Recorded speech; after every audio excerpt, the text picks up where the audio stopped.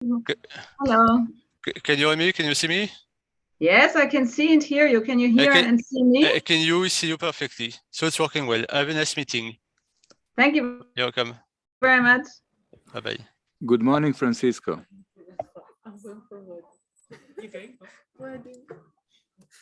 Francisco, good morning. Can you hear good morning. me now? Good morning. Yes, but I mean, they are connecting and disconnecting the audio. In my case too.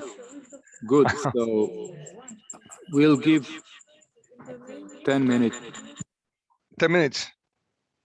So we'll start later.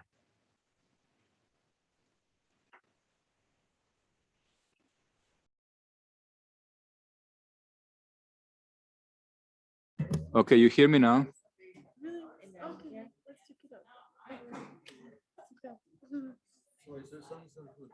The sound is mute from here. So unmute. No, you have to put it on mute. Because we have a little echo. Okay. And his speaker is mute? Now he's mute, speaker.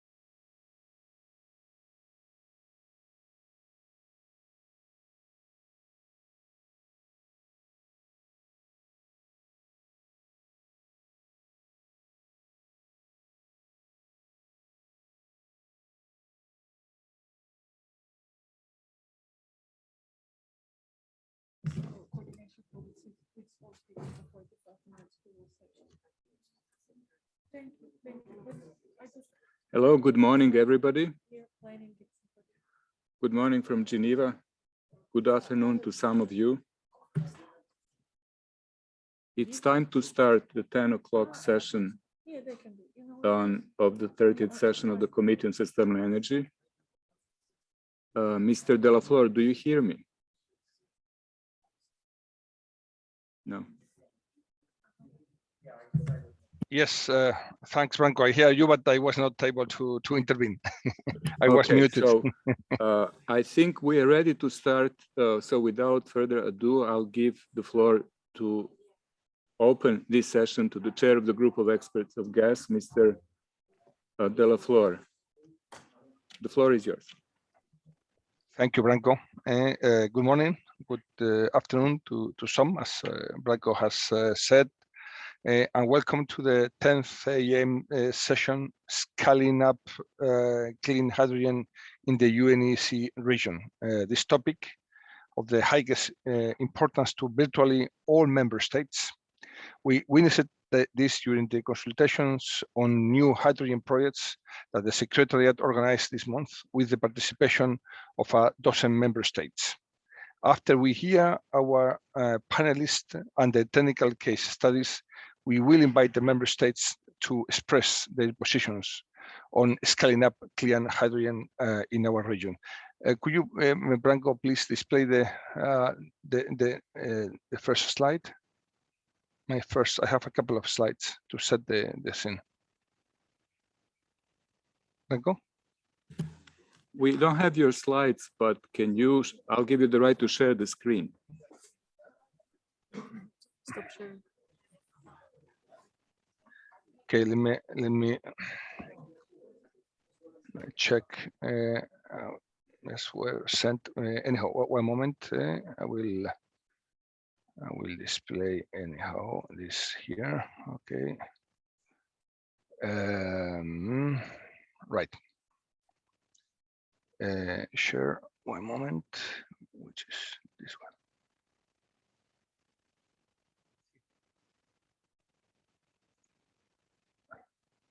Can you hear the slide now?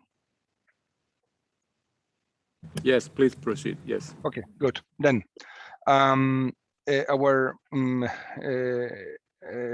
here, right? Our objective today is to inform the committee on current and future hydrogen projects in the region, in the UNECE region, and to achieve this, we have with many experts, we have the possibility to bring. Good morning, everybody. We are starting into our third day, the last day of our committee meeting this year. I would like directly to continue on the agenda item 7, which we started yesterday with some sessions. This morning with a panel on scaling up clean hydrogen in the UNECE region.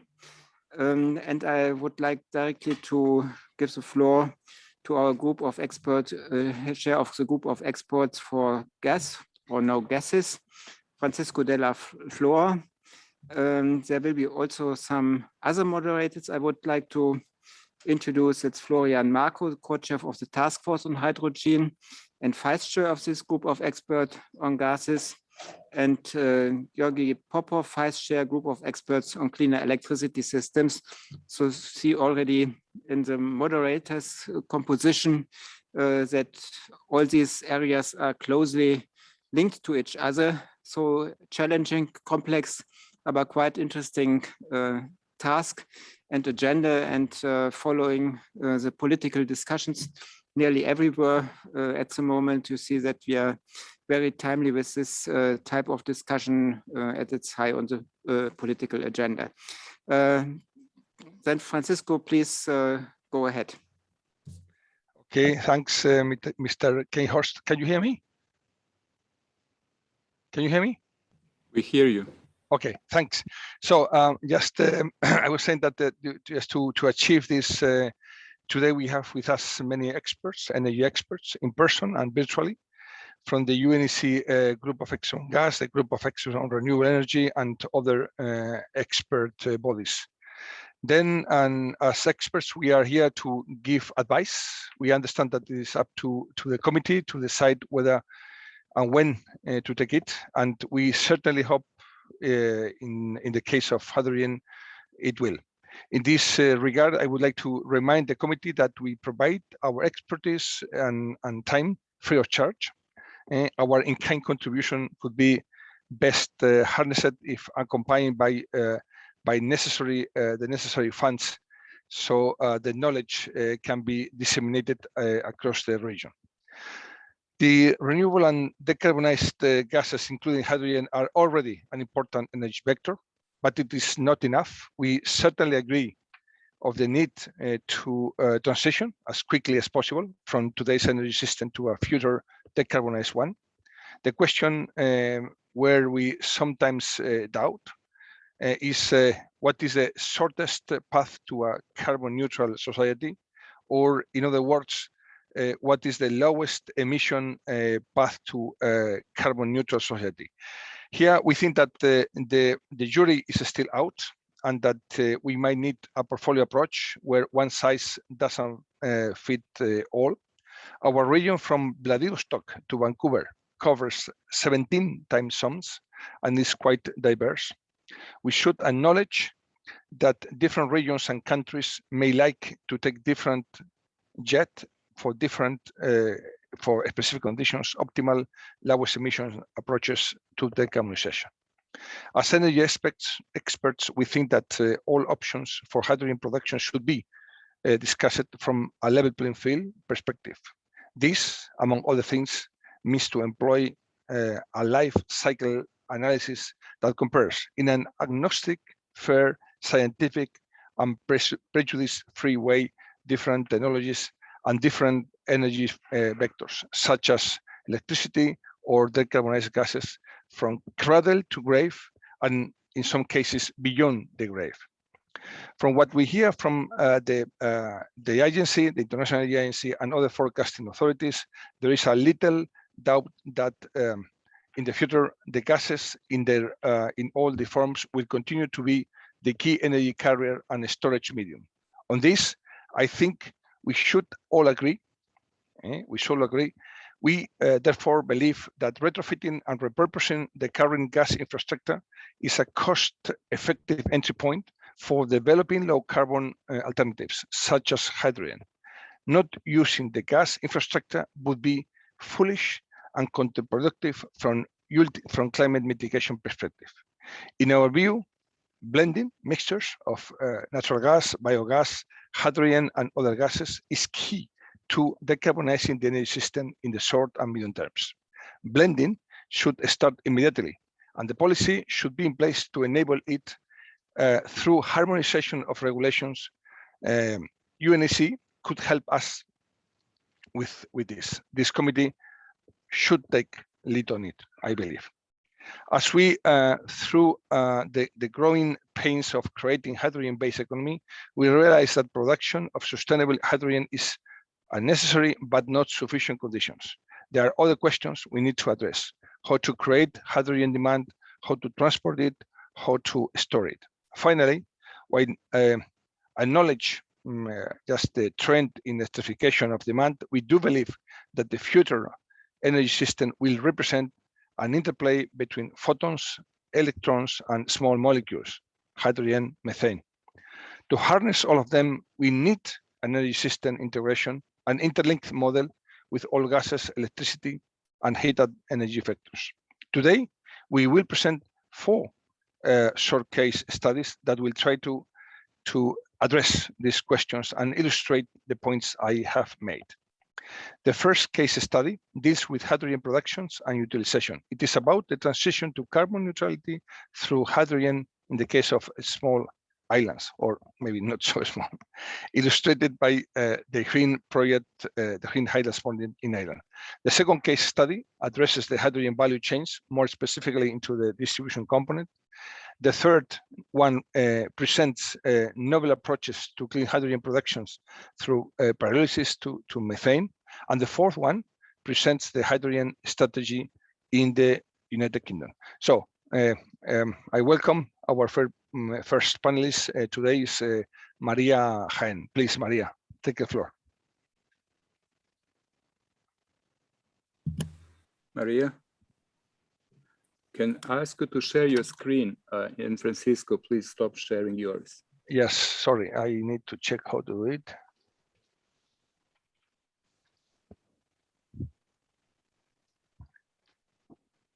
Hello, good morning, everyone. Can you hear me well? We hear you. Please Okay. go ahead and share your screen. I'm going to share my screen.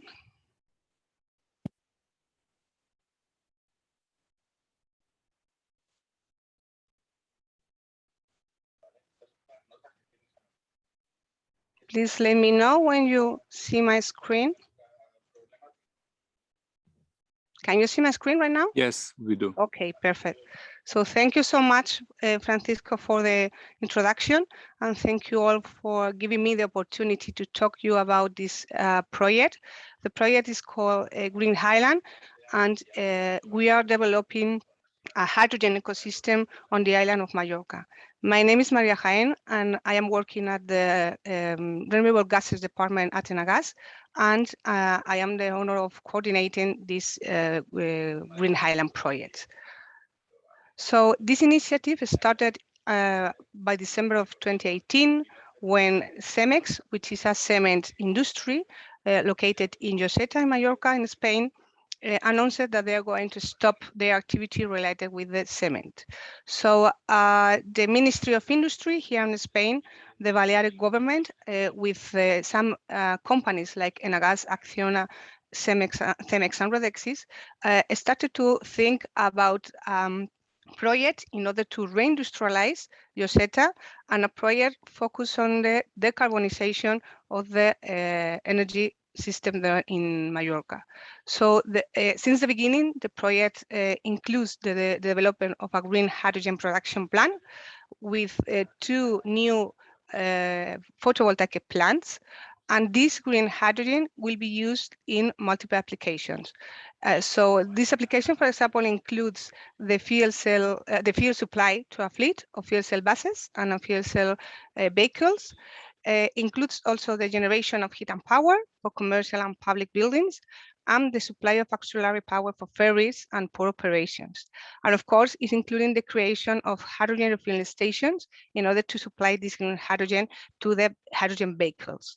The project also includes green hydrogen injection into the Mallorca's gaslight pipeline network through a guarantee of origin system in order to decarbonize all the gas supply.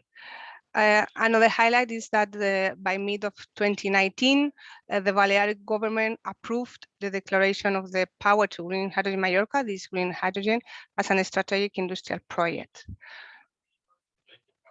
So why we are developing this project in Mallorca and not, for example, in other islands?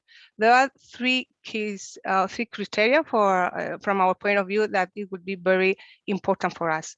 The first one is that usually Mallorca has a population of less than 1 million people, but during the summer, this number increases up to 20 million, 30 million, 14 million. I mean, a lot of tourists visit Mallorca every day. So this is a very important showcase in order to let the people know that hydrogen could play a key role in that sense. Another important point is that Mallorca has, and the Balearic government has a very strong commitment with the decarbonization process. So they want to be zero emissions by 2040. But nowadays, the reality is that the electricity mix, it's mainly composed by coal, combined cycles, diesel, and so on. So they are working very hard in order to achieve these targets by 2040. And the last one is that Mallorca Island has already a natural gas network. So applications such as injection this green hydrogen into the natural gas grid is possible. So for us, it would be another key point for the project. This is the concept of the project. Here, you know, on the top on the left, you can see the 2 PV plants. There are new PV plants. One is located in Lloseta, where the hydrogen plant will be built. These PV plants are now being constructing. So, and we expected to start the construction of the hydrogen plant during October in this year. So once we have this green hydrogen, we are going to transport this green hydrogen to these 6 end applications by 2 trailers. And the first one is the one that you have on the top of the right. And then you see this, the hydrogen refueling station with the hydrogen buses and the hydrogen vehicles. Then below you have this commercial fuel cell-based CHP system for the hotel in Palma. The idea is to this green hydrogen will give green energy for the hotel. Then below the tube trailer, you have this hydrogen pipeline. The project includes the construction of a hydrogen pipeline in order to inject this green hydrogen into the local gas distribution grid. And then below you can see the fuel cell for the port of Palma. We are going to give green energy for 2 terminals during Port of Palma. And then on the left, you can see the fuel cell for the municipal building in Lloseta. This project is funded by the AFCH EU, the Fuel Cell and Joint Undertaking Initiative. And here, I would like to show you the site location, mainly to show you that we are working in developing a hydrogen ecosystem in order to cover all the island. So you have here where is located every site. You have in number 1, the green hydrogen production plant at Lloseta.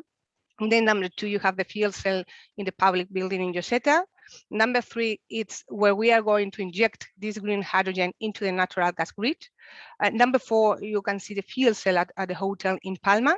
And number 5, you can see the hydrogen fuel station at the municipality transport enterprise in Mallorca.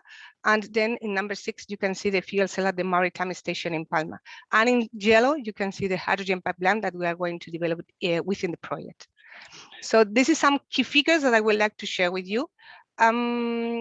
The first one is that the idea is to start producing 330 tons per year, but we would like to increase the hydrogen ecosystem according to the increase of the hydrogen demand in the island. So now our idea is to increase this hydro production up to 1,000 tons per year. At that moment, we will be able to avoid more than 21,000 tons per year of CO2. With this project, we are developing a new direct and indirect employment ecosystem associated to hydrogen. The idea is to develop this sustainable large-scale island-based hydrogen hub in Mallorca. We are very interested in developing hydrogen ecosystems to be sustainable in the long term. And this is one of the projects that we're developing in that sense. Another key point is within the project, we are developing infrastructures, but we are also developing a long-term roadmap, working with the Balearic government in order to lay the path for the local and regional base economy towards 2050, where hydrogen could play and will play a key role. Another key point is the scalability and replicability. As I mentioned before, for us it's very important to replicate this project in other territories. In fact, we have 30 partners in the project from 11 countries, 9 from the European Union plus Chile plus Morocco. And the idea is that there are 7 partners that they're going to develop the studies for replication this project in their own territories. So this is another key point for us in the project. And last but not least, the estimated investment from the project is 50 million euros. As I mentioned before, the consortium, we are 30 partners, so we really cover all the value chain of hydrogen, since the renewable energy for the production to the end users. We include the production, transport, distribution, and the end users. And of course, the project is supported at national level by the Ministry of Industry and Ministry of Ecological Transition through the ECE, and of course for the government of Balears. And as I mentioned before, this is one of the projects that the FCHGU selected in the last call in order to funding the project. So we are receiving 10 million euros for the whole project, including this development of infrastructure plus this other activity related with the development of the long-term roadmap and so on, in order to help the project to reach this sustainable hydrogen ecosystem in Mallorca. So that is all from my side. I am more than happy to answer all the possible questions that could arise. So thank you so much.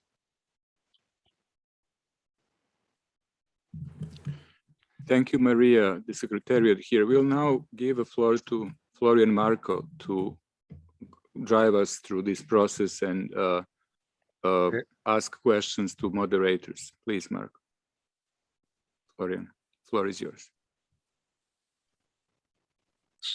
Yes, good morning to everybody. I have the honor to moderate today's session, and I also want to say a good morning out of Vienna. We have here very interesting and very nice spotlights on hydrogen economy and future hydrogen economy in the UNECE region, and therefore also for Jaen also presented our first spotlights today, and therefore I would now like to make the process go on here, and also kindly ask also to Mrs. Henning to show her spotlight on the application and assessing the hydrogen value chain, and especially with the focus on distribution. Mrs. Henning, please, the floor is yours. Thank you very much. I hope you can hear me. Is it okay? Okay, thank you very much. Can you see my screen already?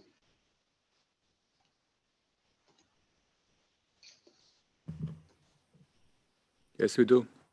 Okay, Good. Yes, so it will be tough because the first presentation on the island of Mallorca was great.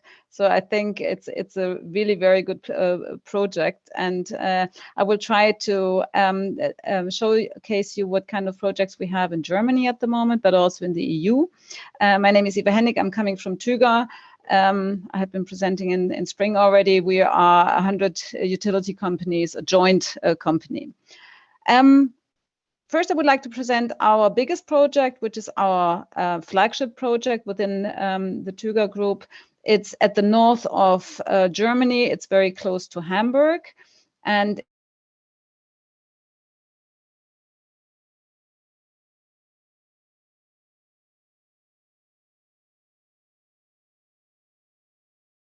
it's one of those projects that we in Germany call ECE, and it's a multi-usage project in the refinery. It's going to be a 30 megawatt electrolyzer. In the first stage, the plant extension is about 700 megawatt, and I just heard it's going to go up to over 1 gigawatt, because this refinery shall produce in the future eco-fuel for the airport in Hamburg.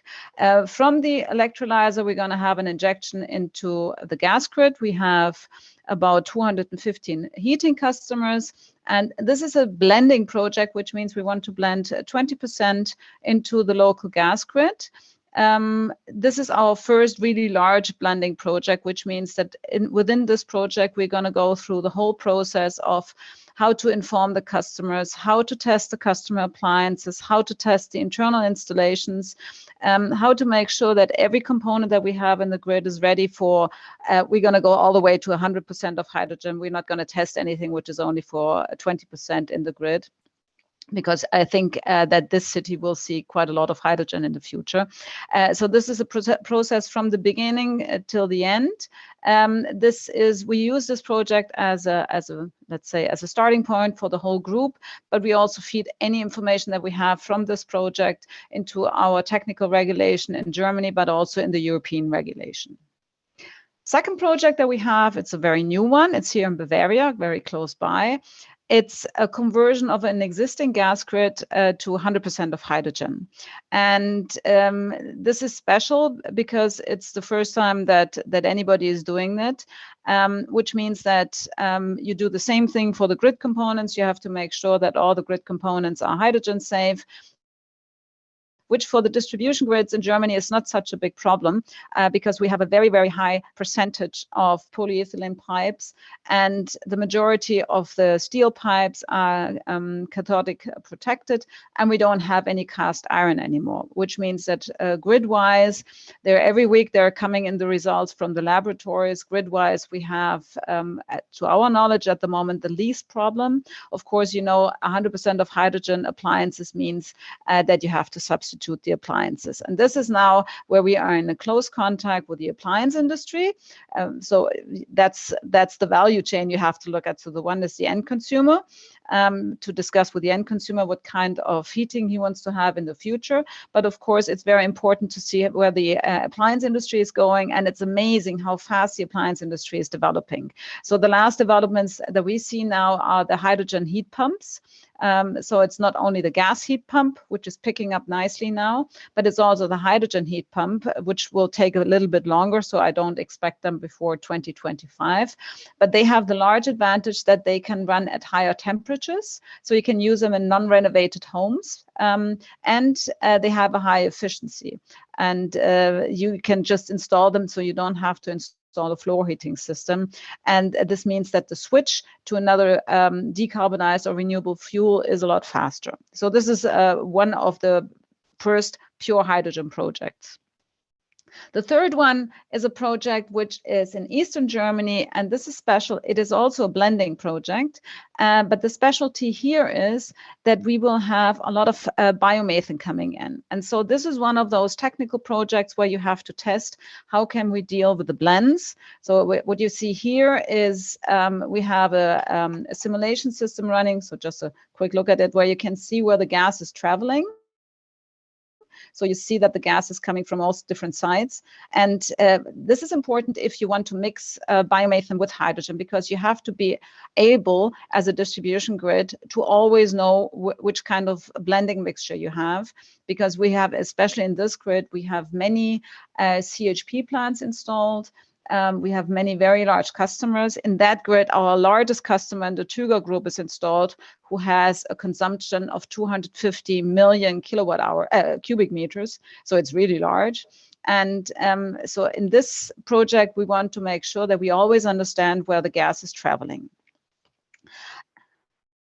So these were very DSO-related projects. We have a new project which just kickstarted a couple of weeks ago. It's about the pyrolysis, because especially in the southern part of Germany, we have a lack of renewable electricity, and it's not really getting any faster. Looking at how long it takes to build a wind farm, it's very frustrating for us because we also build wind farms. This is why we said if we want to have hydrogen close by, especially where we have the industry, we want to test a pyrolysis. You might know that the pyrolysis can run on all different kinds of feedstock. This is a pyrolysis which can run on natural gas or biomethane. This is an experimental plant, so we're talking about 50 kilowatts, so it's still quite away from having a 1 megawatt plant. This is a technology that has been developed with the university in Madrid and the university in Karlsruhe, and so this is one of the new tries where we see, okay, what kind of carbon black can be produced with this kind of pyrolysis, and how is the whole energy consumption going on. It's very exciting to see how this pyrolysis discussion is picking up here, because that has a big advantage that it's decentralized. You can put it anywhere, and you have a constant feed then, which can nicely fit together with an electrolyzer. The last project I would like to tell you about is a German-led project. It's an initiative done by 37 DSOs. I talked about that already in March, so we are far into the development now. The project has, the task is to develop the grid transformation plan for all of Germany. This is not new to us because we have at the moment the shift from L gas to H gas. So for me, it's already the third time we are doing this. So we look very much in detail where the hydrogen is coming from, how the grid looks like, which grids are able to take the hydrogen soon, who are the anchor customers. And you know that CHP is one of the big anchor customers and industry. So we really take the whole grid of Germany apart and think, so where can we start? And now with the discussion of the Ukraine, that maybe hydrogen is coming from the Ukraine, going into the through Austria, coming in the southeast of Germany. That is an absolute game changer, especially for the industry, the large industry that we have in the south. And this project will be coupled with the European project, where we are just collecting DSOs from all around Europe, including the energy community, whether we want to showcase how far the DSOs are already developed. And so we already have 10 countries which said they want to take part in it, but my ambitious goal is to have at least 15 or 16 countries taking part in it, and where we can start doing something a bit similar, where we say, where do we stand? What do we plan? What do we need? And how do we get there from A to B? To say it's not all, because blending is such a huge debate, but blending is just the first step. So the final step will, of course, be biomethane and hydrogen. So this was in a short run what's happening at the distribution level in Germany and an outlook for Europe. Thank you very much.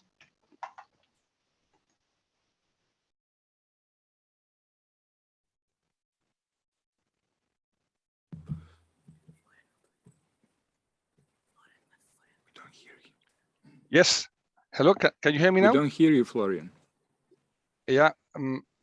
Thanks, Florian, for introducing Eva. And now, next speaker, I was some technical issues. Our next speaker is Konstantin Romanov from Gazprom. Now is the CEO of Gazprom Hydrogen. So, привет, Konstantin. Floor is yours.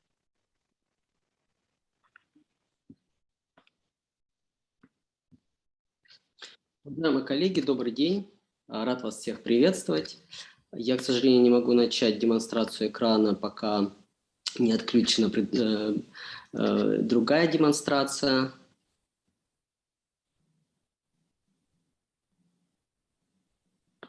Спасибо большое. Итак, я хочу рассказать о той деятельности, которая ведется в Российской Федерации и ведется в «Газпроме». Начну с российской политики. В июне прошлого года была утверждена новая российская энергетическая стратегия до 1935 года, в которой уже описаны основные положения по развитию водородной энергетики. В октябре прошлого года была утверждена национальная дорожная карта до 2024 года, в которой прописаны основные меры поддержки, список первоочередных проектов. В августе этого года уже была утверждена российская стратегия развития водородной энергетики, и также в августе концепция по развитию электро- и водородного транспорта, которая предусматривает создание к 2030 году 1000 заправок на водороде. Следующий важный для нас, для «Газпрома» документ – это соглашение, которое одобрено распоряжением правительства между правительством Российской Федерации и «Газпромом» о развитии водородной энергетики на основе природного газа. Для «Газпрома» вообще это не новое направление. У нас ежегодно производится 360 тысяч тонн водорода. В основном, конечно, он используется для собственных нужд, причем около 10 тонн производится на базе пиролиза, когда мы обеспечиваем производство технического углерода. Сейчас мы выделили два основных направления для будущего развития водородной энергетики. Это использование метановодородных смесей для собственных нужд, чтобы снизить углеродный след поставок газа. И второе направление – это производство водорода без выбросов СО2. Вообще, если говорить о пиролизе, о нем уже сейчас упоминали, и мы действительно считаем это таким пилотным и очень перспективным направлением, то существует несколько технологий. Это и на базе термического пиролиза, каталитического, на основе плазмы, в кипящих металлах. И каждая из этих технологий имеет свои определенные плюсы и минусы. Какие мы видим плюсы вообще использования и масштабирования пиролиза?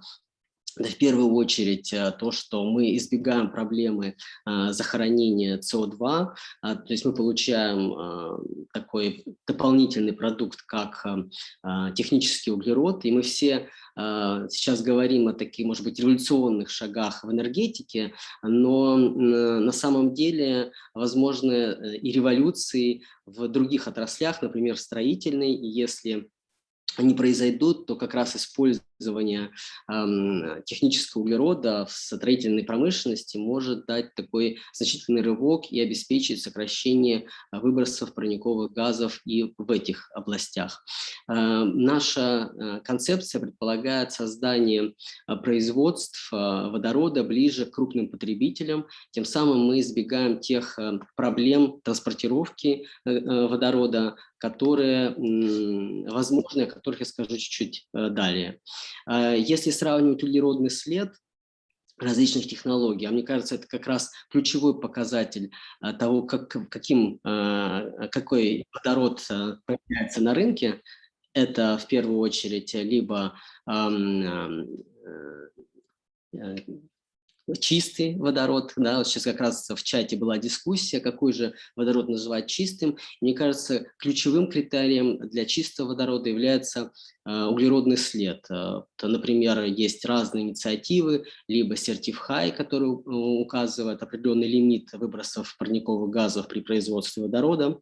Есть инициативы и по устойчивым инвестициям, так называемая таксономия, которая также определяет эти показатели. И вы видите, что на самом деле пиролиз в данном случае является одним из оптимальных вариантов, а вот электролиз, если он использует электричество из сети, то значительно превышает эти показатели по низкоуглеродному водороду. В части подмешивания хотелось бы тоже отметить некоторые риски, которые которые очень важно учитывать. То есть мы можем говорить о водородном охрупчивании, о стресс-коррозии, если используется водород в имеющихся газотранспортных сетях. Я не говорю, что этого делать нельзя, но нужно провести очень глубокие и, может быть, даже длительные испытания. Почему это так? Потому что присутствует накопительный эффект, то есть вначале он не виден, не наблюдается, а затем вы можете видеть внезапно его последствия. Поэтому научное обеспечение действительно является очень важным. В части такой бизнес-модели, о которой как раз я говорил, это производство водорода в местах его крупного потребления, как раз показывает минимальный углеродный след. И совсем коротко о тех проектах, которые сейчас ведет «Газпром Водород». Это как раз использование метановодородной смеси для собственных нужд, когда мы получаем непосредственно на компрессорной станции без выбросов СО2, потому что используем тепло отходящих газов и производим метановодородную смесь для турбин, которые качают газ. И два проекта, связанные с пиролизом, это на основе плазмы в нашем Томском университете и в кипящих металлах в Самаре.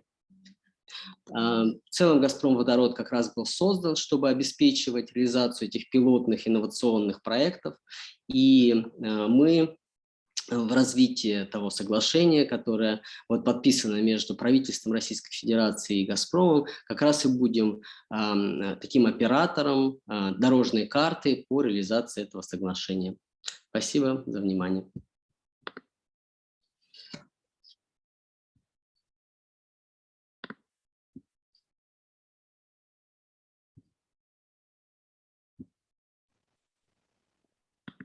Спасибо. Spasibo, Konstantin. We see different and complementary visions, so that happy that we can present, this group of experts can present to the this broad audience this perspective. Final, last not least, for today, just in this first session, before my colleague Florian just moderates the roundtable from member states. I would like to give the floor to Sophie Souteri from the UK, just to the policy advisors, to present the hydrogen strategy in the UK. Please, Sophie, if you are there. Sorry for the inconvenience of this hybrid session. I mean, we are, all of us after 1 year, are accommodating to these, let's say, technological challenges. But I hope that we will enjoy anyhow the event. Sophie, are you there? Thank you, Francisco. Richard North will be speaking for the International Hydrogen Strategy of the UK. Richard. Okay, okay, thanks. No, it's okay. Last minute change. They've changed. Thank yes. you. Richard, the floor is yours, please. Thanks so much, guys. Let me just share my screen.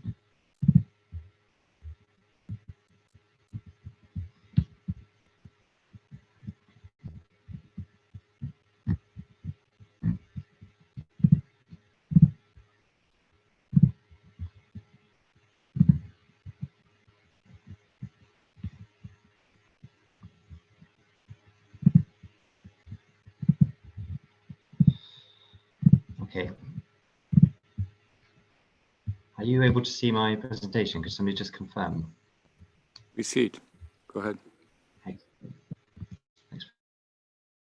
very much. Okay. So good morning, everyone. We're just going to run you through the UK's hydrogen strategy as a whole in a couple of slides here, which I hope will be a kind of useful overview. I'll keep my eye on the time. I'm conscious of the excellent presentations that we've had so far.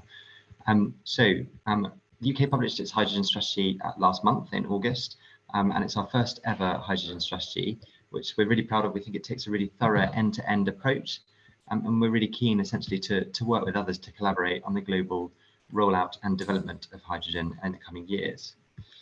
So a quick overview of what's included in the strategy itself. On the left-hand side of the screen here, you see what we consider the scope of the hydrogen strategy. So we set out the case for hydrogen, which hopefully will be familiar to many in our audience today. But in brief, that's the role of hydrogen in achieving net zero in the UK, why hydrogen makes sense for us as a future part of our energy mix, and the strategic framework that we intend to put in place to really bring a low carbon hydrogen economy into play in the UK by 2030. We also set out in some detail how we propose to scale up the hydrogen economy. So how we will establish a market, given that there's next to no low carbon hydrogen production in place at the moment, and of course no market for it therefore. And we've taken a really through the value chain approach. So everything from production through to distribution, and of course eventually the end user, but thinking as well about what the different cross-cutting areas are that need to be in place over the course of the next decade to get things running. I'll tell you a bit more about what those cross-cutting areas are in due course. We've included quite a large section on realising the economic benefits for the UK of low carbon hydrogen. So developing the supply chain, creating jobs and skills, and also thinking about inward investment and outward export opportunities. So although those areas are focused obviously on what we think we can do and realise for the UK, we are really keen to talk to international partners about those thoughts and that area too, because of course we hope that our own experience will be useful, but of course we also want to learn from others and to think about interconnected supply chains, for example. There's a dedicated chapter 4 of the strategy on international leadership, where we set out that we want to take a really open and active approach to international collaboration on hydrogen. And then finally, there's a section of the strategy that focuses on implementation and monitoring. And we've been really clear that we will report back every 6 months on progress on the UK hydrogen strategy. And we think that's really important, given the nascent nature of this area, to show that we can demonstrate our progress, but also identify the areas where we need to go further, working very closely in partnership with industry, which is another kind of key tenet that underlines our approach. We want the government and industry to work very closely together on this area, as we have done to date on net zero, on offshore wind, for example. And then on the right hand side, though, I've just flagged here that the strategy itself was published alongside 5 other key documents as part of a broader policy package. So if I switch to my next slide, these are the 5 documents that came out and accompany the package, the strategy itself as part of the wider package. So I would just draw attention to the 3 documents on the left-hand side of the screen. So we published 3 consultations, which give quite a lot of detail around specific areas that we think are particularly relevant to low carbon hydrogen getting up and going in the UK. So the first is the hydrogen business model consultation, which basically provides detail on how the government proposes to provide revenue support to low carbon hydrogen production plants once they are up and running within the UK. We're not calling the model a contract for difference, but it does build on the contract for difference approach that we use with offshore wind, which has been hugely successful. And many of you might know that the UK is now the world's largest producer of offshore wind. And so we're really trying to learn the lessons from that area and the progress that we made in offshore wind and bring that to hydrogen. But we have made some key changes to the way that the mechanism is designed, and this consultation sets out that in detail. The second document on the left-hand side is the Net Zero Hydrogen Fund consultation. So this fund is designed to come into play before the business model would come into play.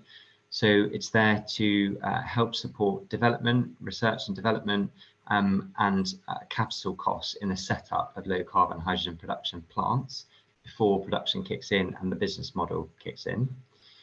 And then finally, on the left-hand side, we also have the low carbon hydrogen standard consultation. Given the UK's climate leadership, as we think we have, and our legislation that binds us into a net zero target by 2050, this is really, really important for us. So we've set out how we propose to define a low carbon hydrogen standard, how we will calculate the methodology, and show that different production types basically must meet the same very, very high carbon capture threshold, or of course no carbon capture, because there's no carbon in the production. So that is the area of detail that's covered and very important to us in the low carbon hydrogen standard. And of course, as global discussions get going on low carbon hydrogen standards, we really want to engage partners on that area too. I won't dwell on the reports on the right-hand side, but it's just to kind of illustrate that we also have published the analytical annex and the costs that underpin our strategy if anyone's interested in getting into that level of detail. So moving on, conscious of time, I'll keep this quite swift. Just to set out as well that the strategy goes over where we think there is a usage for hydrogen in the UK and starts to give a bit of a sense of where we think the demand might be spread over the course of the next 10 to 15 years. So there's two key points that I would underline here. The first is that in the UK, we see a prospective role for low carbon hydrogen in all four of the key end use sectors that we've identified. So there'll be a particular use early on, in particular in decarbonising industry, areas like cement, steel, and glass production, what have you. There is also a role, we think, in our power system, and that's particularly prescient at the moment, I think, because we think low carbon hydrogen storage could have a particular role in balancing a lot of the low carbon generation, particularly offshore wind generation that we have in place in the UK at the moment. And we published what we're calling the Prime Minister's 10-point plan for a green industrial revolution in November last year, which set out our production ambition of having 5 gigawatts of low carbon hydrogen production up and running in the UK by 2030. That also set out an ambition for us to increase our offshore wind production to 40 gigawatts by 2030. So as both of those areas come into play and rise, the power element will be particularly important. We also see potential uses in heat, particularly as 85% of the UK's domestic heating network is run off natural gas at the moment. And we think, subject to trials which are ongoing to decide which technology is the best, low carbon hydrogen could play a key role there. And then we also see a role in transport, but because of the geography of the UK, that will probably be quite concentrated in heavy goods vehicles, in maritime applications, shipping, and potentially aviation, rather, for example, than smaller road vehicles and personal cars where battery technology will suit the UK's needs quite well. And then the second point that I just wanted to make here is in the graph on the left-hand side of the page, the blue bars show demand in 2030, which is strong, but the purple bars show demand as we estimate it in 2035. So as you can see there, there's a potentially quite a large significant increase in demand within the 5 years between 2030 and 2035. And we obviously want to put in place the production systems to be able to meet that demand. On the right-hand side of this slide, we've given some detail as to some of the policy decisions and consultations that we're putting in place in specific areas and some of the specific funding that we're doing to kind of facilitate our work in each of these areas. I won't dwell on these given time, but I'm going to move on to my next slide. So this roadmap shows the really thorough end-to-end approach that the UK has taken in its hydrogen strategy. And this is essentially the core of our thinking. So if you look across the axes going left to right on this page, we've set out really clearly where we think the different parts of the end-to-end user chain need to be at different parts of the next decade in order to meet our production ambitions. So we go from the early 2020s, where we think we'll see small-scale electrolytic production, the beginning of some direct pipelines and a lot of co-location, quite concentrated use in hydrogen, and fairly limited end uses across the different sectors. Moving through to the mid-2020s, we will see a lot more large-scale blue hydrogen production coming online, the expansion of networks and increasing uses across different sectors. And then as we move to the right-hand side of the presentation, the late 2020s and the mid 2030s, you begin to see a lot more production at scale. So much larger green hydrogen production coming online, eventually moving further to the right, potential alternative technologies, including nuclear and biomass, the expansion of networks out from concentrated areas, and of course the expansion of different end uses as well. And then just on the bottom of this graphic, you have those cross-cutting areas that I mentioned earlier in place that we're really thinking through and trying to make sure that we don't let any of these things fall behind. So areas, for example, like the market and the regulatory frameworks that need to be in place now, the work that needs to be done to prepare those, through to research and innovation, through to skills, jobs, the supply chain, making sure that we have what we need either in the UK or through integrated supply chains to provide what this new sector needs. And of course, international collaboration, which is really, really important to us. So moving on, I'm not going to spend too much time on this slide, but I really wanted just to highlight the fact that the UK is taking what we call a twin track approach to production. And hopefully that makes us particularly helpful and relevant to a range of international partners, because we have decided to be technology neutral. We want to get low carbon production going as soon as possible in order to get ourselves on those emissions reduction and that climate change pathway. So we think at the beginning of this decade, we will probably see quite a large increase, first of all, in blue hydrogen production. Bearing in mind that we have a lot of expertise in that sector, the North Sea and our kind of offshore oil and gas, for example. And then gradually expect green hydrogen production to come into play as costs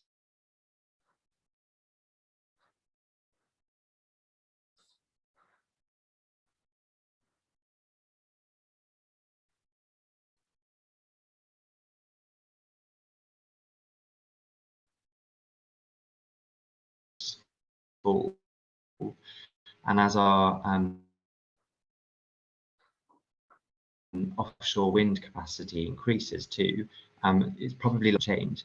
But the fundamental point is that, and we want to make sure that as government we support ECE in due course, but also to get production. Just to dwell quickly on international collaboration strategy dedicated to this area, and we've said that we want to be in and to deepen collaboration behind our shared goals. In the push side, through areas like innovation and forums like Mission Innovation, and equally to work together on the demand, the pull side. So through formats like the IPHE, the Clean Energy Ministerial Hydrogen Initiative, where we can collaborate as policymakers and regulators. And then in coordination with those multilateral activities, we also want to look at bilateral and regional partnerships with key partners, where, for example, we have shared challenges or potentially shared expertise and can work together to common goals. Again, I won't go through this slide in much detail given time, but I just underline that we've done some thinking, of course, about the shared challenges that we face internationally, everything from high production costs and the early state of readiness of some technologies and the low sort of level of deployment of low carbon hydrogen production technologies at the moment, through to market structure, infrastructure, where we think we can work together, particularly on the investment side, the jobs and the skill side, and of course, policy and regulatory uncertainty, where we want to work together too. On the right-hand side, just to summarize, to bring to the table, and we're really keen to work with partners bringing that offer to the table. Finally, just to set out and draw attention to the fact that we've given some thinking too to what specifically we might like to achieve through bilateral and regional cooperation.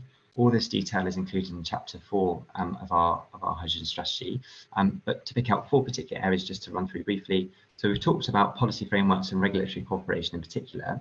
We think within a regional dynamic, there's a lot that we can achieve given the way that the regional market will probably develop before a global market.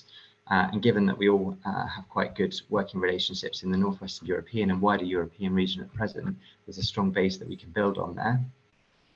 Equally, the North Sea is an area of rich energy collaboration in particular at the moment. We're keen to build on that, particularly given our own focus on integrating offshore wind and low carbon hydrogen production.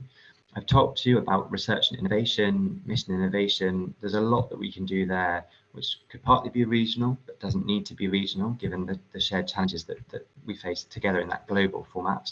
And of course, common regulatory approaches and other policies. That's particularly important to us in the current political climate too. So that's, I think, the end of my presentation. Hopefully it's been a helpful run through of the UK hydrogen strategy. And I would just kind of underline the fact that we published this last month. You know, we're really keen to talk to others and look at areas to work together on low carbon hydrogen production. So if anyone has any questions or follow up, please do reach out to us. We're keen to have a conversation. Thank you. Okay, thank you, Richard, for this very interesting insights of the UK's plans, and also thank you to the previous speakers putting their spotlights on their challenges and on their very detailed and concrete plans already. Also, thank you for Francisco, who kindly jumped in before when I was muted. So as you see, and as I see, there's different regions, different member states who have different challenges in decarbonization in energy transitions, and they've got, of course, different future strategic approaches for hydrogen, and those are also in that case differing. But that I would just to make maybe one short round to the speakers and ask their opinion on two major questions. So the first two, so Maria and Eva, I would like to ask you, and first Maria, yeah, what was the main regulatory barrier for your project, yeah, and what should have happened to scale up or maybe speed up project implementation? Maria.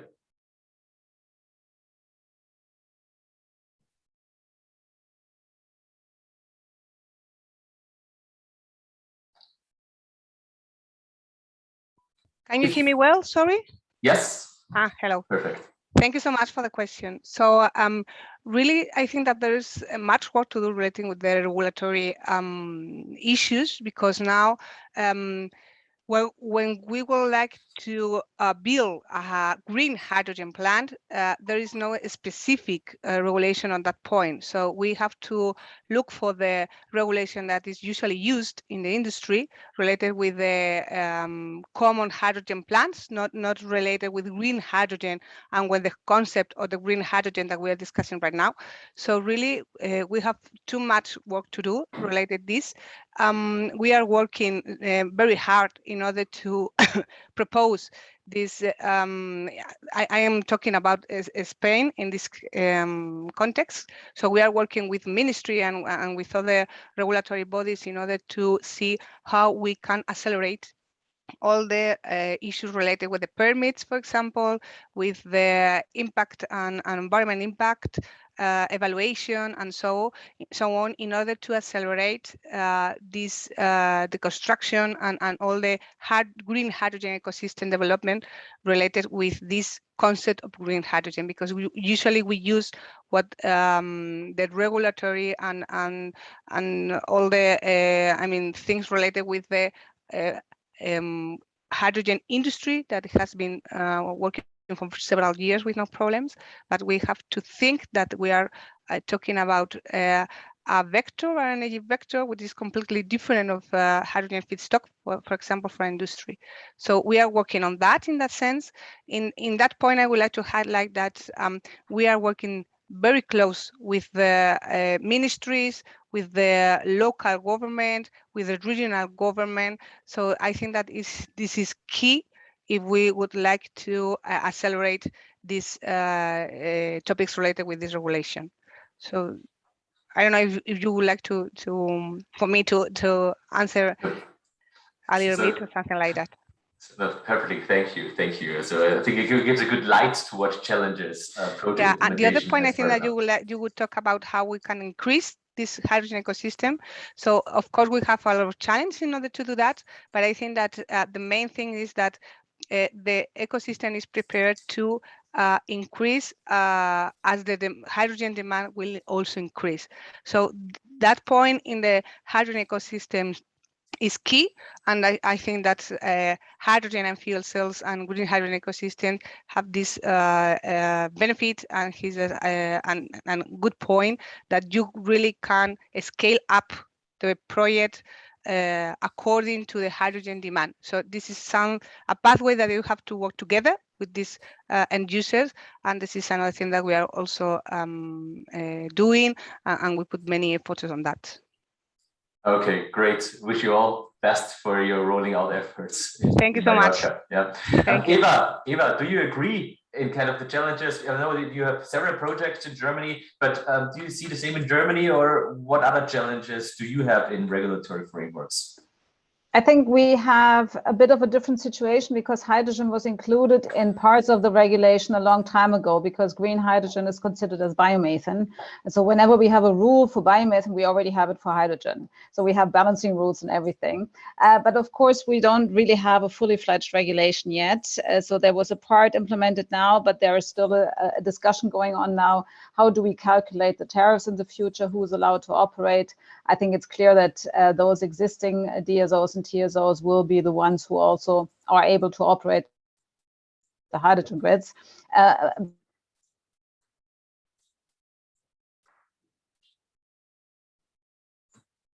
Sorry, Eva, I think you're stuck. process at the moment is that people still think that everything will go with electricity.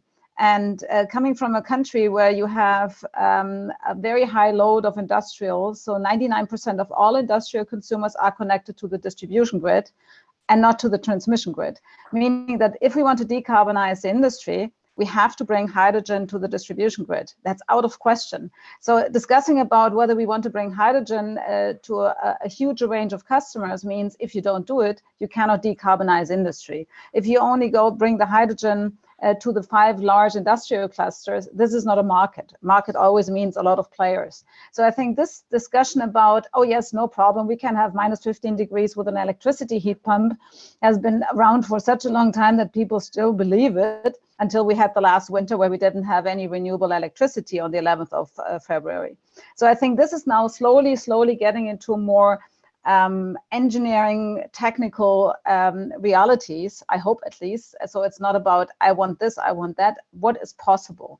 And as we are operating 170,000 kilometers of electricity grid in Tuga, I think I'm allowed to have a different opinion on what is able with full electrification and what is not able. Very nicely put. Thank you, Eva. As coming now to the member states, I would like to ask also Konstantin and Richard. Richard is having some sound troubles, he wrote me, but maybe he can also answer on that. So what is your major next step in hydrogen policy of your state? What would you say like that? Konstantin.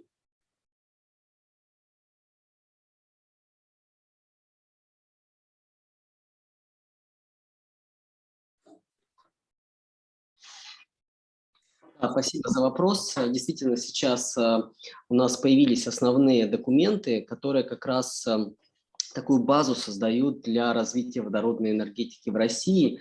И следующие шаги – это уже разработка, может быть, конкретных мер государственной поддержки, развития системы стандартизации, сертификации.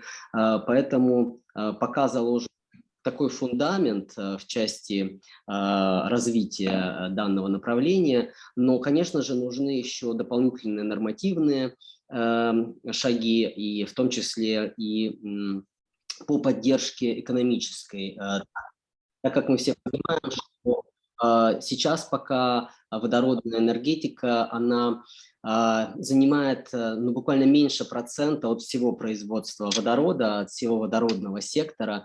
И это связано как раз с экономическими показателями, потому что водород – это вторичный энергоресурс, он всегда будет дороже, чем первичные ресурсы. И это надо учитывать при уже дальнейших пилотных проектах.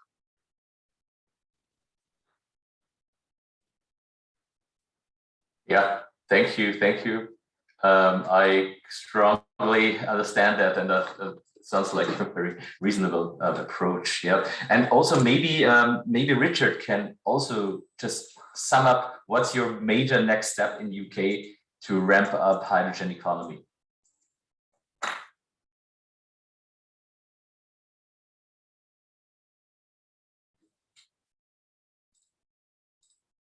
I think maybe we lost Richard.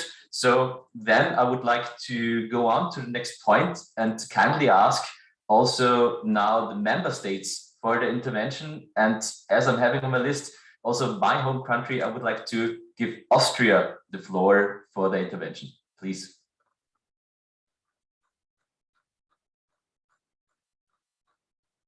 To thank all the panelists and speakers for the interesting presentations. Austria supports the continuous work of the UNECE, particularly on renewable hydrogen. Austria has a very clear understanding. If hydrogen is not renewable, if it is not green, it is not a sustainable solution to the climate challenge, but just a fig leaf for fossil or nuclear industries. Therefore, the Austrian hydrogen strategy will build upon renewable hydrogen, primarily produced by electrolysis, and its targeted application in selected hard-to-abate sectors, such as the steel industry and other branches of energy-intensive industries. While certain transport applications constitute a part of the strategy, the sector's main focus remains on electrification, with hydrogen playing a role for heavy good transportation aviation fuels, and shipping. The hydrogen strategy aims to incentivize the production of renewable hydrogen through subsidies for electrolytic hydrogen production facilities and by adapting energy tariffs and network charges to promote electrolysis projects. Our long-term goal is to establish renewable hydrogen value chains in Austria with an adequate infrastructure to provide affordable renewable hydrogen to Austria's energy-intensive consumers, while simultaneously harnessing the potential of electrolyzers in the power grid for energy storage and network regulation purposes. On an international level, Austria has also teamed up with UNECE to engage in the promotion of renewable hydrogen application in industry. UNECE's global partnership is an excellent initiative to prove, first, that renewable energy in industrial application pays off for all, increases competitiveness, and reduces import dependence. And it means, secondly, that we can achieve our climate targets without relying on dirty fossil fuels and risky nuclear power. Thank you. Yes. Thank you very much. Yes, the need for global partnerships is essential. I think that's what we are also discussing here today at UNECE. Can I kindly ask also which other member state would like to take the floor?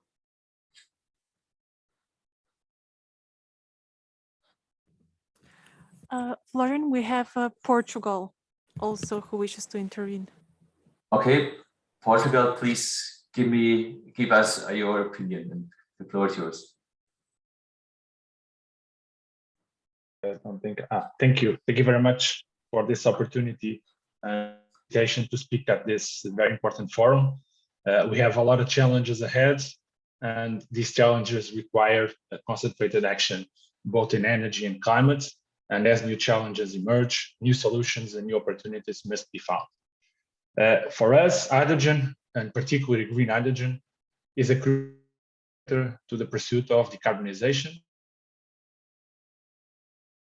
also for energy consumption, and especially on those sectors where electrification is not feasible or cost-effective. So where does Portugal stand considering these developments? As you may know, Portugal was the first country in the world to commit to carbon neutrality by 2050. Our government is promoting an industrial policy around green hydrogen, which is based on a definition, coordinate and mobilize public and private investment in projects in areas of production, storage, transport, and consumption of renewable gases, where hydrogen will play a particular and very important role. A small and peripheral country like Portugal can be a key element to push forward the broad use of green hydrogen and contribute to a genuine international hydrogen market. We have both for solar and wind, and a strategic location that facilitates exports to the main consumption sites. We are focused on strategy, implementation, financing, sustainable investments in our R&D and international cooperation. Accelerating the energy transition and decarbonization of the economy over the next decade means that we must invest in the production and incorporation of renewable gases with a focus on green hydrogen, thus promoting the substitution of fossil fuels. The hydrogen economy improves real industrial opportunities. This is already a reality. There are necessary conditions that need to be in place. First, regulatory framework that gives the investors and lenders a predictability on how to address, measure, and mitigate policy and country risks. A stable support and incentive mechanisms to allow volume and price risk mitigation, economic affordability in the initial stages of the implementation. And also, performance and technology guarantee for manufacturers or investment grade banks or financial institutions. On competitiveness, trends are particularly on cost reduction, namely reducing cost of electricity and reducing costs of technology, where scaling up projects are key to achieve. To give the correct new mechanism will be envisaged and implemented in Portugal in the short term. that will encourage investment and the integration of hydrogen in the national energy system, and that should have in their basis the design, the advantage, both energetic and economic, and also environments that green hydrogen provides to the system. In this sense, that make it possible to reconcile two objectives: making investments in green hydrogen production feasible in the startup phase and promote the beginning of the incorporation of hydrogen in the energy system, adequate remuneration production at the same time that avoids that these projects represent a cost for the energy system, which could compromise consumers' adherence to this strategy. This will translate into the launch of, in the case of Portugal, an auction that will be designed to serve the consumers of have in place mechanisms that will support capex of projects in the beginning phases. So in that sense, Portugal advocates for the use of hydrogen, in our particular case, green hydrogen. We are very keen to deploy a strategy that we already have in place since last to help the. Thank you very much for your attention. Thank you very much to Portugal also sharing their reflections on with a strong renewable focus. And next, I would like to ask also Russia to take the floor and give their impressions and their reflections on the today discussed topic of hydrogen. Please.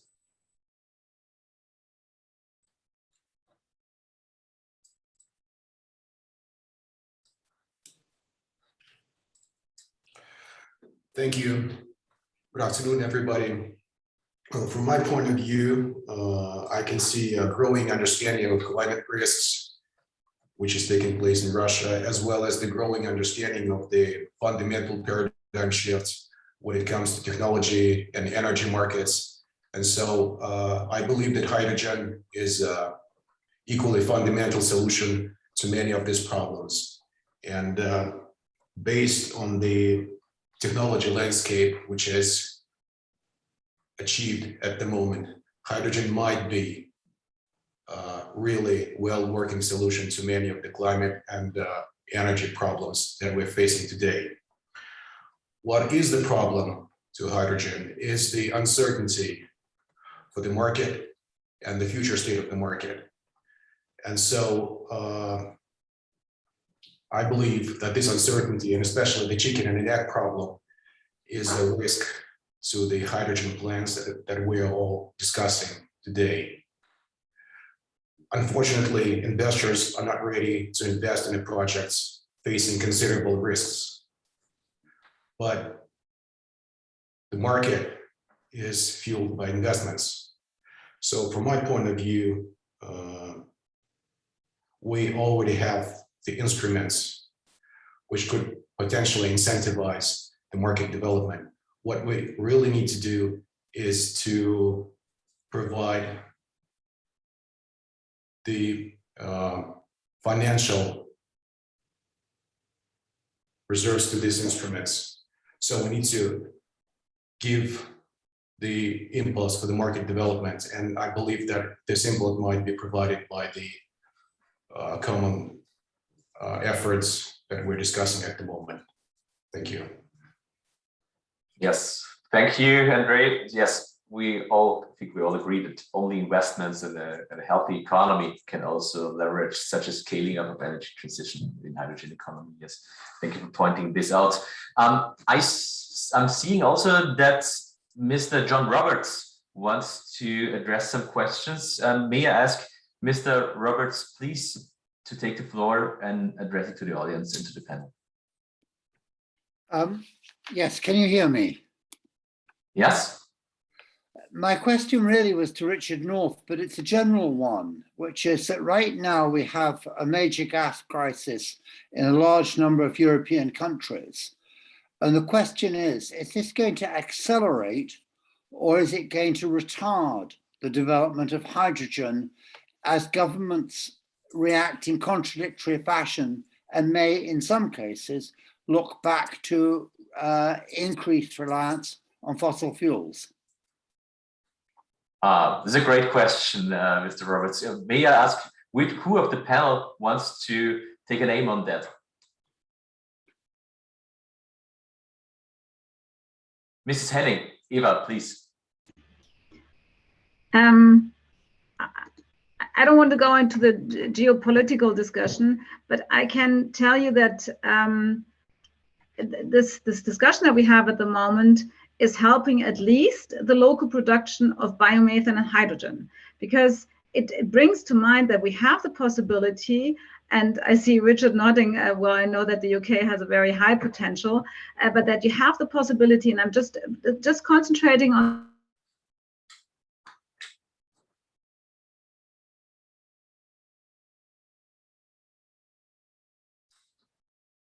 I think they start to think more about it. That's why. Laura? So, yes, thank you. Perfect. I think it stuck a little bit, but I think the major point we got is, of course, the increase of energy security through decarbonized regional produced gases. That's very interesting, very good point. Richard wants also to give an answer to that. Please, Richard. Thanks, Florian. Thanks for your question. Apologies, I've had connection issues, which is why I dropped out previously. I think the crisis that's happening at the moment in gas kind of underlines the need to move to a diversified energy system. And I think for our part, as the UK government, we're really clear that low carbon hydrogen can provide quite a substantial part of that kind of future energy mix. So our own productions, which are out there in the strategy, show that in the future we could see low carbon hydrogen forming anything between 20 to 35% of the UK's final energy consumption. So I think it's obvious that there is a role there for low carbon hydrogen in the future energy system, and that will displace gas because it will need to in line with our climate pledges. But that's obviously quite a large range, so 20 to 35%, you know, leaves quite a lot of variable. I think that underlines the fact that we don't know at this stage. You know, this is an early area, and also the way that the future market develops, the possibilities for kind of cross-border connection and trade will dictate the extent to which there is a reliability consideration around low carbon hydrogen production. I know that also we're thinking about what we can do onshore. So we've been pretty clear that we don't want to rely a lot on imported low carbon hydrogen in the future, because that would potentially justify security of supply. But I think just taking a step back from low carbon hydrogen generally, it's also worth flagging that, you know, I dwelt quite a lot of the interaction with offshore wind and the way that hydrogen can also provide flexibility in the power system in my presentation. And that's something that we're thinking about. You also see there's items in the kind of media today as well about the UK government's future thinking on nuclear production and how that will form a potentially important part of our future mix. So I think low carbon hydrogen has a role and will play a really positive role. And I think it's important to bear in mind the security of supply and the sort of sovereignty of supply considerations there, but it's only going to be one part of that wider mix. Yeah. Thank you for also addressing simply also this positive view that also if exceptional market developments like right now, there's still opportunity, and through those gases and through those ice, there can be maybe also some change on national level done. I would like to have just one more question. Mr. Hosseini would like to address this. Please, would you like to take the floor? I have actually, this is Hossein Amili from Imperial College London, which our focus is on optimization models for multi-vector energy systems, electricity, gas, hydrogen, for a cost-effective transition to low-carbon future. I have two questions, let's say mainly. One for Maria, that in what extent you have the blend of hydrogen to the existing grid in Mallorca, as you mentioned. And also for Eva, because Eva mentioned that the infrastructure, existing infrastructure is fine for some part of the case study that they have, but the question is, because we provided some analysis for BEIS, the Department of Energy in the UK 2 years ago, that in the local distribution zones, although the transport should be fine, but still we need hydrogen storage due to the physics of hydrogen in terms of the density and all of these. So did you consider this, for example, the role of line pack? That's one aspect. And also another question for Eva and Konstantin, which talked about the pyrolysis process. The question is, what is in terms of the investments comparing to green hydrogen electrolyzers or blue from SMR, CCS, and how this will evolve in the future? Thank you very much.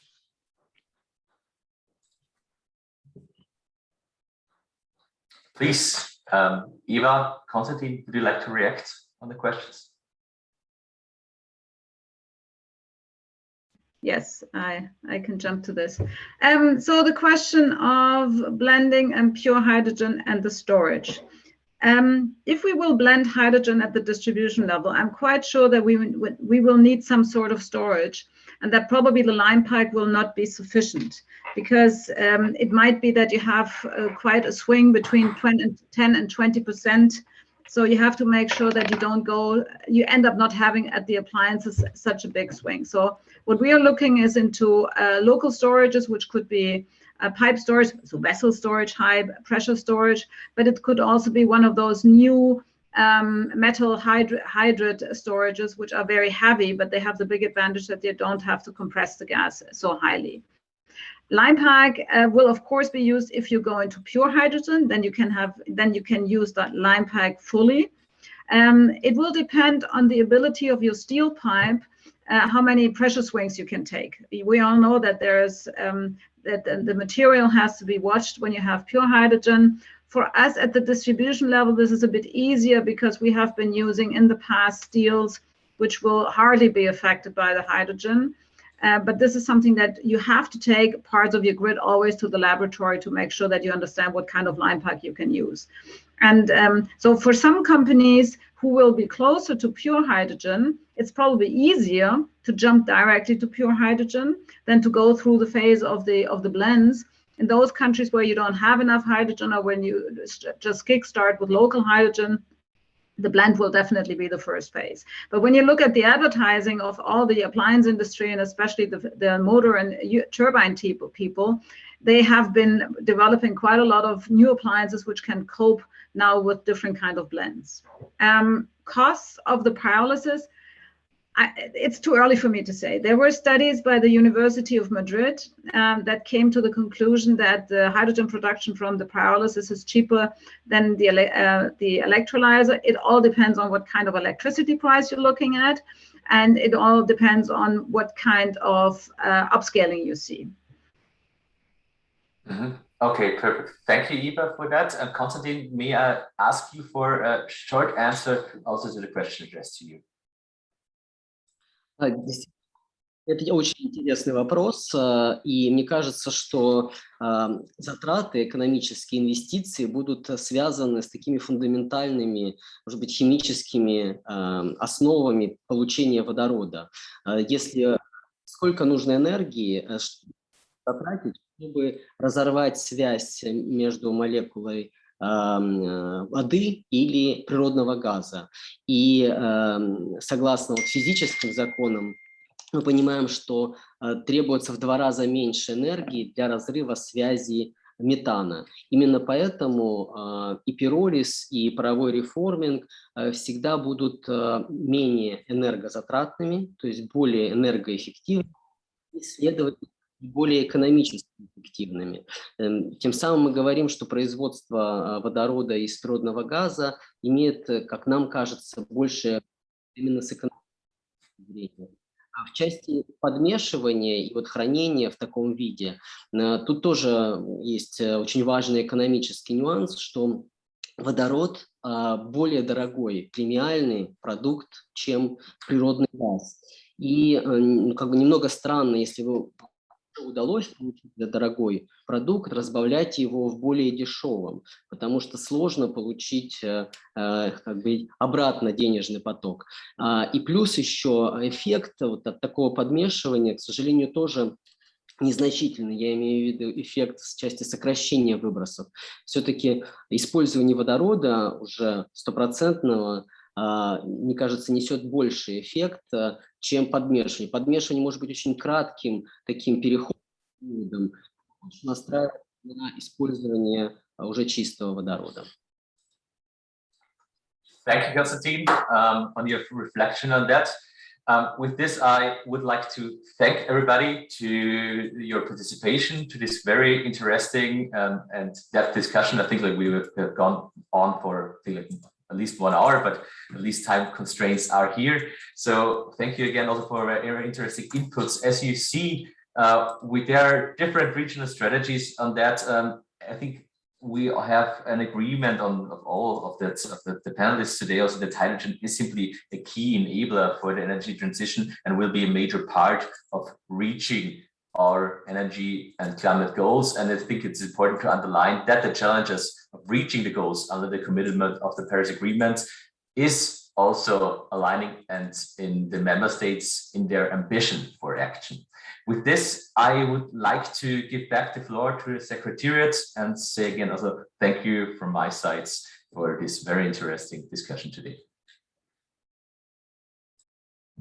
Thank you, Florian. We have the regional advisor wants to take the floor, please.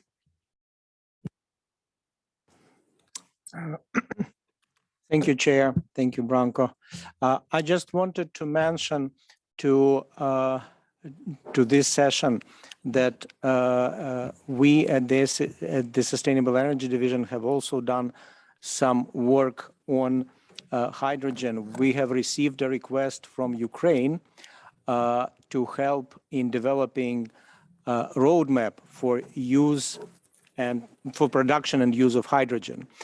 So jointly with our colleagues from the Transport Division and from the Environment Division, we implemented a project and indeed helped Ukraine develop this draft roadmap that contains also a section on the use of hydrogen in transport and also scoping report for strategic environmental assessment. We hope that Ukraine will use this draft roadmap when developing its hydrogen strategy. Thank you. Thank you, Mr. Jubinsky. Now we will display the conclusions and recommendations that have emerged from this session. So I would ask Ms. Hell to share her screen, please.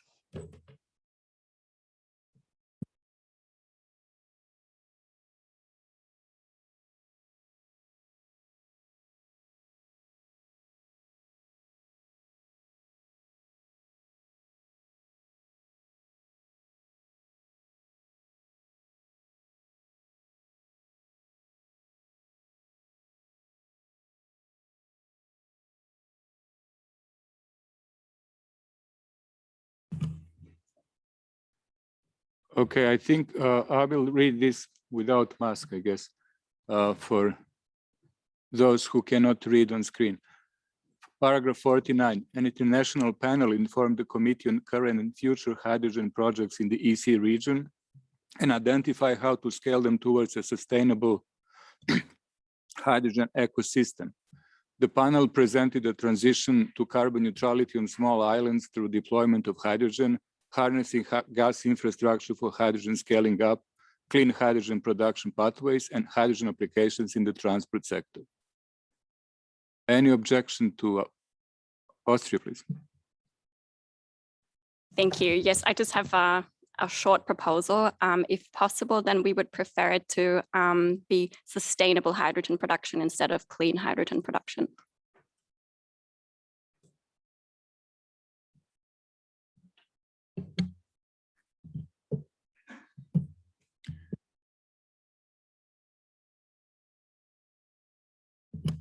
So I guess then it's okay, we can proceed.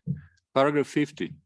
The committee recognized the critical role of gases in achieving carbon neutrality by 2050, noting that technology development and economies of scale will foster deployment of progressively decarbonized gases. The committee recommended that the term gases be expanded to include both natural gas and other low carbon, increasingly decarbonized and renewable gases such as biogas, biomethane, hydrogen, or their mixtures. European Union, please.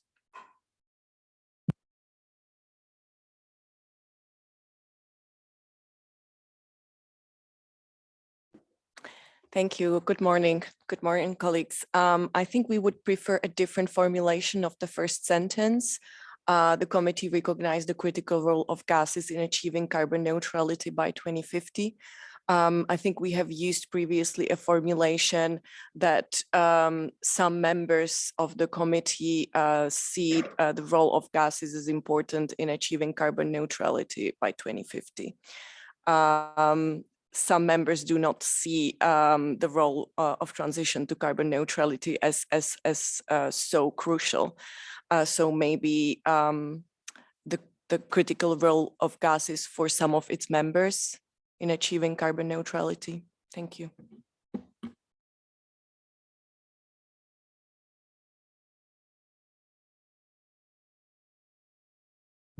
Does this capture what the intention? Okay. Russian Federation, please. Thank you, and also good morning, everyone. So, I mean, we would rather, of course, have the first sentence unchanged here.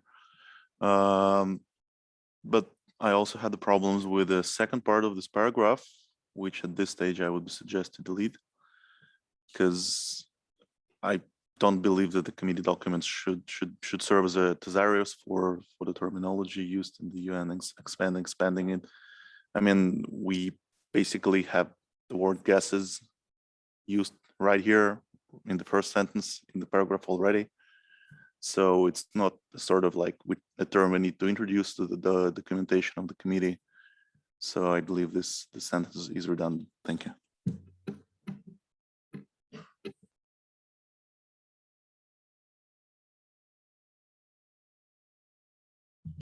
Thank you. 51. The committee noted that renewable and decarbonized gases, including hydrogen, were already an important energy vector. As member states take different views on the least emissions path to a carbon neutral society, a portfolio approach might be needed. Different regions and countries have views on optimal approaches to achieving carbon neutrality that reflect their national circumstances. European Union. Thank you for giving me the floor. I think we would prefer including sustainable hydrogen if we talk about renewable and decarbonized gases. There's no other.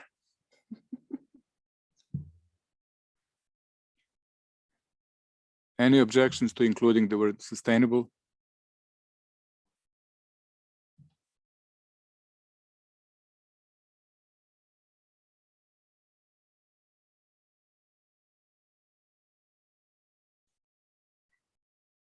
The Russian Federation, please. Yes. Can I get back the paragraph 51 on the screen? Yes, thank you. The problem I would have here is basically with decarbonized gas, because as far as I got from the presentations just on the panel, those still would be low carbon gases, not decarbonized gases. If we take the full cycle of the production. So in this case, I would rather suggest to use the term low carbon gases.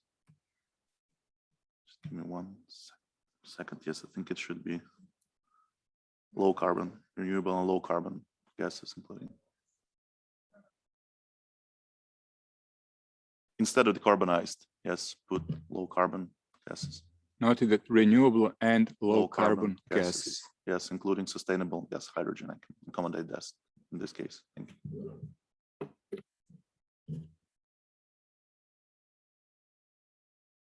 Is this acceptable?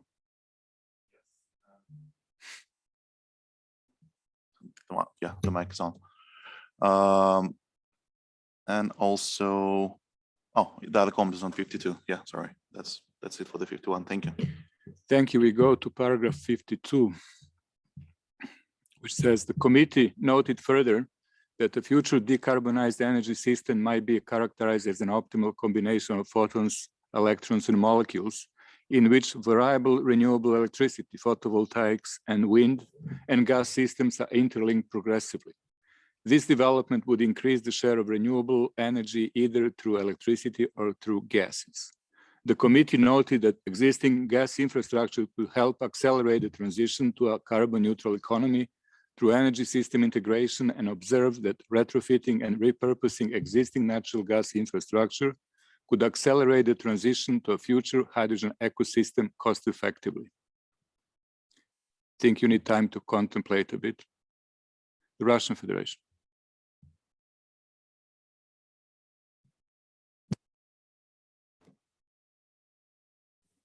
Thank you. I'm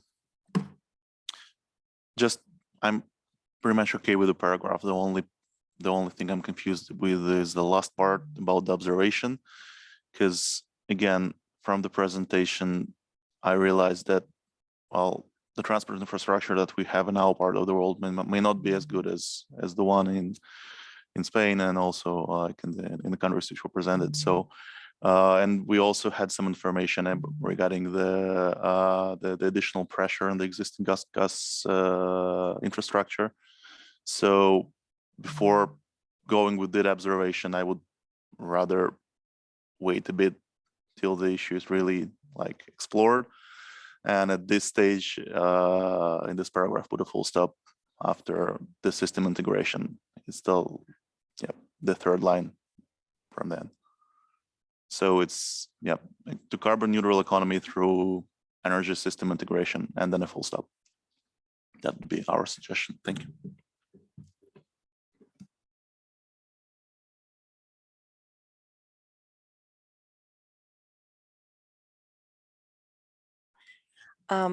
Thank you for giving me the floor again on this paragraph. I think I'm not clear on the sentence. This development would increase the share of renewable energy either through electricity or through gases.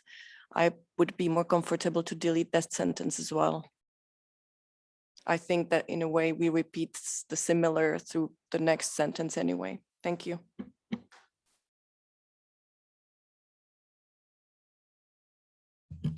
Thank you. So would this version be acceptable?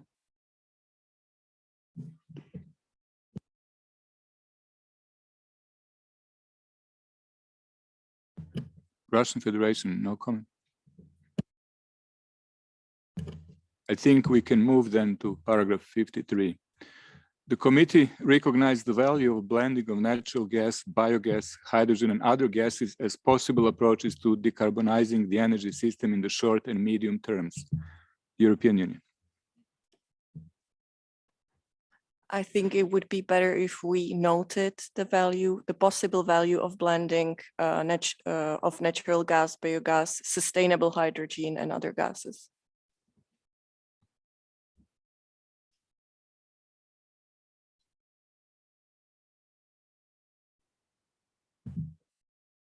Okay, thank you. So Austria, please. I might have to reserve my position on this one paragraph. I'm not entirely sure, maybe the note that has already solved the issue, but we have a very strong position on blending hydrogen. So I'd like to reserve it and get back to you if that's okay. European Union, please. It noted the possible value of blending of natural gas, biogas, and sustainable hydrogen.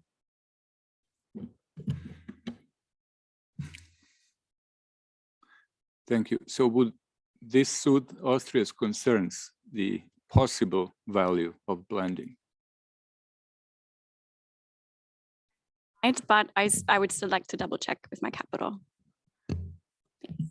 So I guess we should put in brackets this paragraph until, okay, thank you. So let's put in brackets, move to 54.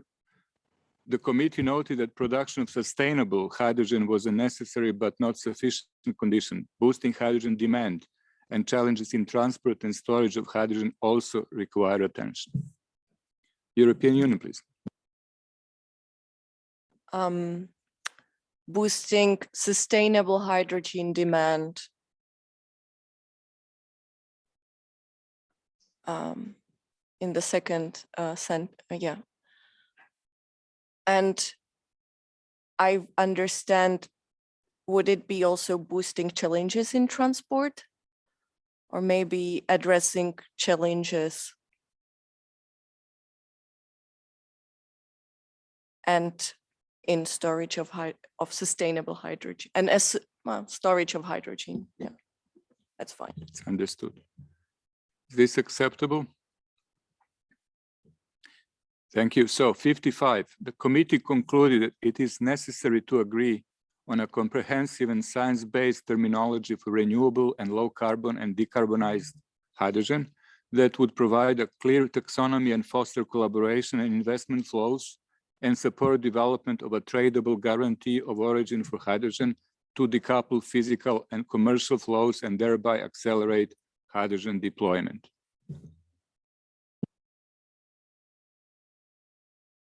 The Russian Federation. Thank you. Can I ask a bit more information on the origin of this proposal from the Secretariat, probably? Did it come from anywhere? More information about this? Yes, about the whole proposal. It's contained in the room document. The more information, this paragraph is a summary of a room document number 20 that was circulated before the session. And it tells the history and how we arrived in this and what guarantee of origin consists of. I think we could maybe put in brackets this paragraph and then go through the document over the lunch break. Would that solve the problem? Thank you. Paragraph 56, it welcomes progress in implementing the project, improving capacity of ECE member states to decarbonize the transport sector by increasing the use of natural gas as a motor fuel funded by the Russian Federation, and stress the importance of the common principles and recommendations stemming from the project, such as to relate transport transition to energy transition, to differentiate segments of the transport sector, and to harmonize technical regulations among different countries, the European Union, please.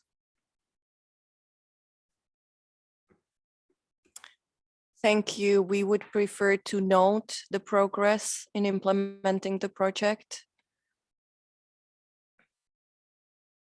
and also take note of the importance.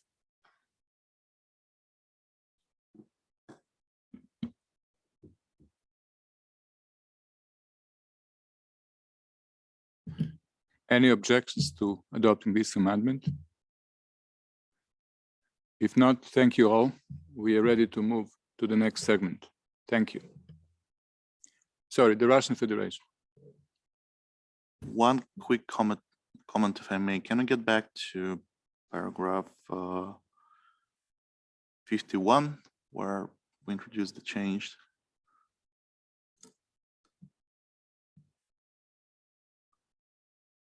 I think the correct term would be low carbon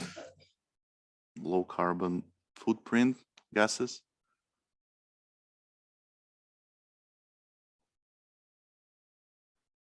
If I may. Your opinion? I don't think that's actually a term we've used before, so I would prefer to remove it.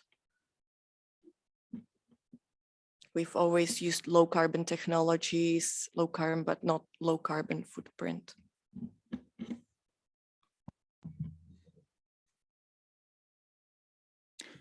So, okay. So let's remove footprint. So thank you again.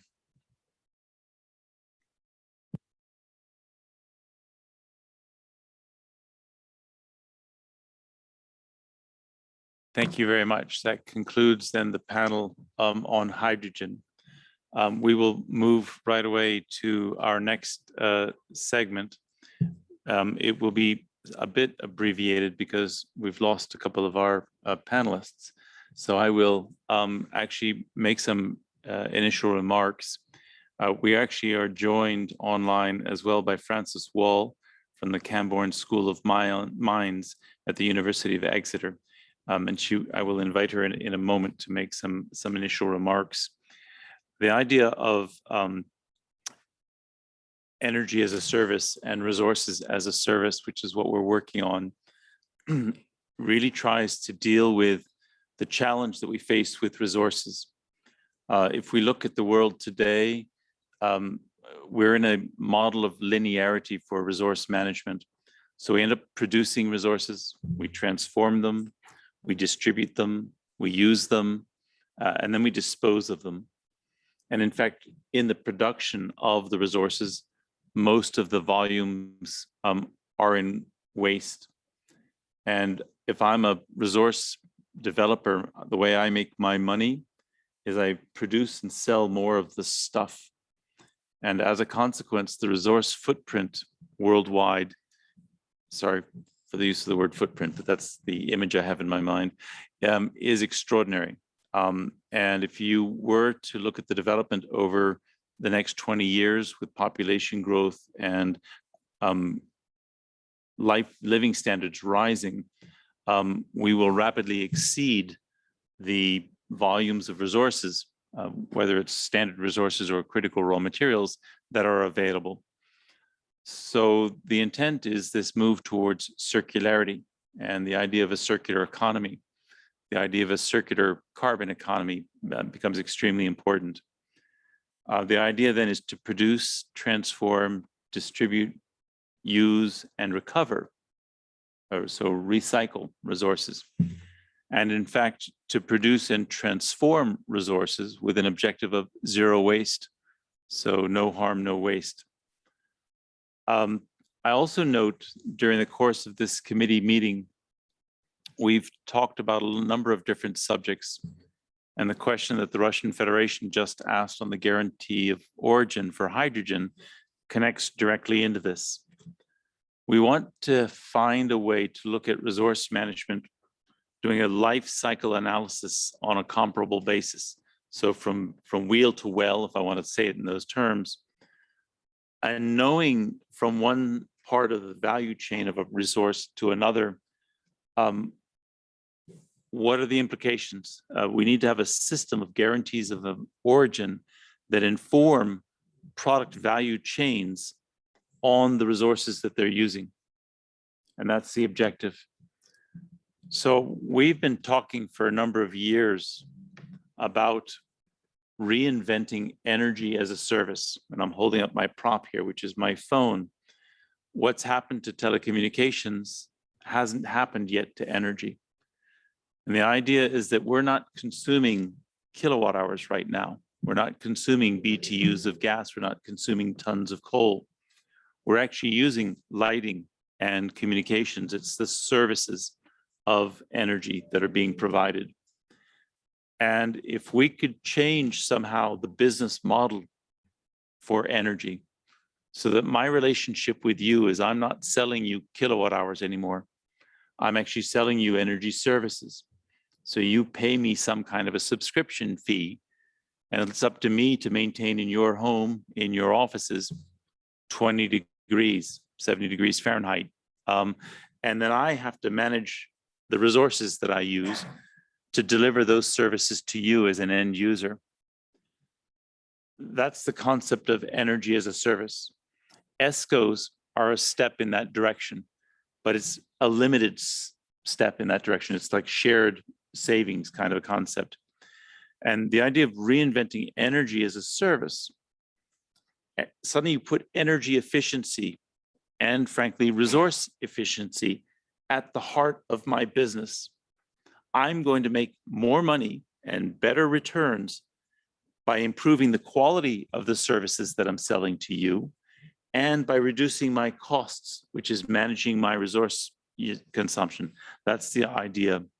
So we want to be energy efficient and carbon efficient in that process. The whole discussion Wednesday on high performance buildings is absolutely a move in this direction. The idea isn't just about energy efficiency, it's about delivering quality of life across a number of dimensions. And suddenly with ICT, we're going to be able to track all of the materials that are going into a building, what kind of critical raw materials are going into the buildings. It's not just residential.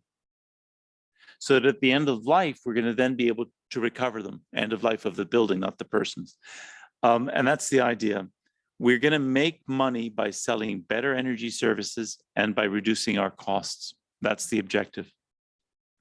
Well, that got the expert group on resource management to think about resources as a service. Because again, we're not using the niobium, we're not using all of the resources. Actually, we're using what they deliver to us as humanity, if you will, in terms of the life that we're living. So if we suddenly start thinking about energy as a service and resources as a service, that then underpins and supports the idea of circular economy, of reducing and minimizing waste at the production point, of using waste streams as resources to recover them, to look at the urban environment as a mine for future resources that we might require. That absolutely supports the circularity argument. That's the basic thinking of this session. And I'll come back again. There's often a question saying, how many critical raw materials are in my phone? How many materials are we going to need to support the new mobility choices, whether it's electric vehicles or hydrogen vehicles or something else? So the absolute objective of resources as a service and energy as a service is to reduce the resource footprint, to aim for zero waste, and to maximize and optimize resource recovery. So those are some introductory remarks. I'm actually going to start by inviting my colleague, Harry Tulsidas, if he would like to add some comments, and then we'll hand it over to Francis, who I believe is connected. So first of all, over to you, Harry.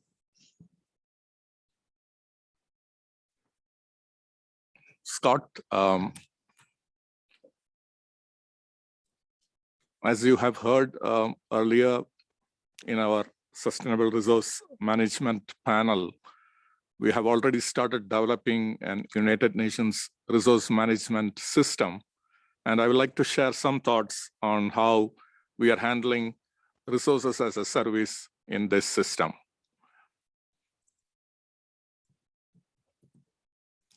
One number that has to be burnt into our consciousness is this 92% circularity gap.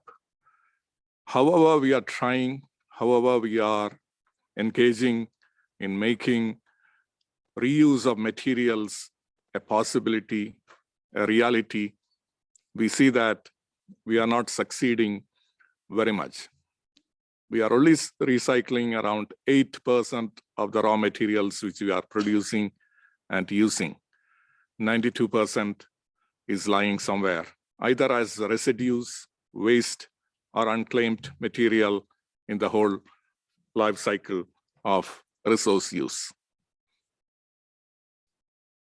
The only way to change this paradigm of wasting almost everything that we are producing as a resource is moving to a new model of as a service. Scott has just mentioned that commodity models will not serve the purpose of the future if you need 100% circularity in what we use. Today, as a service model has been embraced by almost every industry. Mobility, newspapers, media, manufacturing, to farming, even agriculture is moving to as a service model. And we call it XaaS. What does that mean to resource as a service? Usually we start with products and try to sell it to customers as one-time transaction.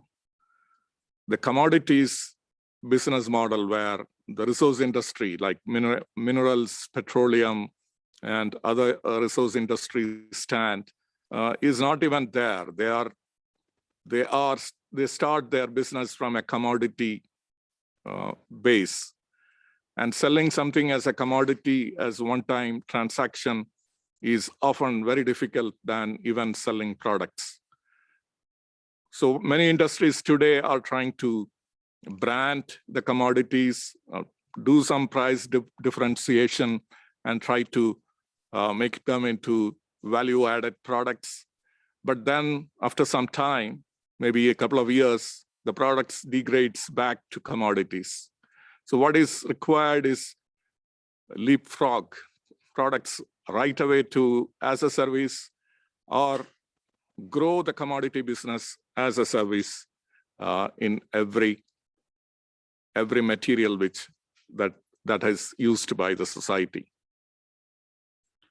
This new way of thinking should break the current product focus, which is linear, into something which is subscriber-based and circular. So we are using the products and pushing it through channels to customers, and that is a one-time transaction. When you have a subscriber at the center of your business model, then that is an ongoing relationship with the subscriber. And this is where most of the industry is now moving on. And there is a lot of apprehension on how painful and how long this transition will be. And from our industry experience, from software, from the news media, from streaming services, even from network services, we see that it is accomplished faster with less pain than anticipated. So the revenues will drop a little bit, the cost will go up a little bit, but then within a period of months, like 12 months or 18 months, you get lower cost and higher revenues. This is a fish model which has been proven again and again in different industries which have moved from a product focus to a service focus. United Nations Resource Management System has recognized service orientation as a primary fundamental principle, along with many other principles, as you have seen in this slide. And we think that this is where the resource industry will be going next. Thank you very much. Thank you very much, Harry, for those remarks. We do have Frances Wall online with us, and I will ask her now to come in. We will actually solicit any questions and observations after Frances's presentation. Frances, the floor is yours. Thank you very much indeed, Scott, for this invitation to talk. And so it's my pleasure to follow up from Harry's talk there with a very practical study that we're doing for the UN resource management system.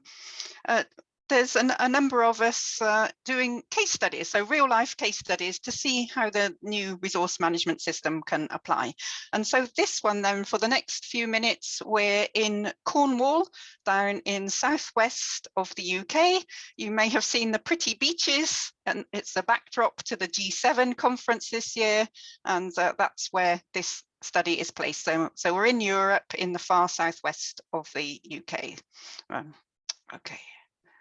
All right, and I say in Europe there, of course, and that's, I don't know if that's a slip of the tongue or not, but in terms of academics, we're very much still working with our European colleagues, I have to say. So you saw that map with all our other European regions on there that we work with very closely on minerals and mining, because it's a very specialist topic. And what we have here in Cornwall then, to introduce it, is in this peninsula in the southwest, we have very well established China clay mines, kaolin, and we have a real renaissance of technology, metals, exploration and development projects for things like lithium and tin and tungsten, and even now copper as well. And alongside that, all connected to the big granite batholiths, this big area of granite that goes under the whole area. We have the possibilities for deep geothermal energy and projects ongoing on that. And obviously around the edge, we have floating offshore wind, possibilities for that in early stages of development. And a mining landscape World Heritage Site, so a history of 4,000 years of mining, and a population that actually is one of the poorer areas of the UK. So despite the high profile and the pretty G7 pictures, actually there's quite a lot of poverty in land in Cornwall here. So really looking for sustainable development, same as any region across the world. And so we've been applying some of the UN resource management system, and I just wanted to show you first this one. This is the UN framework classification. And just to show you on here that the arrows, the little vertical arrows, show you the stages of the projects, and the lower down, the earlier stage they are. So really Cornwall, in terms of metals mining, is very much traveling in hope. These are early stage projects. This is the lithium ones, very little declared officially about their resources and no reserves yet. And tin and tungsten is higher up the ladder of development. And so this is the stage, if we're going to do anything really innovative, to see if we can intervene and get research and development money to look at, amongst other things, this idea of resource as a service. And that is exactly what we're doing and able to contribute into the practical applications of the resource management system for the UN, because the UK has a major initiative on circular economy, and we have a centre on technology metals. It's called Met4Tech. It has a website, met4tech.org. It's easy to find. And as part of that, we're doing a case study on Cornwall. And so we've taken the resource management system and seen what we can interact with, funded by that Met4Tech project.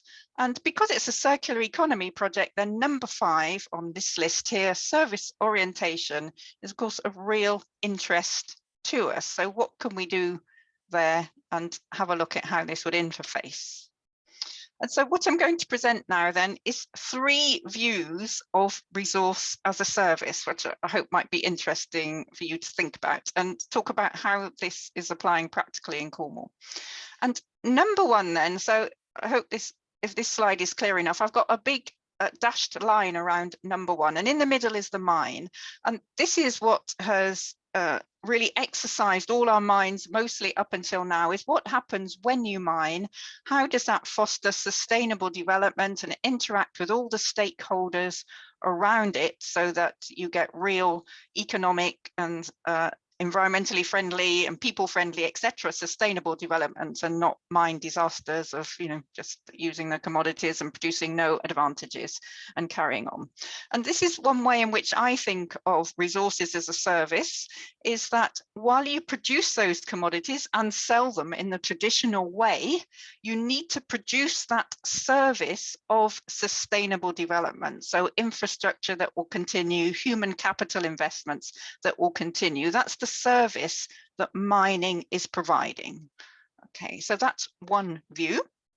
And then more relevant, or more along the lines of what Scott and Harry just introduced, there is this business about, okay, so your material goes off into the manufacturing supply chain and then to be used by consumers. So how do we prolong that and use our natural resources in the most efficient ways, instead of just shooting straight through there in a linear manner out of the end of consumers and into landfill and lost forever?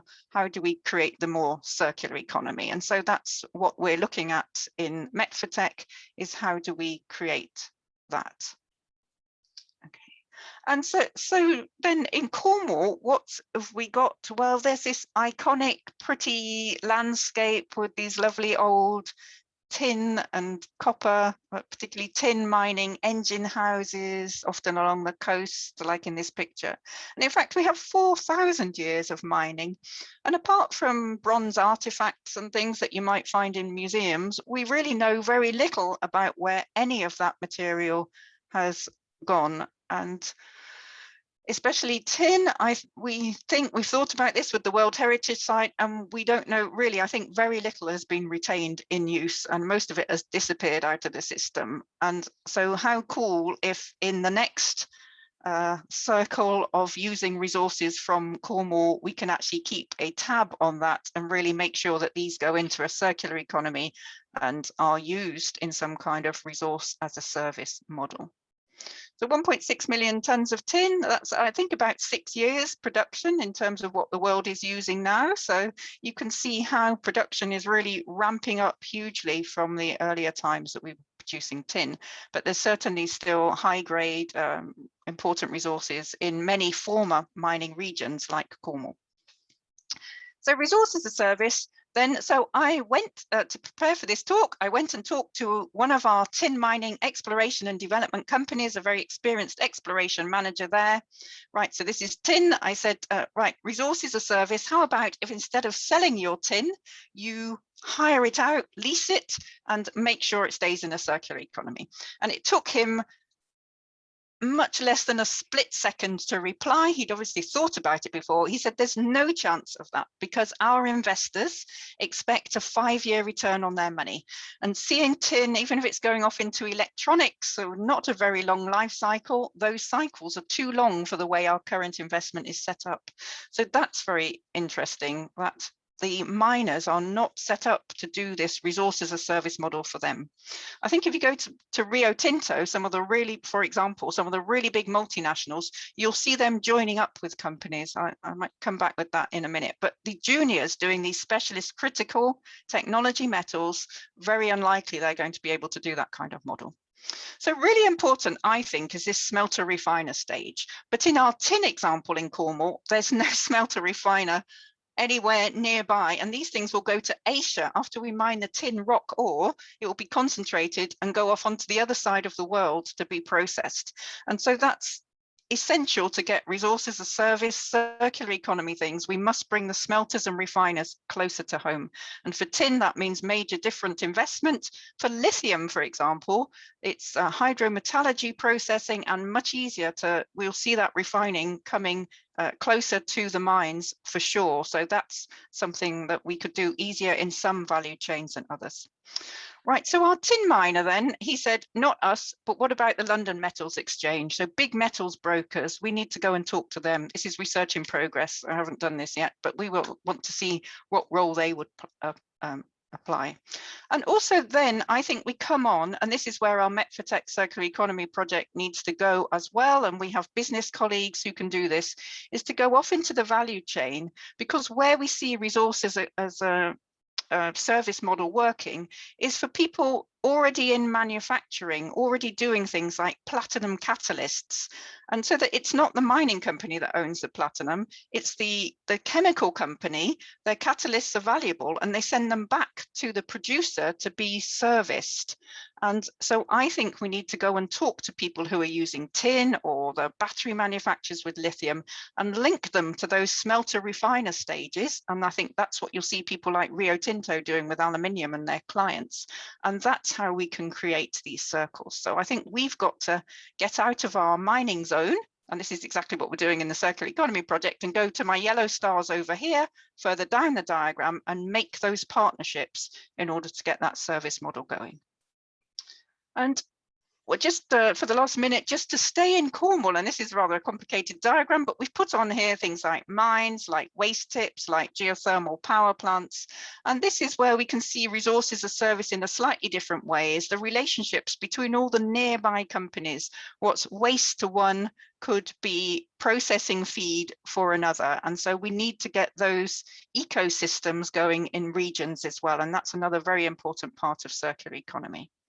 So 3 views then as resource as a service, this business about, well, we've still got commodities, most companies are doing that, but actually there is a service that they need to provide while they're doing that. And the UN resource management system is absolutely set up to try and make sure that that's what happens.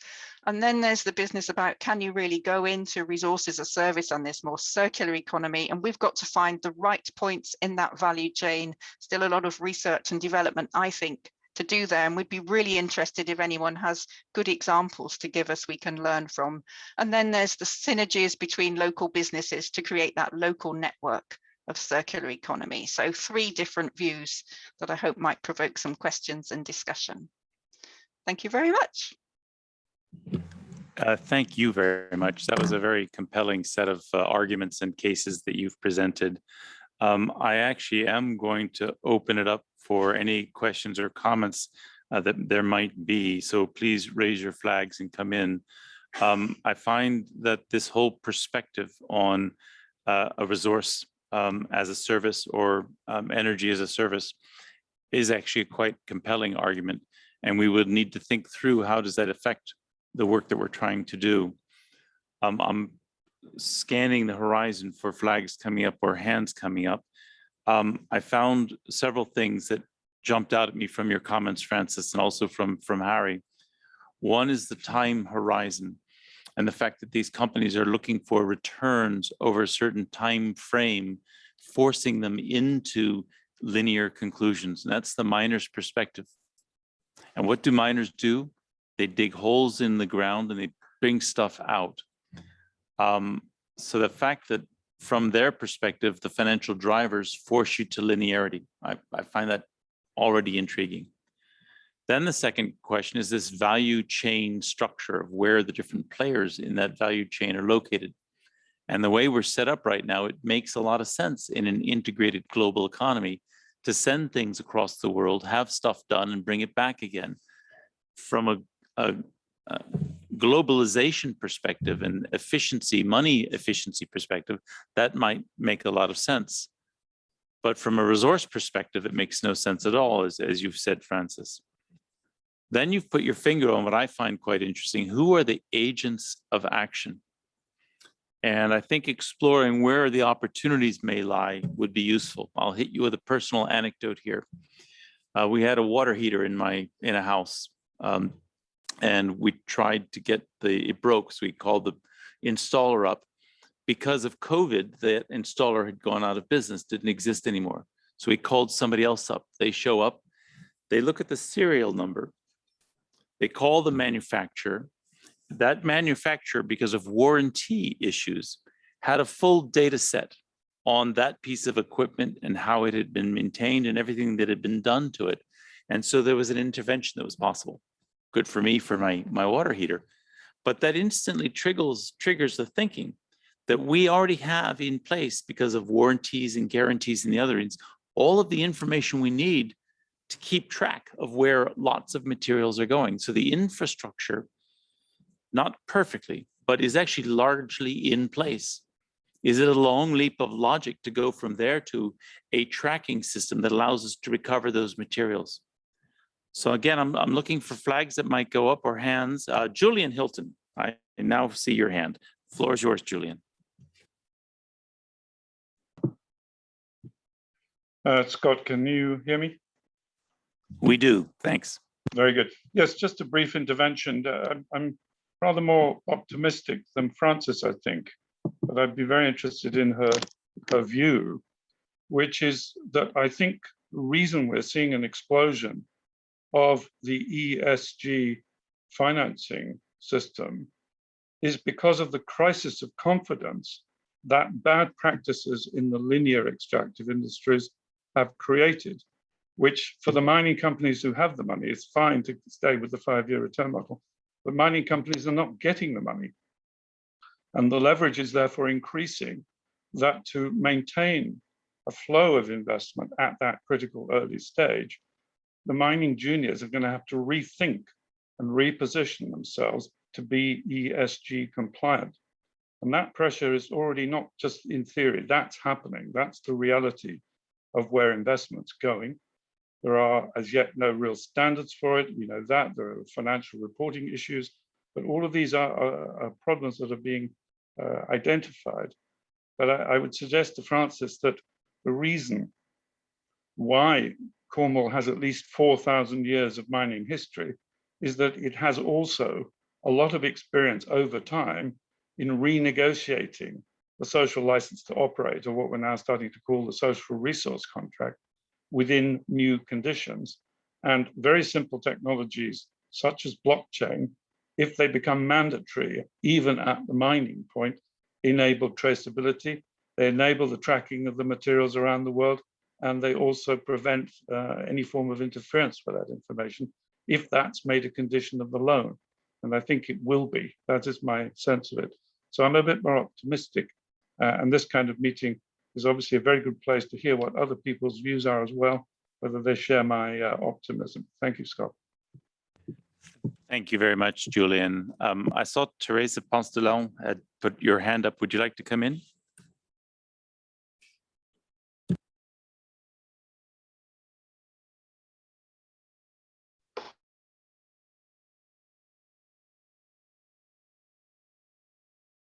You're muted, please. Yes, now I could unmute. So thank you for two brilliant presentations, one from Harry and the other from Francis. It helps a lot to put our thoughts and try to move on in such a difficult topic, because this means a lot of mind changing.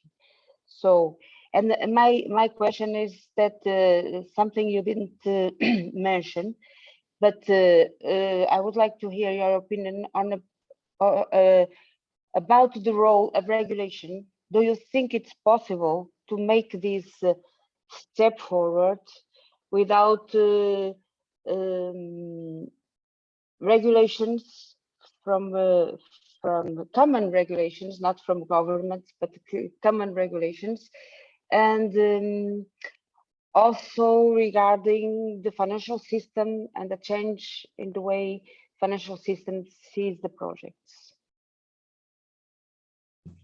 Thank you very much. That's an excellent question. Before I turn that back to you, Francis, I'm going to take one more comment from the floor here, and then we'll get your composite views, and maybe Harry as well. Ray Pilcher, the floor is yours. First of all, thank you very much. I find this to be a really exciting and intriguing thought, and ideas here are really, I think, there really are something that are very timely. I've been involved over the years with various junior mining companies and junior oil and gas companies, and one of the things that happens related to these companies is this, the ideas of, that's already been mentioned, Julian talked about it a little bit, is the need for almost continuous investment, because smaller companies generally are looking at their company being built around a number of smaller projects with the hopes that they get one that's big enough so that they generally sell it or merge or do something else. But the problem with this is that along with the need for investment is the continuing movement of commodity prices. And this can be devastating, even if you have a great deposit, whatever it is, X or whatever, you find out that, yeah, we've got a lot of it, but now it's not worth anything. On the other hand, if you're also in the recycling business, so to speak, what happens is that you do have the potential for a levelized cost of mining. And also, if this recycling yields you a lot of that resource back at a relatively low cost, then what you might become is actually the low cost producer, even though you're a junior miner. So that, coupled with what Julian said about blockchain, being able to track those, you suddenly actually have an asset base that's greater than just what's in the ground. You've actually got it everywhere. So anyway, I just think this is a amazing sort of idea for business models. Thank you.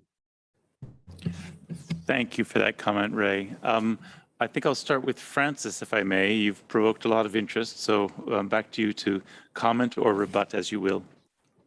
Okay, thank you. So Teresa then asked a question about should there be regulation. I don't know, Teresa, in our case study example, because we've got our Birmingham academic friends who are legal experts actually going to do that study in Cornwall. So watch this space and we'll tell you there. But generally our thoughts so far from our workshops is that voluntary actions are much faster and more agile than regulations. Think of the EU conflict minerals regulations and even the USA Dodd-Frank, how long that took to come in. So I think if people can do things in a voluntary way, that's much faster. But you can already see very interesting recycling regulations coming in for batteries. So for battery materials like lithium, cobalt, graphite, we could see regulation being really important in that. I like Julian's optimism. I'm normally the most optimistic person, Julian. It's interesting. I was the realist this time, maybe. But you're quite right. ESG, really, really important. All our companies in Cornwall are falling over themselves, really, really keen to be doing the right ESG things. And when understanding where your material will go to, being part of a traceability scheme with blockchain or whatever is part of that ESG expectation, they will all do it. And so that is a really important point, and that could bring this in. Where your resources and the tracking, I agree. We work with the British Geological Survey. In our circular economy project, they're using that to move from just tracking the raw materials supply chains to understanding the complete materials value chains and being the guardians of that for the UK. So really important. But if you talk to them, they will give you then a dose of realism about how important it is to get the right information into these distributed ledger technologies. And I think definitely that's the way it's going to go. I absolutely agree with that point. But there's still quite a lot of development work to get that right. And I very much like the water the story, Scott. I imagine that with cars and everything, what seems far too complicated to understand or work with at the moment will very soon be able to hold all that information really easily, I think, and that will help this circular economy models. All right, thank you very much.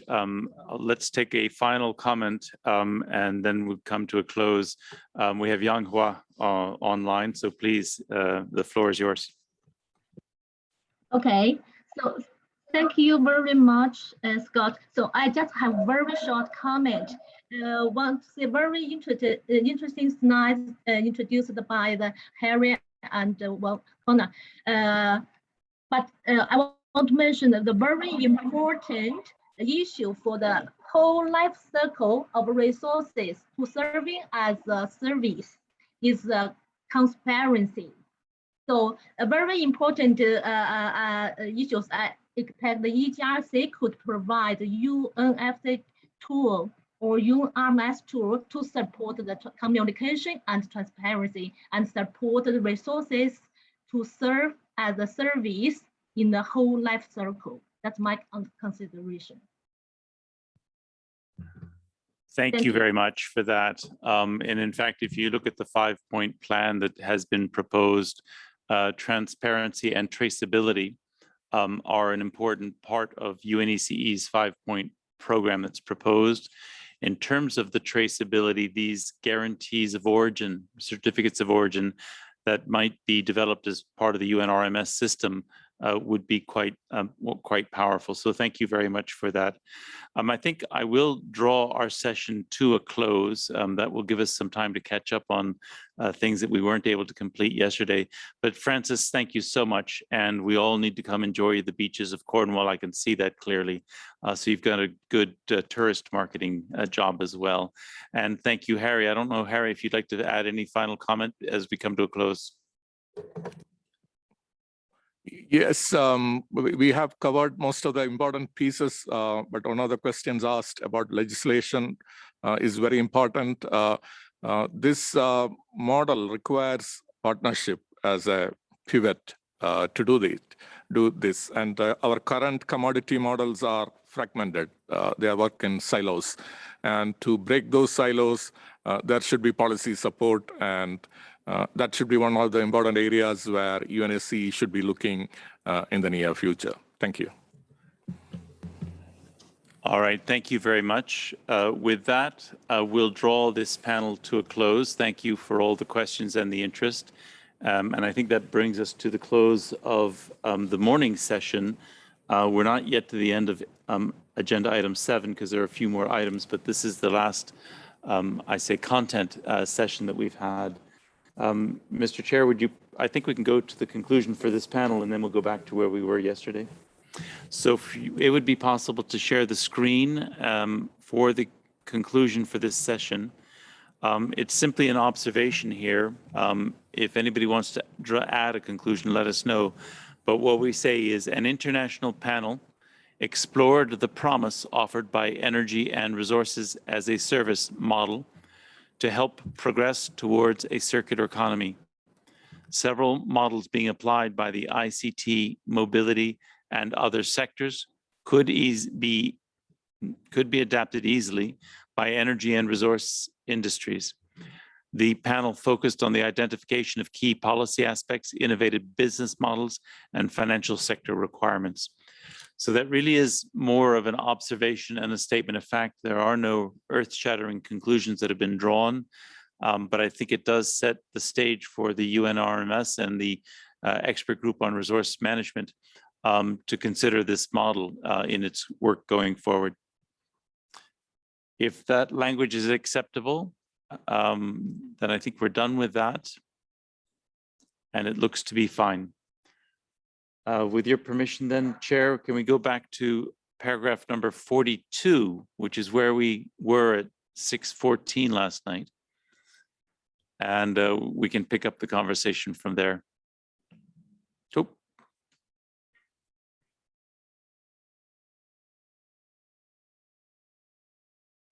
So what we were doing last night was we were stepping through the texts and the conclusions, and we were trying to catch up on lost time. And we have a half an hour here to get us up to the moment. 42 is a little farther down. And this is where we were when there were some comments that had not been incorporated. So I will not blaze through as quickly as I did last night. I will read it more progressively. Paragraph number 42 from the draft report. Before I read this, the draft report is posted on the website. It has been posted.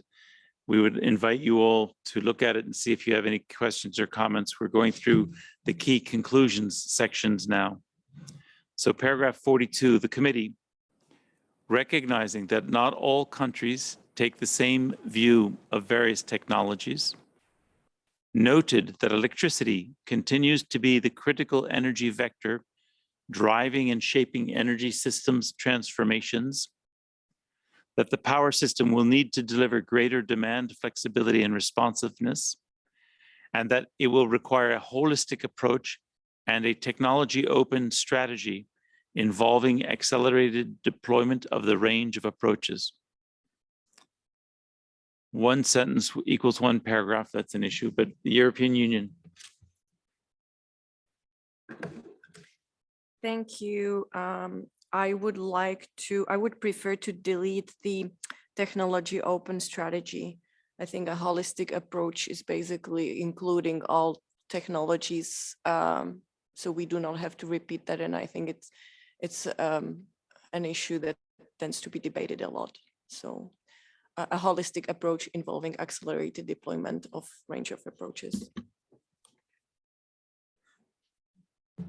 Thank you very much. Are there any other comments on this paragraph? Seeing none, we'll move forward to the next paragraph. Paragraph number 43.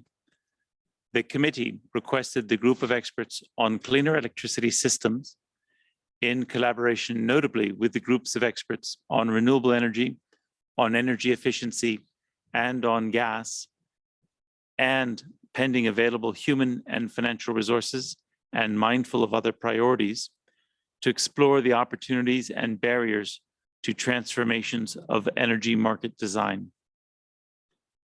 Are there any comments or questions about that? Russian Federation. Thank you. Yesterday, I can recall a number of proposals and ideas expressed by the panel that we should address the full life cycle. And that is also the idea which echoes in the later part of the report. So we would prefer to have this addition here at the end of the paragraph, say to explore opportunities and barriers to transformation of energy market design, including the research of the full life cycle. I really would need some help here with the wording, but the idea is basically in there. Thank you.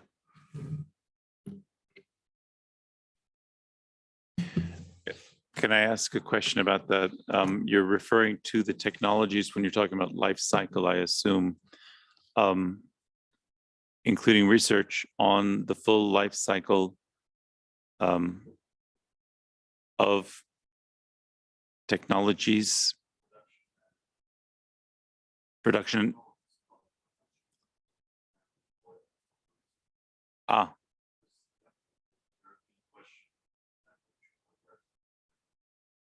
So on the, so instead of technology, you'd want resource.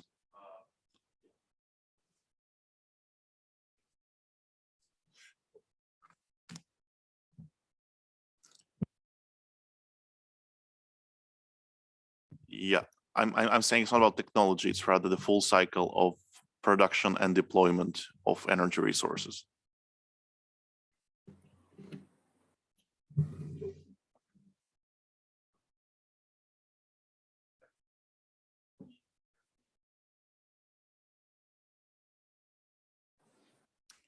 Thank you.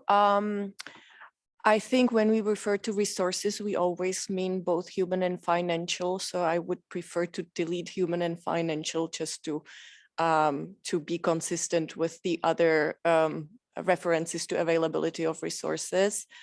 And I would like to refer to opportunities and barriers to sustainable transformations of energy market design. And just a question or a suggestion, would it be clear to refer to the full life cycle of the energy services, since that's what we've been talking about? Or is that something else? Okay. Russian Federation. I've just recently got some expert support from colleagues, sorry, about that. So yeah, the idea would be to say full life cycle or full cycle of electricity systems in transportation, industries, and house management, because that's what the panel talked about. Those could also be referred to as energy services as in broader term, but I think the intention was to address the themes of the panel and the, yeah.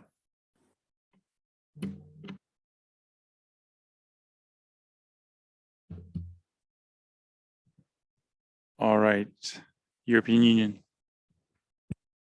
I'm not sure if it reads well now, so I have a question. We are asking to explore the opportunities and barriers to sustainable transformation of energy market design, including a research on the full life cycle of electricity system industry and housing services, or electricity systems in the industry and housing services.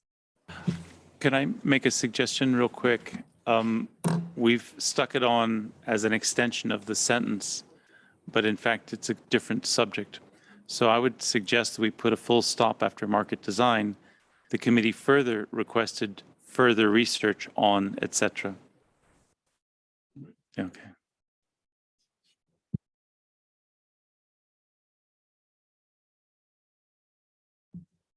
EU, you want to come back in? Yes. For me, it was a request from the panel to start with. So maybe the committee noted the panel's suggestion to further research the full cycle.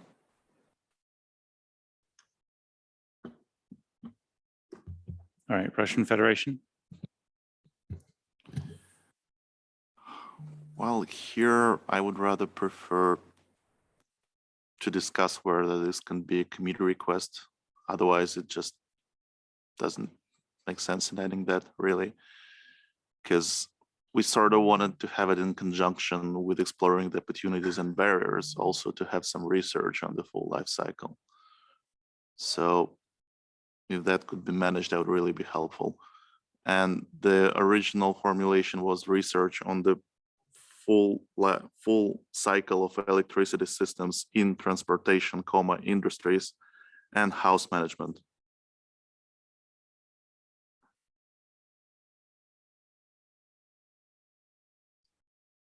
So the committee further requested, that's our proposal, further requested research,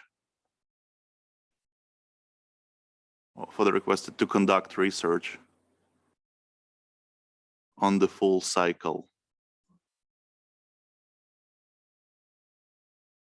of electricity systems in transportation, industries,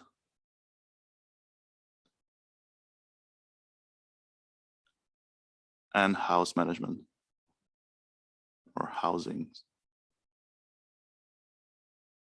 Would it be more correct to say house management or housing, referring to electricity systems in building management? Yes. Can I make an observation for both of you? For, in fact, everybody. We had the paragraph 43 as a more immediate request to deal with energy market design. The group of experts had gone through its work plan, which we'll be coming to shortly, and they were concerned that energy market design isn't something that they have the resources to address in this immediate period. That's why we've put mindful of other priorities, because it was on their list, but they did 1 through 4 and design was 5. We're now adding an additional item attached to that, which is a slightly different topic. So my question is whether you as the committee want to put that as a priority issue, and if we should actually give it a new paragraph number. No, you don't want to, okay. And so if we're happy with this construction, we can go EU. I have reservation on the additions. I think we could fine tune the language over the lunch break, not to waste our time. Okay, so we'll put brackets around that last sentence, not the whole paragraph, just the last sentence. And we'll deal with that after lunch, over lunch, and come back. It gives us food for thought. Maybe also this previous sentence, transformation of energy market design. I have no idea how you will transform market design, frankly speaking. So you can develop a new market design or to reform, no? Then let's continue and go to number 44. Keeping my eyes on the time, we're good. 44 is the committee noted that the issues related to financing advanced fossil fuel-based electric power generation infrastructure remain a controversial but necessary topic that must be resolved to avoid stranded assets, to support further economic development in countries in transition, and to help countries to attain carbon neutrality. EU, please. It's a rather strong language. The committee noted that the issue related to financing advanced fossil fuel-based electric power generation infrastructure remains a controversial topic. Delete necessary. Which might be helpful for some countries, which might be helpful to address to avoid stranded assets.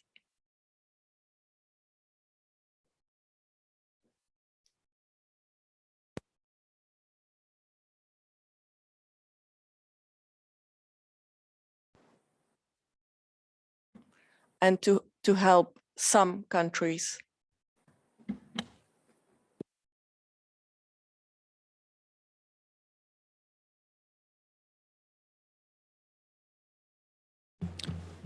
And you've got avoid address together on the line above that needs to be cleared. So to avoid, yeah. So delete address. Yeah.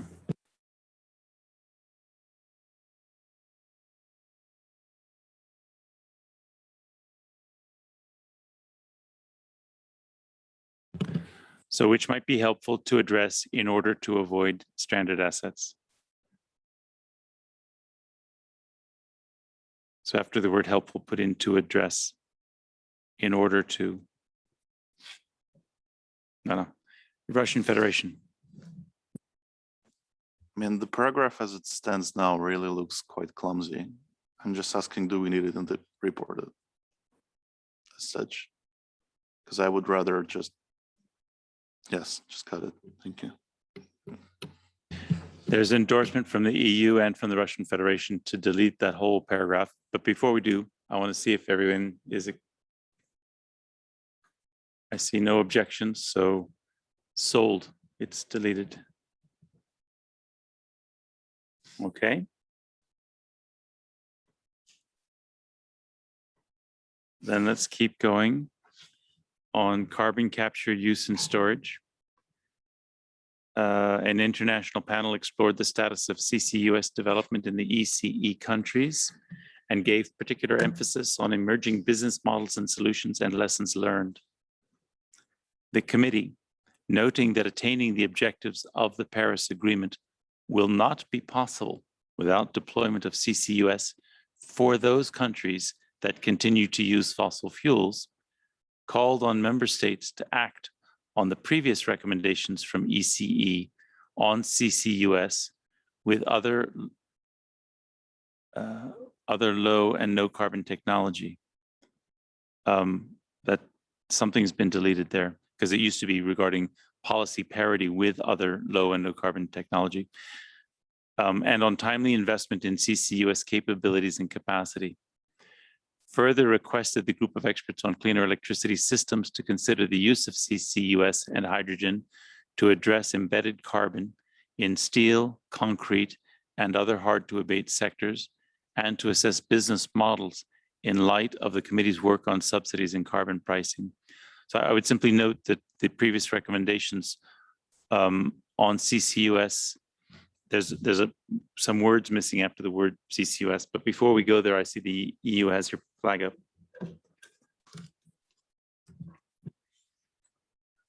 Thank you. So we would prefer to note that attaining the objective of the Paris Agreement may not be possible without deployment of CCUS for some countries. And then delete that continue to use fossil fuels.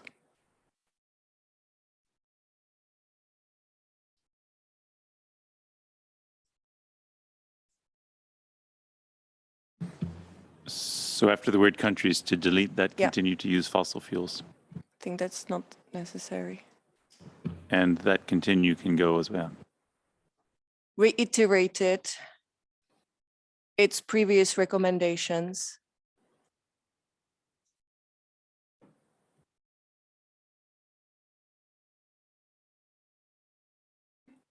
Now delete until on CCUS. There are, it might have to be corrected as the secretary, that's the director, sorry, mentioned.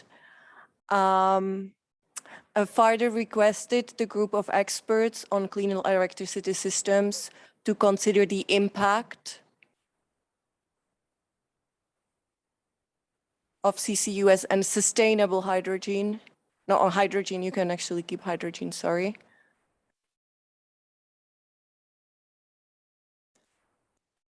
On embedded carbon steel, concrete and other hard-to-abate sectors, and to address models in light of the committee's work on subsidies and carbon pricing.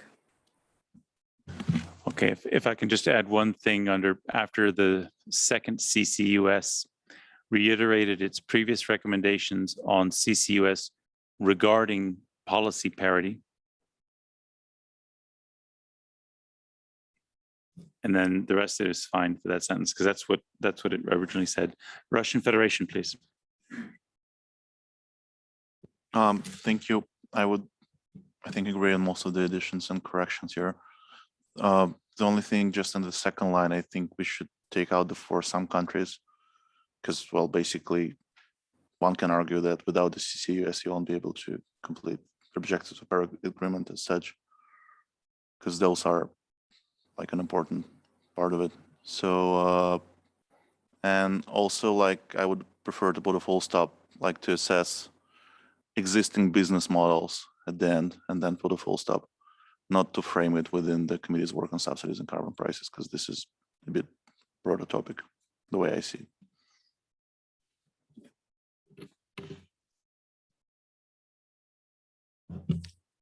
Thank you. European Union.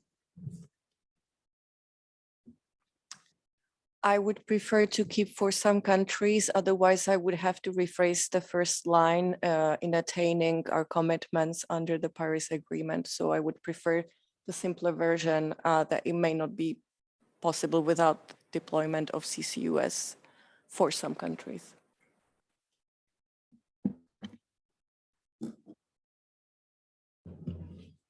All right, thank you very much. If we can scroll down to 47 then. Oh wait, we've got a flag from Austria, please. Sorry. Thank you for shouting. To keeping the some countries, and also if we could add sustainable hydrogen, that would be great as well.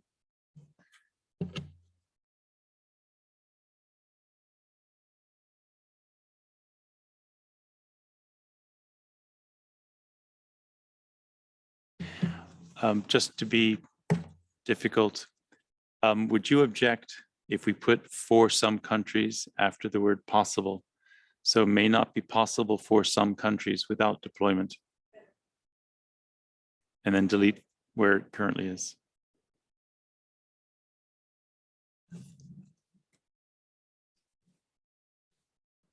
Thank you. If you can scroll then down. 47.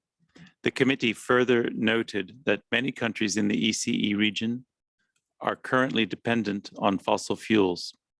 So technology transfer and investment will be needed to enable decarbonization. Noted as well that for many countries in the ECE region, gas with CCUS can be a viable economic choice, and that further technological advances such as the deployment of hydrogen infrastructure can have a positive spillover effect on energy-intensive industries across the region, namely for the production of cement, steel and iron, or chemicals. EU. Sustainable deployment of hydrogen infrastructure, to add sustainable in front of deployment.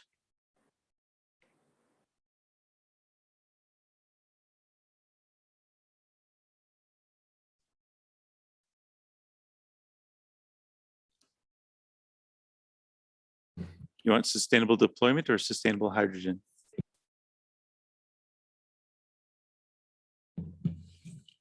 All right. Oh, Austria, please. Yeah, actually, if possible, we would like to delete the reference to deployment of hydrogen infrastructure. If that's not possible, then keep the sustainable. So you would suggest that further technological advances can have a positive spillover effect and delete the intervening phrase.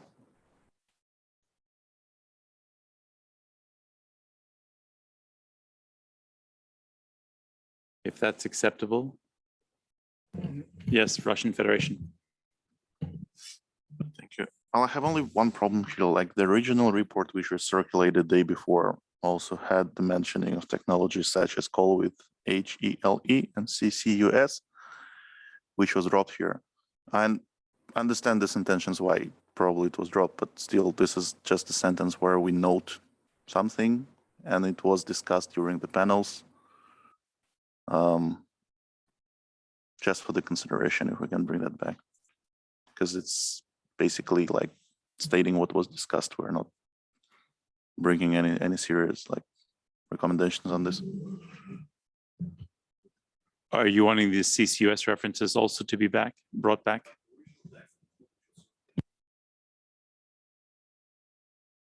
Yeah, the original text which was circulated before, and before we even discussed it, we haven't addressed this before, said that noted as well that for many countries in the ECE region, the most advanced fossil fuel technologies such as coal with HELE and CCUS or gas with CCUS can be viable economic choices, and the rest of the paragraph. Then somehow in further circulations, this part was dropped.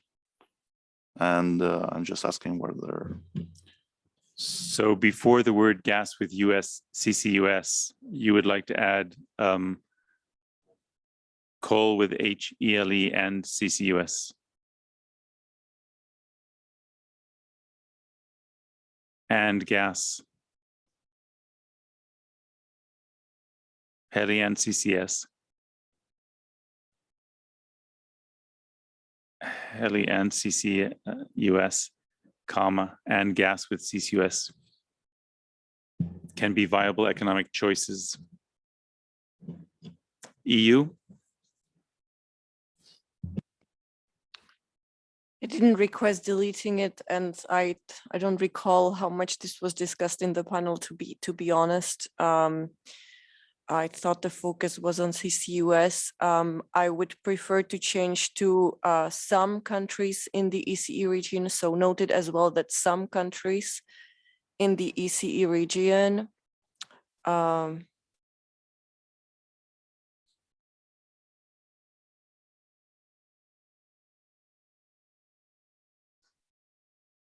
and I mean, I can support Austria in deleting the sustainable deployment of hydrogen infrastructure.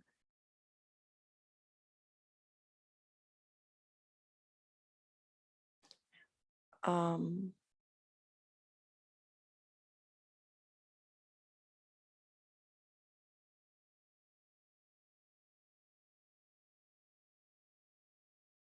to change the can have a positive spillover effect in might.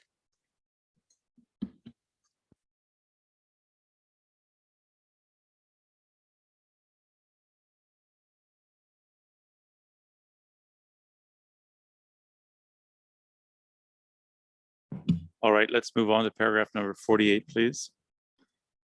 The committee requested the group of experts on cleaner electricity systems to lead on the issue of energy system transformations in cooperation with the other expert groups and to explore technology interplay, including technical and societal nexus areas for the range of technologies, including low carbon technologies, for example, not i.e. CCUS, no carbon technologies, for example, nuclear power, negative carbon technologies, for example, bioenergy with carbon capture and storage, BECCS, direct air capture with carbon storage, DACS, as well as innovative solutions, for example, hydrogen.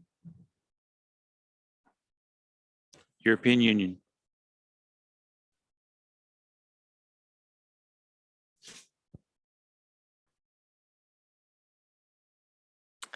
I would like to introduce sustainable energy system transformations in the second line and delete the examples in brackets.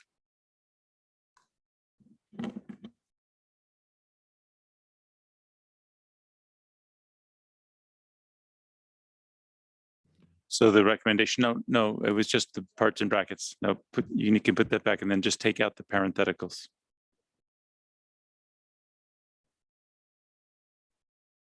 That's what you meant? Yes. I would only like to highlight one important element. So we are mainly discussing in the committee technology options, quite often not referring to the economics of such technologies, and this deleting of subsidies and carbon pricing goes also in this direction.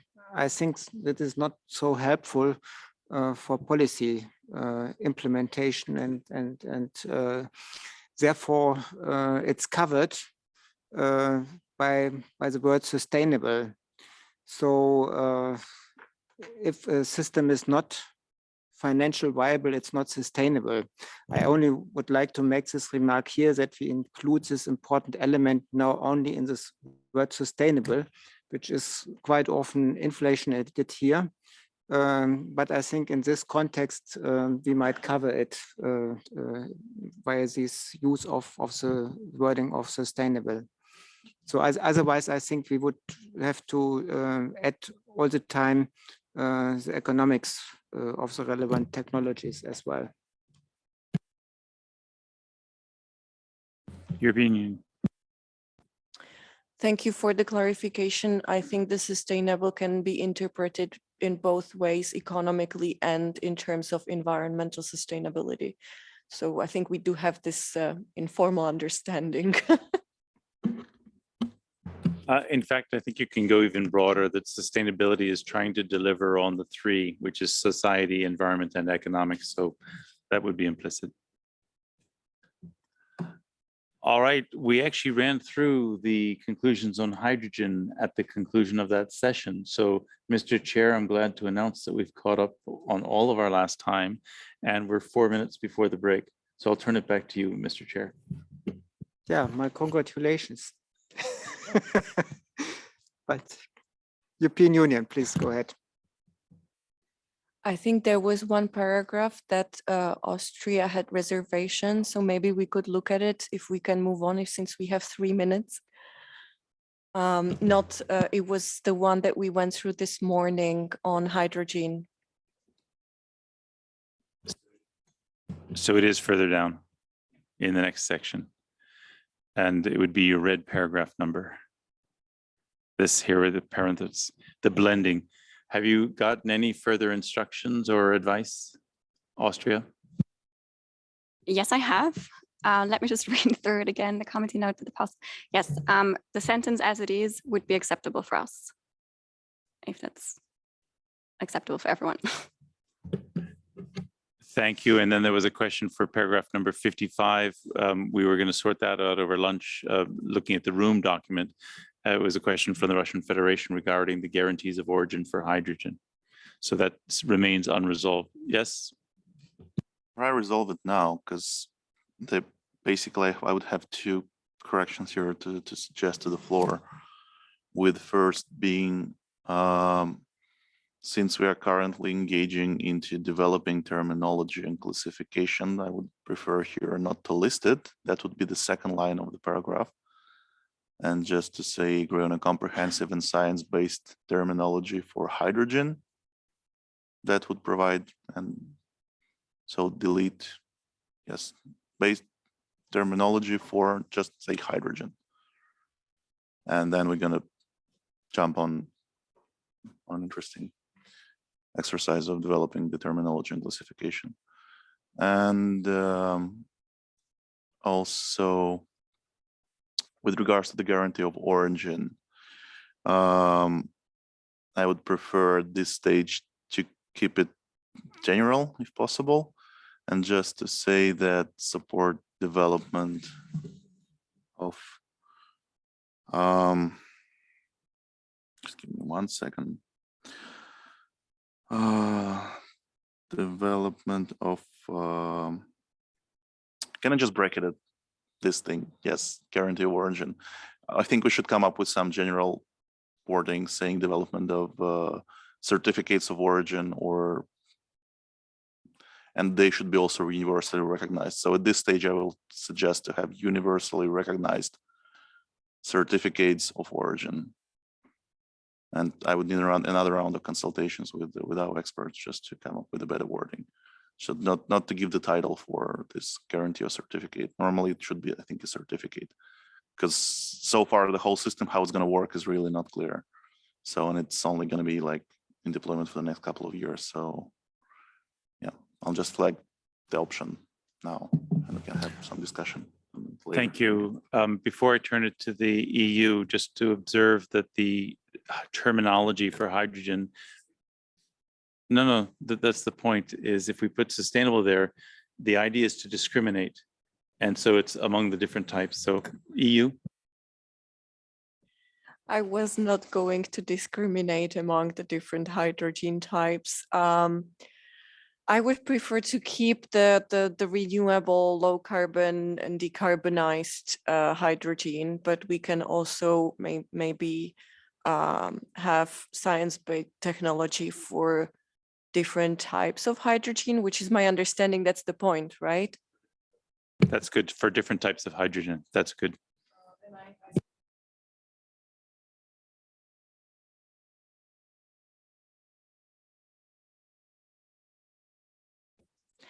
I still have reservations on the certificates as I'm touching the limits of my energy knowledge. So I have to come back on that. All right, thank you. Just real quick, the different types of hydrogen, yeah, it's supposed to be up there. All right, Mr. Chair, I'll turn it back to you again. Yeah, thank you very much. Then we will break for lunch and continue at 3 p.m. with the results of the independent assessment. Thank you all very much, and we'll see you at 3 o'clock. Yes, the video that the executive secretary is showing today as part of the high level dialogue on energy is going to be shown in the room now, if that's of interest to anybody. It'll be on the Zoom and it'll be shown. So I would invite anybody who's interested to stay on for that. Oleg, would you know how long it is? 1 hour. It's 1 hour and 15 minutes. So it's all 5 executive secretaries. So for those of you who stay, welcome. For those of you off to lunch, see you at 3. Thank you.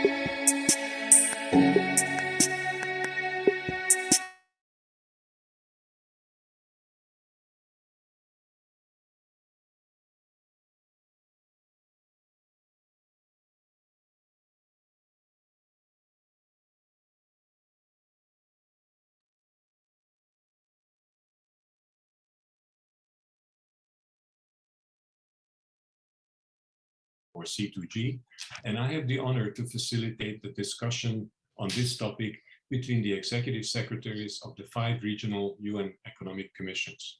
And indeed, it is a particular honor as we have an all-women cast of speakers today, a sign of substantial improvements in the gender balance of senior UN officials. So thank you for that.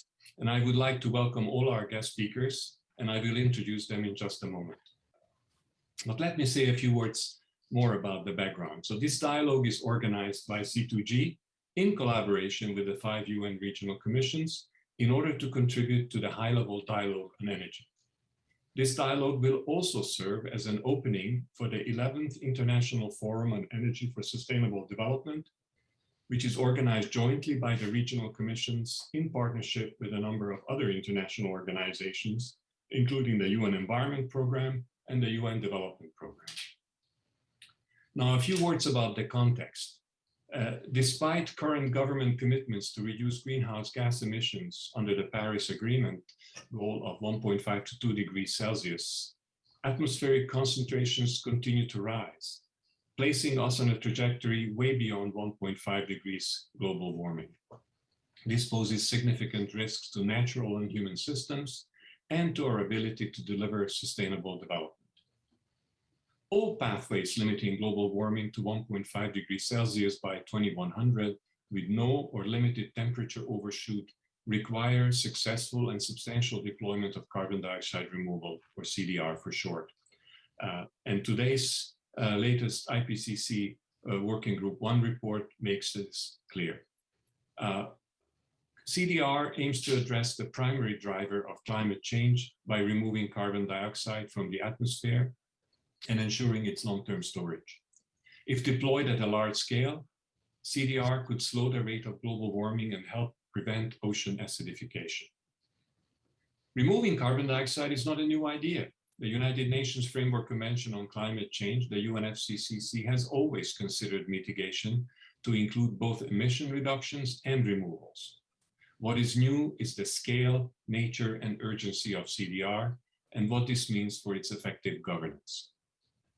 CDR techniques vary and include the use of nature-based approaches such as afforestation and enhancing wetlands, or engineering-based approaches to directly capture carbon dioxide from ambient air. Large-scale carbon dioxide removal has implications for energy demand and supply, with potential SDG trade-offs as well as some synergies. The recently published IPCC Sixth Assessment Working Group 1 report also confirms the above and adds some new elements, including, and I just pull out 4 points there. One is that given the likelihoods of these scenarios, even deep emission reductions and large-scale deployment of carbon dioxide removal may not be sufficient to reach and maintain the Paris temperature goal. Secondly, the CDR's potential to lower temperatures in high emission scenarios is limited, while the scale of carbon dioxide removal required would be significant. Thirdly, the climate system's full response to net negative carbon dioxide emissions will take centuries to work through. For example, sea level rise will not stabilize for several centuries to millennia, and the temperatures and precipitation will respond slowly. And the last one from that report, CDR has the potential for wide-ranging effects both on the environment and sustainable development, both positive and negative. Now, there are some key governance gaps that exist for large-scale carbon dioxide removal. Some of these are also confirmed in the Working Group 1 report. And I just list very quickly 8 of them. The responsibility for doing carbon dioxide removal. Secondly, the safeguards for sustainable development. Thirdly, challenges for measuring, reporting, and verifying removals. Fourthly, issues of storage, permanence, leakage. Fifthly, planning for and monitoring for the biophysical effects of deployment. Then 6, liability and redress. 7, incentives and financing for carbon dioxide deployment, removal deployment.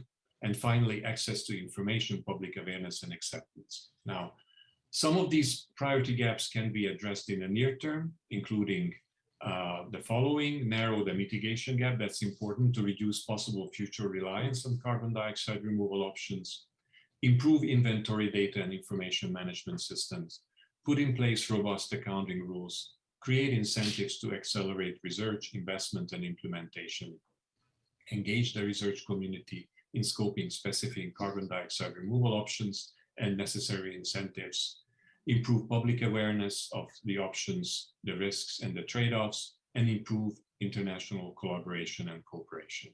And I very much hope that our discussion today will contribute to the above, in particular to the last bullet about international cooperation. So with that, I would now like to move to our dialogue. As a first step, I would like to introduce our guest speakers. First, we have Olga Algayerova, the Executive Secretary of the UN Economic Commission for Europe, or ECE. Ms. Algayerova previously served as permanent representative of Slovakia to the international organizations in Vienna and was State Secretary in the Ministry of Foreign Affairs from 2006 to 2010. She also served as President of the Slovak Millennium Development Goals from 2010 to 2012. Welcome, Olga.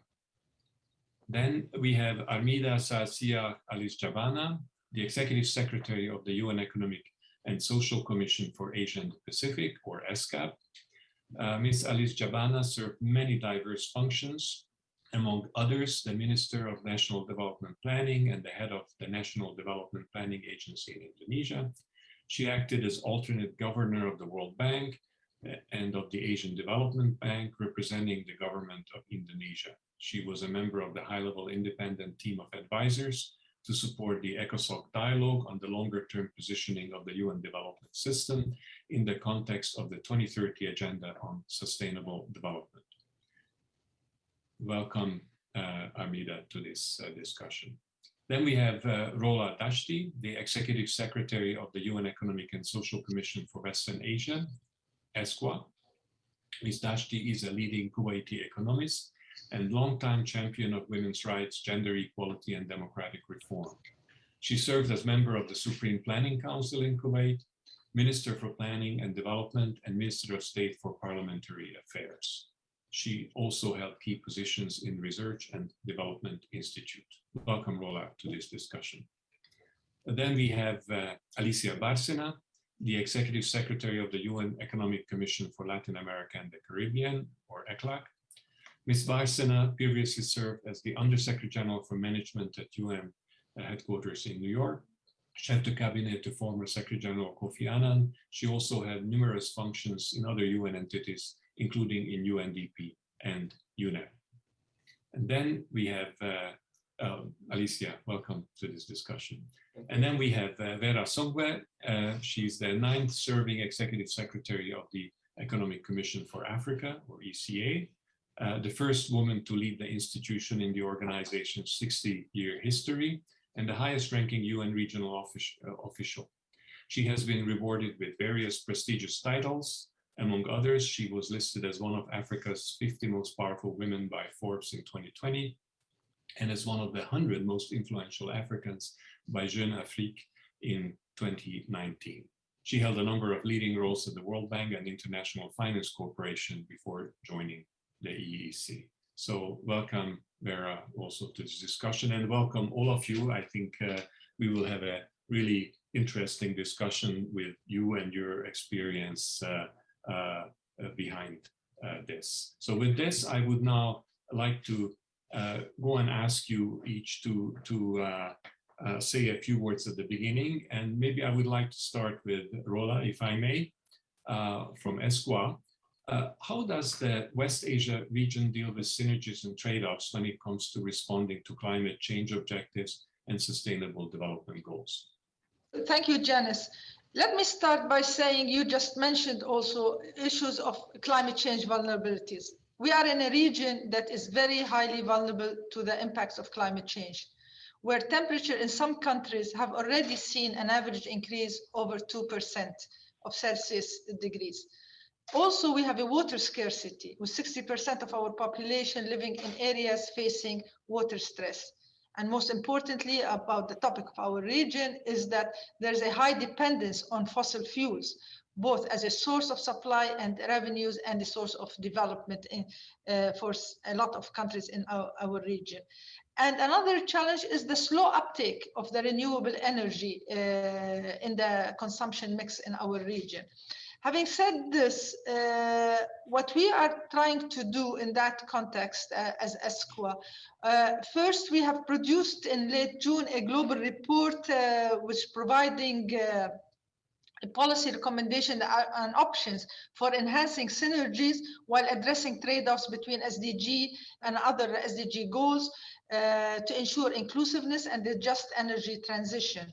And as ESCWA, what we are doing with member states is supporting them in the transformation of the energy-intensive, hard-to-abate sectors, which we're talking about the hydrocarbon sector, towards sustainability by adopting the circular carbon economy framework under the 4 Rs, which you just mentioned, that includes carbon capture, storage, and utilization, and direct air capture into it.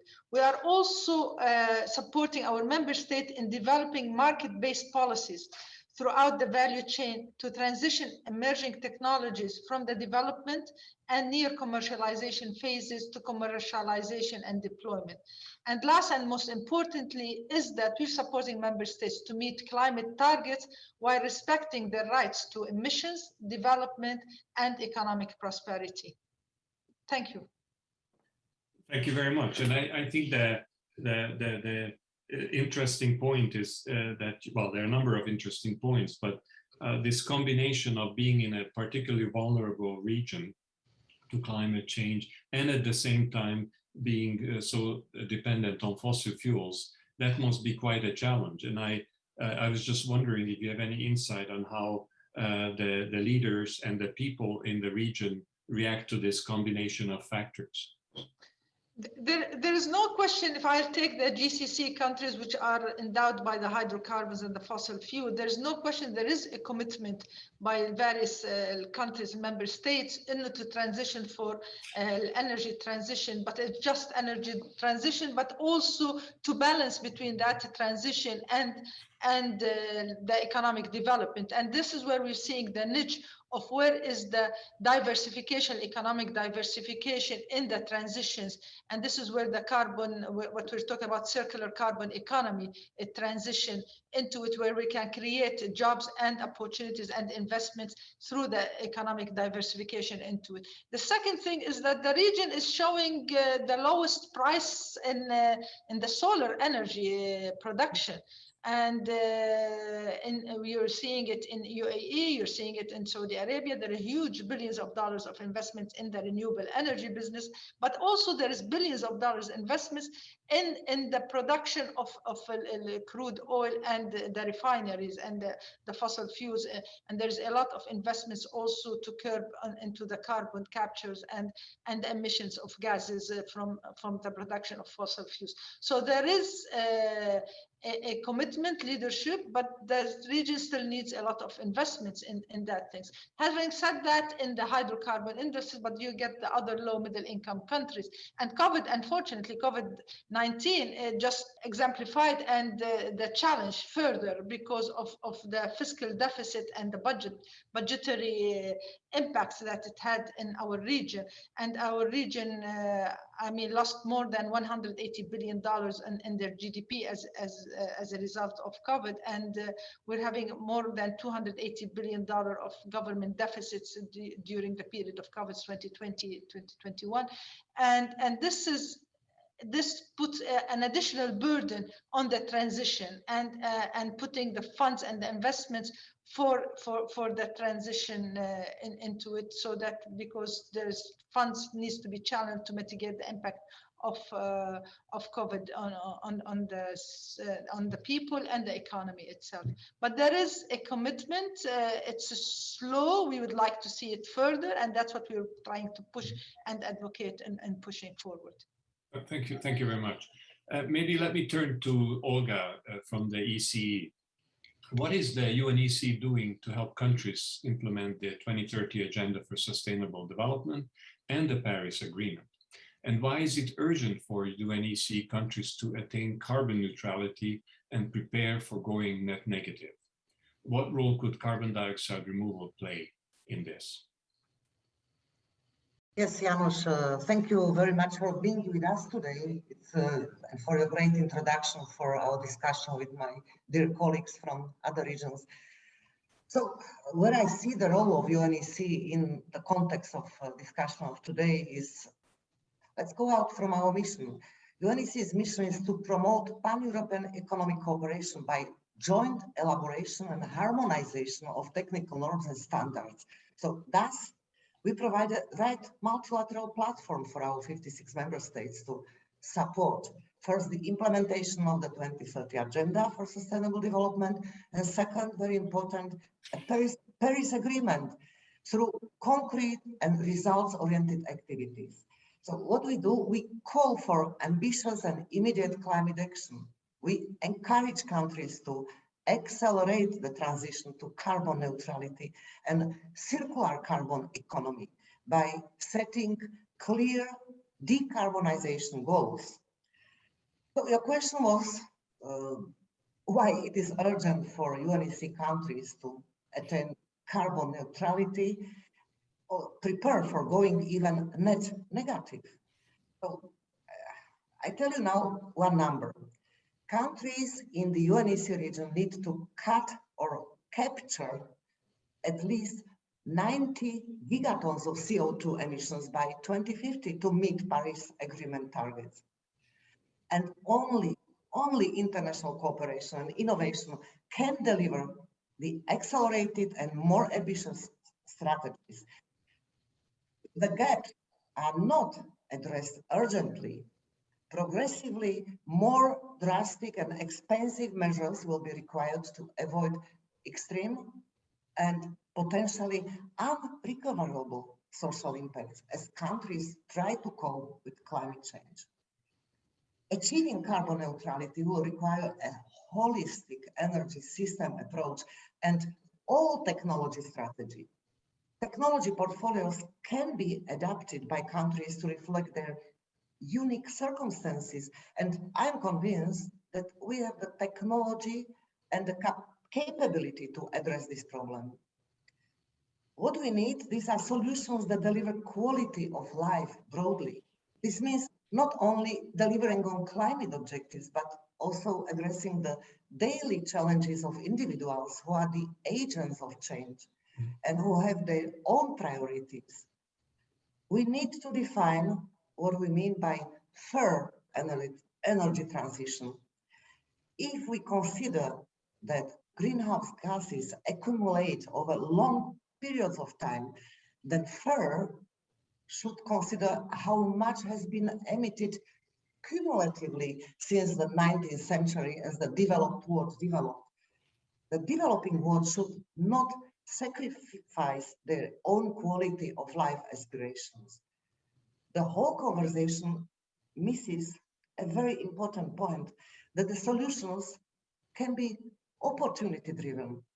Helping countries develop sustainably means investing in infrastructure, in technology, human development, and in employment. The high-level dialogue on energy and the COP26 provide unique opportunity for the world to put political correctness behind and realize that effective solutions are within reach. We must be pragmatic, agnostic, and recognize that there is not just a single universal answer. What matters is the collective outcome, and we must deliver on the climate agenda while delivering on the quality of life agenda globally. Maybe, Janos, later we can elaborate a little bit on CDR technologies, but I would like, at this point, I would like just mention our technology brief on CCUS technology. Then we have another publication, we call it Commitment Trifecta document, and there is another one, Push to Pivot document. Then I believe today we can come back to that. Thank you. Thank you, Olga. And I think we can maybe come back to that later. But I just want to ask you quickly one question. You mentioned you have 56 member countries, and you have some very ambitious ideas and plans here. And you also talked about fairness between countries. And how does that translate within your own region? How do you deal with that? Because the way I see that region, you have a whole range of countries in terms of capabilities, in terms of levels of development and so on. So how do you deal with that within your region? Look, the specific conditions in each of our 56 member states are, of course, different. They have different energy mix, they have different technologies available. But as I mentioned, what matters is the collective outcome. So, for instance, we had the Commission session on circular economy.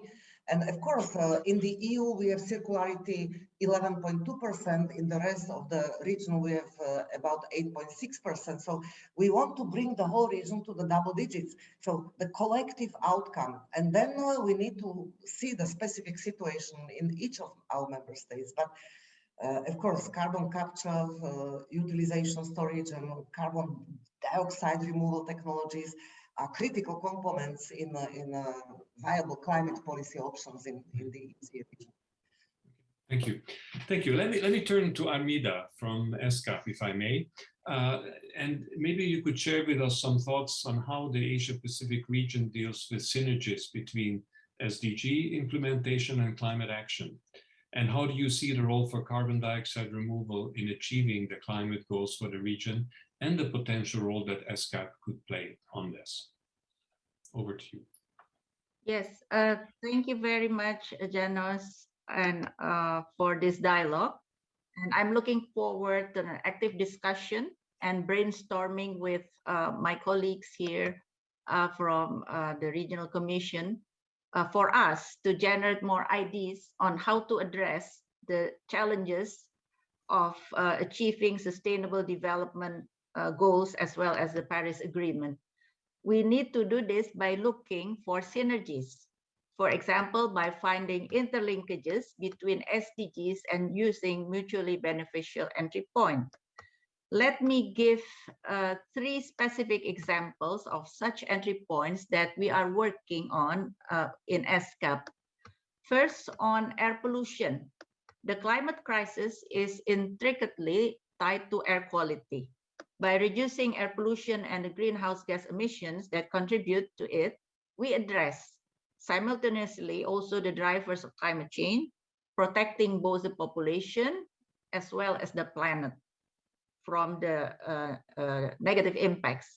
This further improves air quality, which in turn generate immense benefits for our health and also our environment. ESCAP in this regard, supporting cities, for example, to make evidence-based decisions to reduce urban air pollution. We are using machine learning to demonstrate that the primary causes of air pollution vary significantly among urban centers, even in the same country and region. Although we understand that quite substantial source of urban pollution comes from a fossil fuel based use of transportation. But we have another example that we found that forest and agriculture fires are the primary source of air pollution, in this case in Thailand, where ESCAP is located.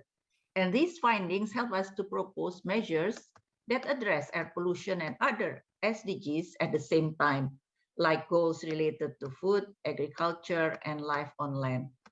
Second example that I would like also to share in this regard is conserving the ocean. The environmental threats to the ocean are human-induced and stem mostly from land-based activities, such as agriculture, including fisheries, tourism, waste management, and industrial related pollution that result in, aside from pollution, and also emissions. Such activities are also responsible for climate change, which stands out, therefore, as a land-based phenomenon, with drastic impacts on marine ecosystems, as well as the people across our region. ESCAP, in this regard, has developed an accelerated approach for progress towards SDG 14 to achieve synergies with other SDGs and climate action. The approach aligned nationally prioritized development efforts with key activities that can achieve multiplier effects. And the third example is nature-based solutions. Using nature-based interventions in various ecosystems effectively combines carbon mitigation and broader SDG co-benefits by creating jobs and supporting livelihoods, as well as improving air quality and our health. This is especially true if implementation addresses trade-off with the sustainable development dimension. Let me give few examples that also link to the previous example on conserving the ocean, which is on restoring and conserving coral reefs and mangroves, coastal habitat restoration, restoring and protecting forests and wetland in catchment areas. And countries in our region must scale up, certainly must scale up their climate action ambition and SDG implementation to rapidly transition towards zero carbon development path for especially for the post-COVID-19 recovery. But then again, looking at the current situation and trajectory, the region, as well as the rest of the world in this matter, is nowhere near to addressing the climate emergency as well as achieving SDGs. So therefore, of course, in addition to advocating more climate mitigation, ESCAP and our partners have started, so we just started a dialogue on the issues of this CDR. Over. Thank you. Well, thank you very much, and very interesting. I am tempted to ask you a very similar question, follow-up question to what I asked from Olga, because in a different way, your region contains some of the largest population of the world, and also lots of different economic and other development status. And how do these different parts of your region react to this fantastic work on synergies? Because I think it's really interesting the way you're approaching these synergies. Do you feel that there is similar reactions from different parts of the region? Maybe if you can say a few words on that. Yeah, again, the development of countries or members in our region are quite diverse. Yeah, they are in different, let's say, development stages.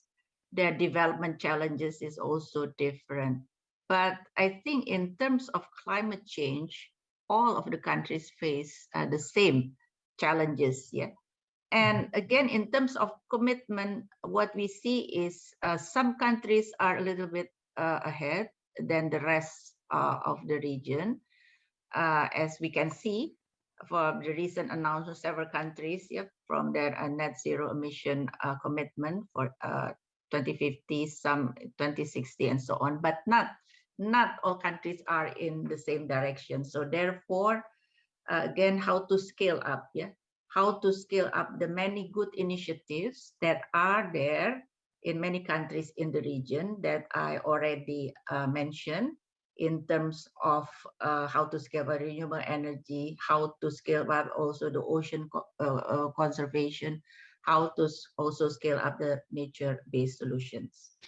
Thank you very much. And now I'd like to turn to Alicia from ECLAC. And maybe if I could ask you to share with us the key findings from a recent report published by ECLAC on a transformative recovery with equality and sustainability, and on the potential impacts of carbon dioxide removal on the SDGs in Latin America and the Caribbean, and thoughts from you on how these might be actually useful for the other regions. Thank you very much for this opportunity to share with my colleagues on these very important matters. And indeed, I think that, first of all, I would like to say that today the world is confronting I think we are confronting a very fragmented world. And I think that's something that I want to say at the very outset, because on the one hand, we have countries, for example, that do not have access to vaccines or that are dealing with climate change, while they are the most affected and the most vulnerable, not yet the most large or emitters. So I think this is the second asymmetry. And the third one is financing for development. Now, having said that, I would like to say that the developed countries are investing enormous amounts of money. That is, we're talking about the US and Europe and China that are US is investing trillions of dollars. Europe is investing millions of euros, and China too, to engage in this transformation of their economies, investing enormously on infrastructure and energy, for example. In our region, that's not the case. Our region is facing, of course, the fiscal constraints as many others, but still we propose to them, as you very well say, in this document, we propose a very concrete areas for transformation. And some of them are basically, number one is energy transformation, that is to move electricity, the electricity matrix, to be moving completely to a renewable based matrix. And we calculated the cost and we calculated the benefits. These will cost 1.3% of GDP annually. It will create 7 million jobs, and it will reduce 30% emissions. So for example, this sector is one that the countries of our region are taking very seriously, and even the foreign direct investment that is coming to our region is coming precisely to these sectors of renewable energy. Secondly, electromobility. We are countries that have lithium, so we have calculated how much it will cost to transform the buses into the diesel buses into electric buses. And again, this is very cost effective and generates a lot of jobs. So now what we are doing is trying to engage with companies like Chinese companies to come and invest in Latin America and the Caribbean, in Chile, for example, to produce electric buses for the rest of the region. The third one is related to bioeconomy and nature-based solution. And this is very important as we're going to speak about these ideas of carbon dioxide removal approaches, because nature-based solutions can be one of them. And the other two are circular economy, which Europe has a lot of experience. We're looking what they're doing, and sustainable tourism. Now, in the case of, we are also working very hard on the health manufacturing industry, trying to see whether countries can produce their own vaccines, which is another topic. Now, coming back to the actions that we are suggesting, what we are saying is that we cannot work only with the environmental sectors. We have to go to the economic sectors. We have to demonstrate that we have to articulate public and private investments towards these sustainable development sectors, that they are going to contribute, of course, to the SDGs, but they have to contribute simultaneously to growth, to produce jobs, and to reduce emissions. So this is the sectors that we have identified so far.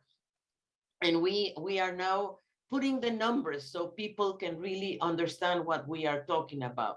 Let me talk a little bit about carbon dioxide removal approaches, because we have been using them, the CDRs, as approaches to move into bioeconomy and nature-based solutions. And that is, this could contribute to the decarbonization of the rest of the economy. And of course, we have identified, for example, what could be the case for afforestation and reforestation.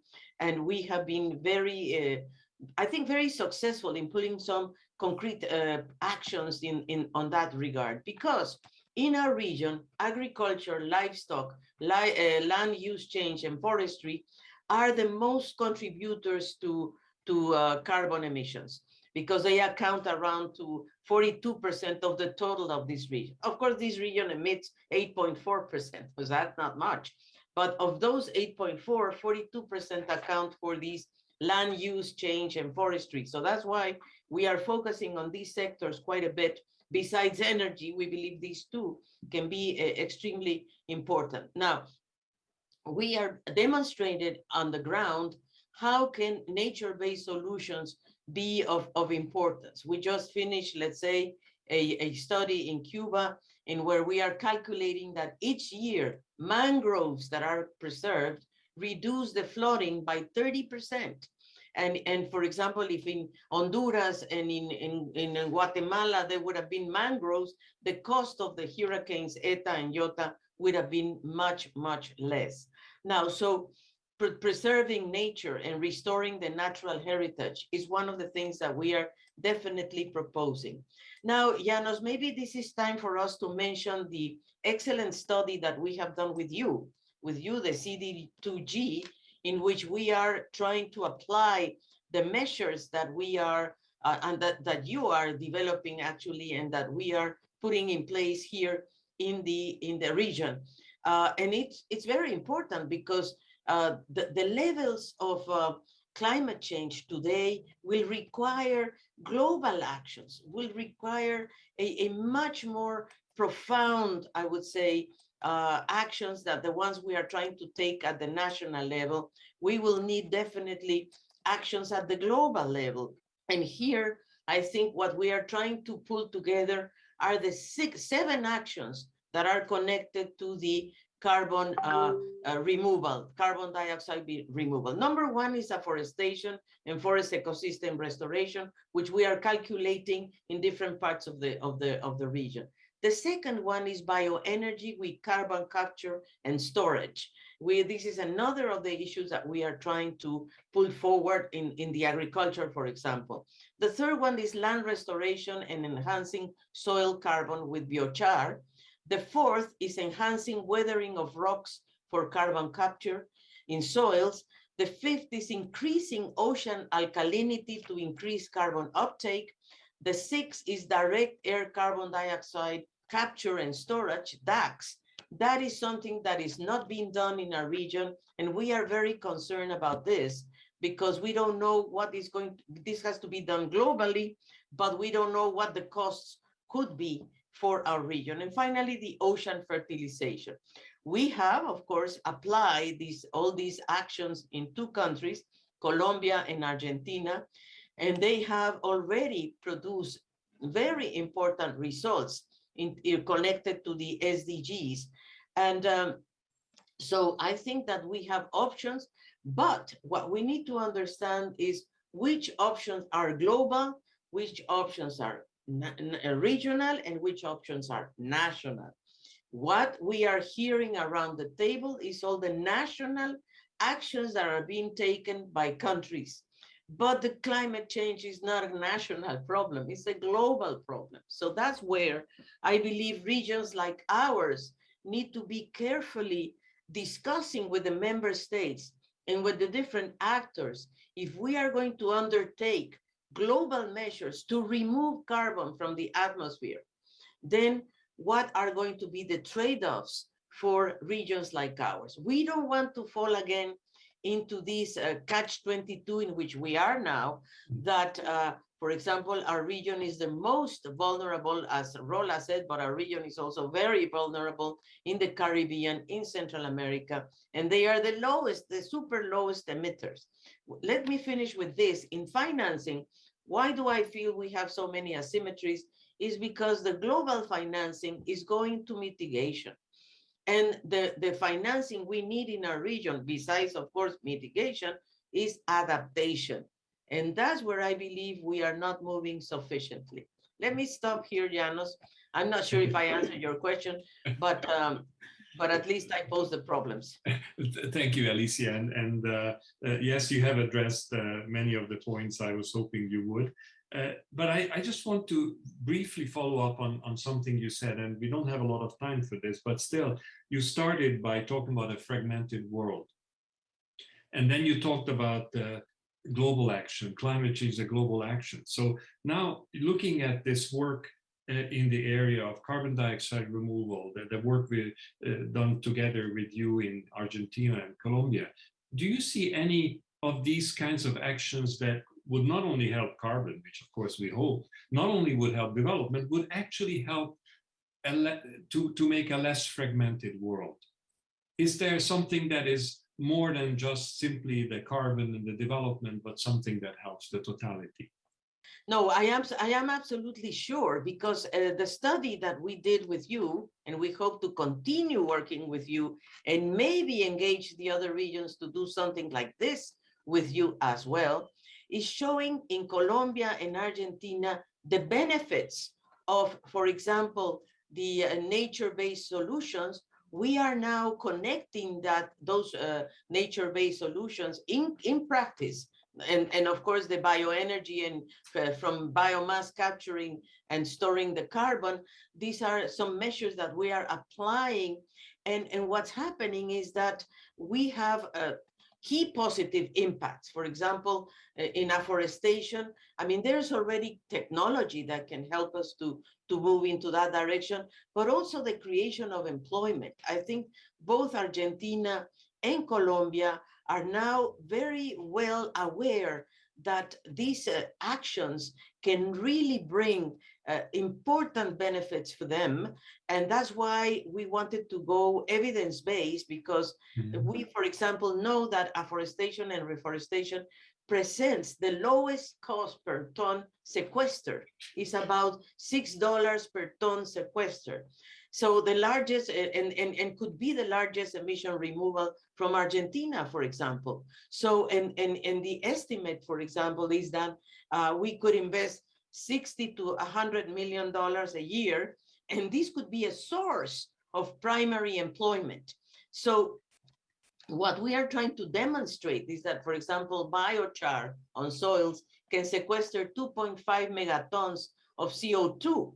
And this has a benefit, it's a very big, high multiplier of GDP and employment. So what we're trying to do, Janos, and I thank you, because we are doing this together with you, is demonstrating how three things, at least from carbon removal, and that is afforestation, BECS, and biochar, how the three impact on three economic sectors, which is growth, employment, and of course, capture of carbon. So I guess that my thinking is that we should continue doing this together with you, to make sure that because we have to demonstrate the cost effectiveness of these things, you know? It's not only to say, yes, they are going to remove carbon from the atmosphere, this is fine. No, but now, since the emergency and the fragmentation of the world, now why I'm so worried about fragmentation is because our developed countries are being left behind. This is the bottom line. We don't have enough money to invest like the developed countries have, and they are going to, and the gaps are going to be growing bigger and bigger in terms of investment, in terms of vaccines, of course, in terms of financing. So how are we going to have a global response if we have such asymmetries. So yes, commissions like ours, like the 5 of us, we can advance on studies on evidence-based, but what we need is a global commitment also from the transnational corporations, I believe. Over to you. Thank you very much. And let me come now to Vera from ECE. And some of the words, Alicia, you just said before, I think lead very much into the question I was hoping to ask from Vera, is how might activities on carbon dioxide removal support and strengthen delivery of other development goals in Africa? Or put it another way, in a more, in other words, is can you envisage a development-oriented focused CDR program in African countries? Thank you, Janice. Thank you very much. And it's a pleasure to be on this panel with the rest of my colleagues and yourself.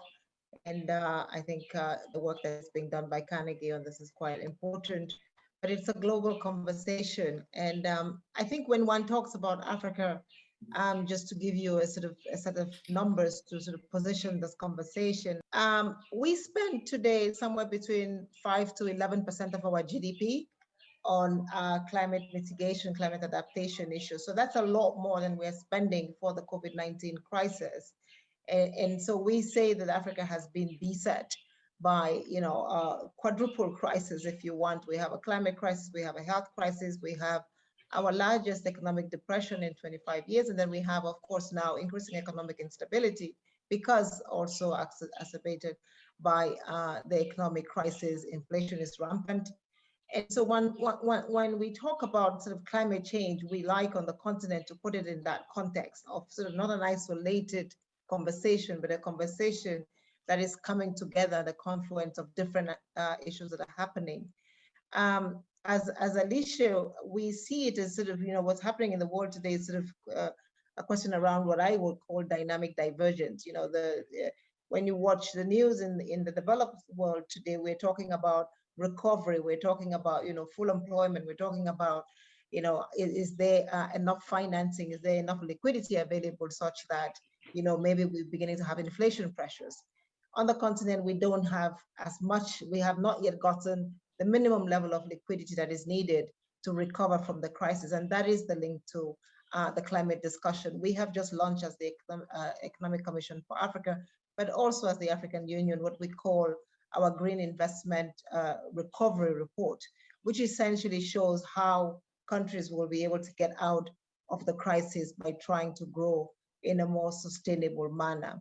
Now, when we talk about carbon dioxide removal, we on the continent are already sequestering 9 billion tons of carbon dioxide in the Congo Basin, which is essentially about 1 billion tons of carbon dioxide sequestration a year.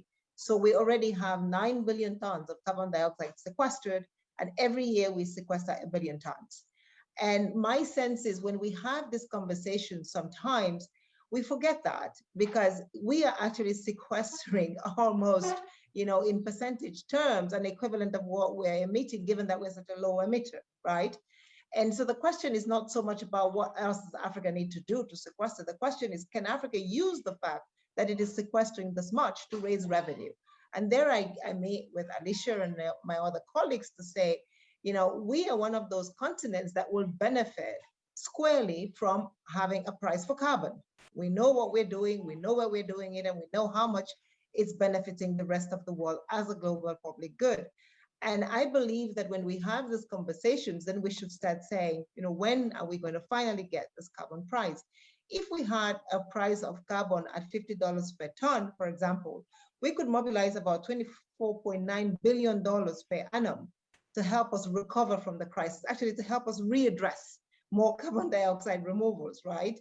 And so in some sense, I think that we're in a conversation where we cannot be asking the continents to continue to do more when we cannot, at this point in time, reward the continent and on a market basis, no favors, just, you know, making sure that it is a service, it's a common service that we're providing, as is Latin America, by the way, because they also have carbon dioxide sequestration that they have been doing for ages. And we need to ensure, we saw last summer the burning in Brazil of the forest. this could happen on the continent. The $29.4 billion that we're asking for at $50 per ton, which is not the right price, by the way. If we had, doubled that, and we will be at $60 billion per ton, and that's a little bit what we're asking for a recovery from the crisis, is a lot more. Today when you go to the Congo Basin, the people who live around the Congo Basin who have been protecting this green environment, if we start felling those trees, if we stop protecting that environment, the cost of reversal is going to be much higher. And so my sense is, I think if we came behind the IMF, the commission set up by Ban Ki-moon and many others to say, and Alicia just finished with that, saying, everybody's talking about mitigation, but there is adaptation. I think there is a conversation we need to have together to say, what do we do to ensure that when we're beginning to look at how we address carbon dioxide removals, we also address those that have already sequestered some and are able to afford it. So that's, I think, a very important conversation that we must have, is the financing, because anything that we do requires financing. And we don't want to be the continent that comes and says, oh, for us to do carbon dioxide removal, we need more resources, give it to us as a grant. No, we want it as a fair market-based initiative that compensates us for what we are already doing, and not as a charity for something that is suboptimal to what we are contributing as a continent to this conversation. So I think that's the first point that I would like to make. Now, the second point, of course, is that we know that reforestation is an important component of carbon dioxide removal. In Ethiopia, the Prime Minister has launched this, very, very extremely ambitious initiative of planting. He started with, I think, 1 billion trees to 3 billion, and this year he's at 5 billion trees. At the Economic Commission for Africa, we are supporting that work, but also supporting it behind the back of job creation and employment activities. So it's not just tree planting, but it is also working with the government to see how we can change cooking stoves. We know that carbon dioxide removal is linked to women's health and healthcare. 23 million women die a year from poor respiratory diseases because of poor cooking practices. So we are also using this process to see whether we can create small and medium enterprise businesses that help to produce cleaner cooking stoves. So that's another important component of that. And finally, we have just finished 10 country studies with the University of Oxford on sort of what does a green recovery look like? What does a carbon dioxide reduction, I would say, maybe not full removal, but reduction imply, and how can one do that? And one of the areas where we can do a lot of that, while essentially, because again, carbon dioxide removal for us has to be a byproduct of something else that we're trying to achieve. That something else for Africa is job creation and its prosperity.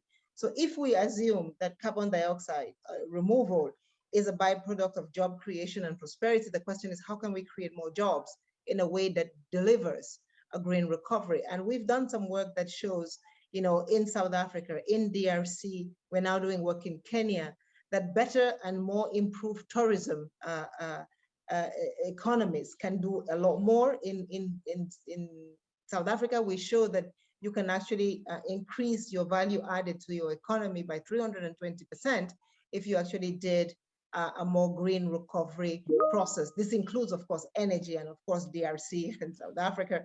South Africa is one of the only countries on our continent that still uses coal as a way of powering its economy.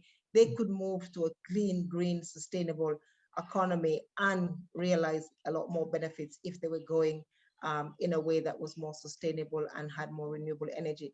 On the conversation on renewable energy on the continent, of course, and I think this is, Elizabeth, what Olga spoke about, we are looking at a just transition that allows Africa anyway to continue to use gas as one of its base energies as we go into the future. Again, because overall, our emission numbers are low, but our growth numbers are not as high as we would like them. And we believe that that combination is a combination that could deliver faster growth for us in a way that will we could realize the revenues and the job creation that is needed to do more carbon dioxide removals on the economy.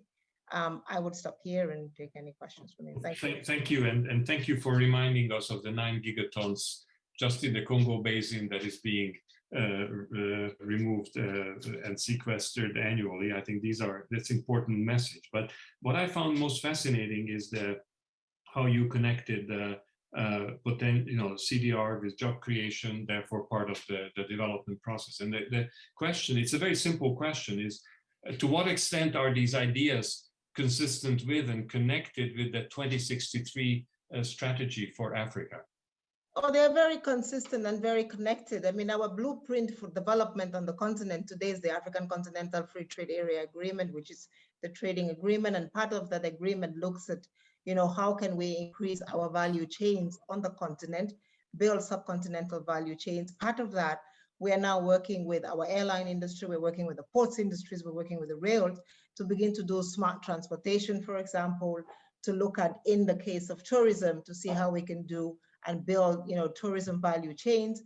We are working, for example, on the Zambia-Zimbabwe border on cross-border energy projects that ensures that we can actually build an industrial platform based on hydroelectricity on the Zimbabwe-Zambia sharing. The whole concept of the African Continental Free Trade Area Agreement is to harmonize processes and then to improve intra-Africa trade. So I think this conversation is, and post the crisis, we've seen in sectors like tourism that we will not for a very long time see huge influxes of international extra-continental trade. So we need to start building, a system of more continental trade, tourism, sorry. So we need Kenyans going to South Africans going to Egypt, and that whole sort of intra-Africa trade process, including through tourism, but through small and medium enterprise trade, is what is going to deliver both the sustainable energy, but also the jobs and the prosperity for the continent. So very, very linked to, actually not linked, it is part of an intrinsic part of the 2063 agenda. Okay, thank you. Well, thank you very much for this. Now, I understand that some of you would like to ask some questions from the others, and I do believe that Armida in particular may have some questions to both to Olga on the one hand and to Alicia on the other hand. So please go ahead and try to keep your responses not too long because we're beginning to run out of time, but we're still okay, but please go ahead. Okay, so to Olga, the question is, we understand that in the context of European dialogues, the discussion on CDR is already addressing many questions on how to deal with these new technologies, which include accounting systems and developing incentives. The dialogue in the Asia-Pacific region on the need and options for CDR is just beginning. So you are way ahead, yeah? What are the specific areas of the discussion that can benefit a relevant dialogue in the Asia-Pacific region? Over. So Olga, maybe you could respond to that and then we'll come to the question to Alicia in a moment. So Olga, you have the floor. Thank you, Imogen. Thank you, Armida, for this question. UNECE has taken action to support countries in implementing CCUS technologies and attaining carbon neutrality. This action has focused on 3 core aims which are relevant for all economic commissions, and they include, first, raising awareness, sharing best practices, recognizing CCUS as an essential climate mitigation option, and consider it when developing national plans. Second, developing, harmonizing, and integrating policies to allow full use of CCUS technology for energy and intensive industries. And the third one is creating funding mechanism. As Vera told, whatever we do requires financing. So funding mechanism for CCUS and directing investments towards modernization of energy infrastructure. Also, we recently published a study on geologic CO2 storage in Eastern Europe, Caucasus, and Central Asia. These countries host significant potential for CO2 storage, and that report provides for the first time a rather detailed analysis in terms of both cost and geography of CO2 storage potential in eastern part of UNECE region. So anytime we stand ready to support ESCAP and also other sister regional commissions and share best practices from UNECE region about CDR technologies. This is an important and timely topic, and only together we will be able to attain regional and global circular carbon economy. Maybe one sentence, because Vera was speaking price on carbon, and all this would require a real price on carbon and sustainable business models. And political agreement is required for long-term engagement and societal commitment, recognizing the scale and cost of the industry that needs to develop quickly to rescue our planet and species. Back to, if you ever need more, we can always discuss. Thank you. Back to you, Anna. Thank you, Anita. Yeah, thank you very much, Olga. Of course, the understanding is the CDR, the nature-based solution, more towards that, you know, that angle, yeah, not the large-scale CDR.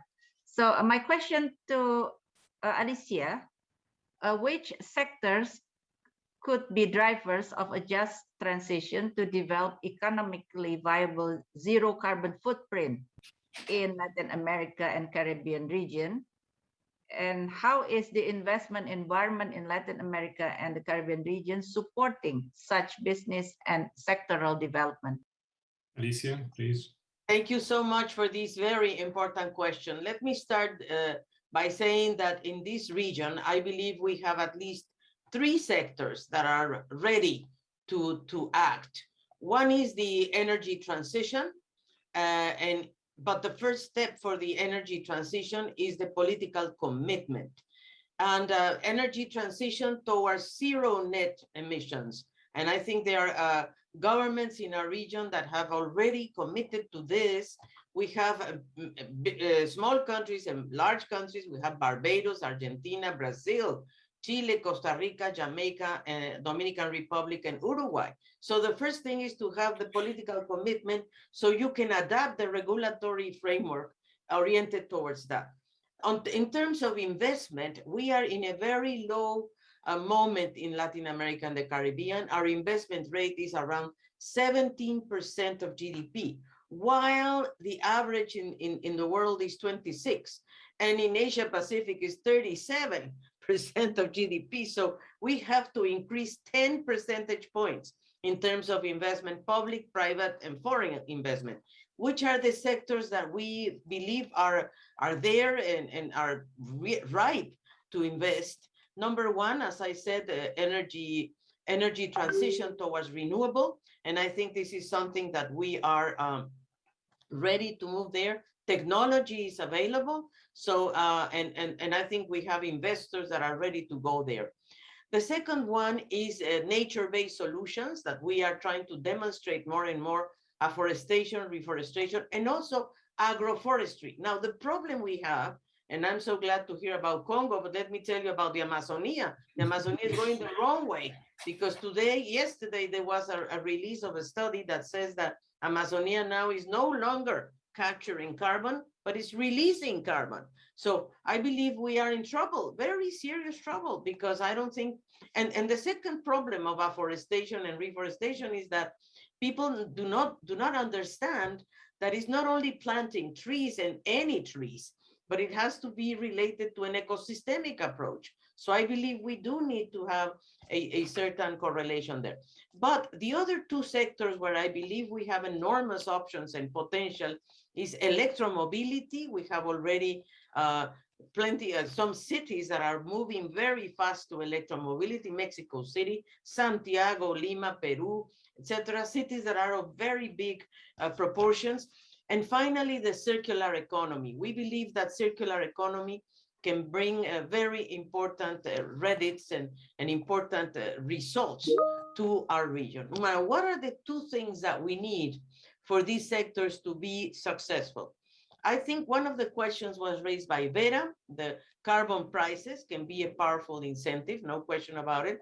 But the other one, dear Janos and colleagues, is licensing of technologies. I mean, we really need a waiver on key technologies to improve our climate change responses. If we are going to pay all the copyrights, and so we do need a sort of a big mission for these ideas. Now, in terms of carbon, I would say I'm sure that Janos will want to know what do we think about these ideas of CDRs in our regions. And I think the thing is that these three first can be okay. I mean, afforestation, capturing of energy, renewable energy, et cetera, but there are other solutions that might be more risky at the global level, and that's where the things that we need to discuss together. And I'm glad that the five of us are here together to discuss these type of things. I hope I answered your questions, my dear, but I have to say that my region, unfortunately, is going the wrong way because reprimarization is coming back, extractive industries, because there is better commodity prices. So I guess that there is a long way to go yet to convince governments and private sector that these can bring opportunities in three ways: employment, growth, and reduction of emissions. But we are not still there, unfortunately. Over.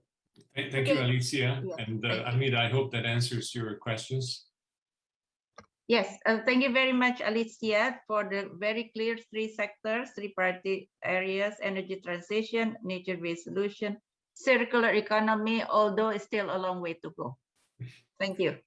And I believe, Vera, you also had a question that you wanted to ask.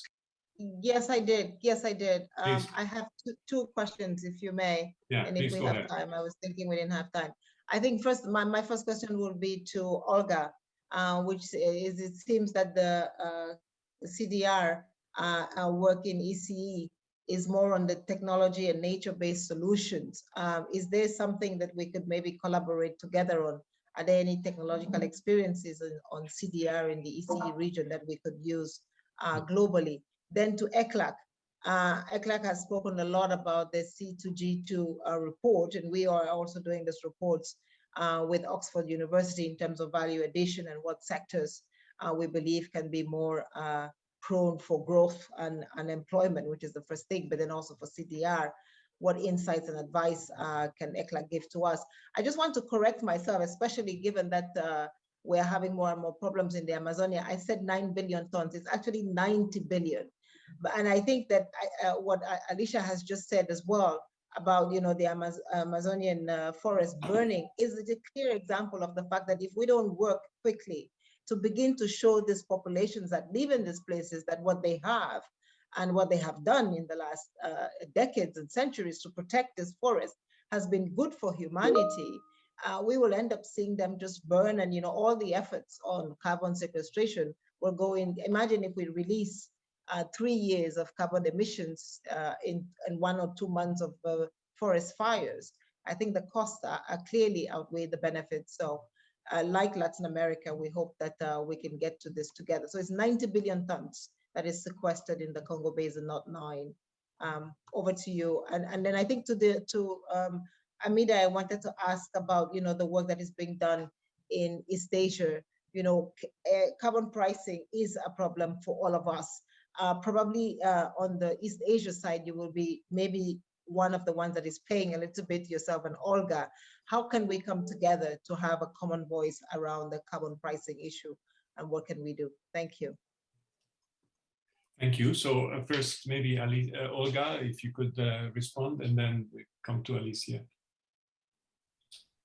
Yes, Vera, I was also thinking, listening to this discussion, how we can come together, and definitely we discussed earlier with Janos, so we are already late, so now we have reached a tipping point, so it's absolutely urgent to act now and make bold commitments now. So sharing good practices is needed, and I'm very eager to work with my fellow executive secretaries and cooperate across all regional commissions. So I would like to invite, for instance, one proposal, all regional commissions, and establish a task force or working group and promote circular carbon economy across all regions in preparation for our commission's meetings in 2023. Circular carbon economy employs a holistic, technology-neutral approach by deploying clean technologies, including also CCUS to store carbon underground along the processes that turn CO2 into value-added products. So We need to mobilize to scale up favorable conditions and develop legal, financial, regulatory frameworks together with infrastructure and banking institutions. We need to act now as also CCUS unlocks full decarbonization of energy sector. Countries need to include CCUS in long-term strategies and start retrofitting existing infrastructure. So here is my proposal, Vera, but we can discuss later. Thank you. Alicia? Thank you so much, Vera, for this very pertinent question. Yes, let me tell you that in the C2G CEPAL study, where we compare the cases of Argentina and Colombia, we were able to quantify the cost of investments for reforestation, bioenergy, and biochar in soils.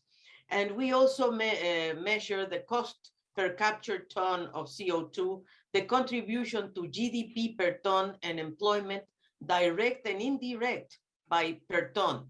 Not surprisingly, in Argentina, reforestation is the least costly, with very important contributions to GDP and employment, while in Colombia, the numbers are much better related to mangrove restoration.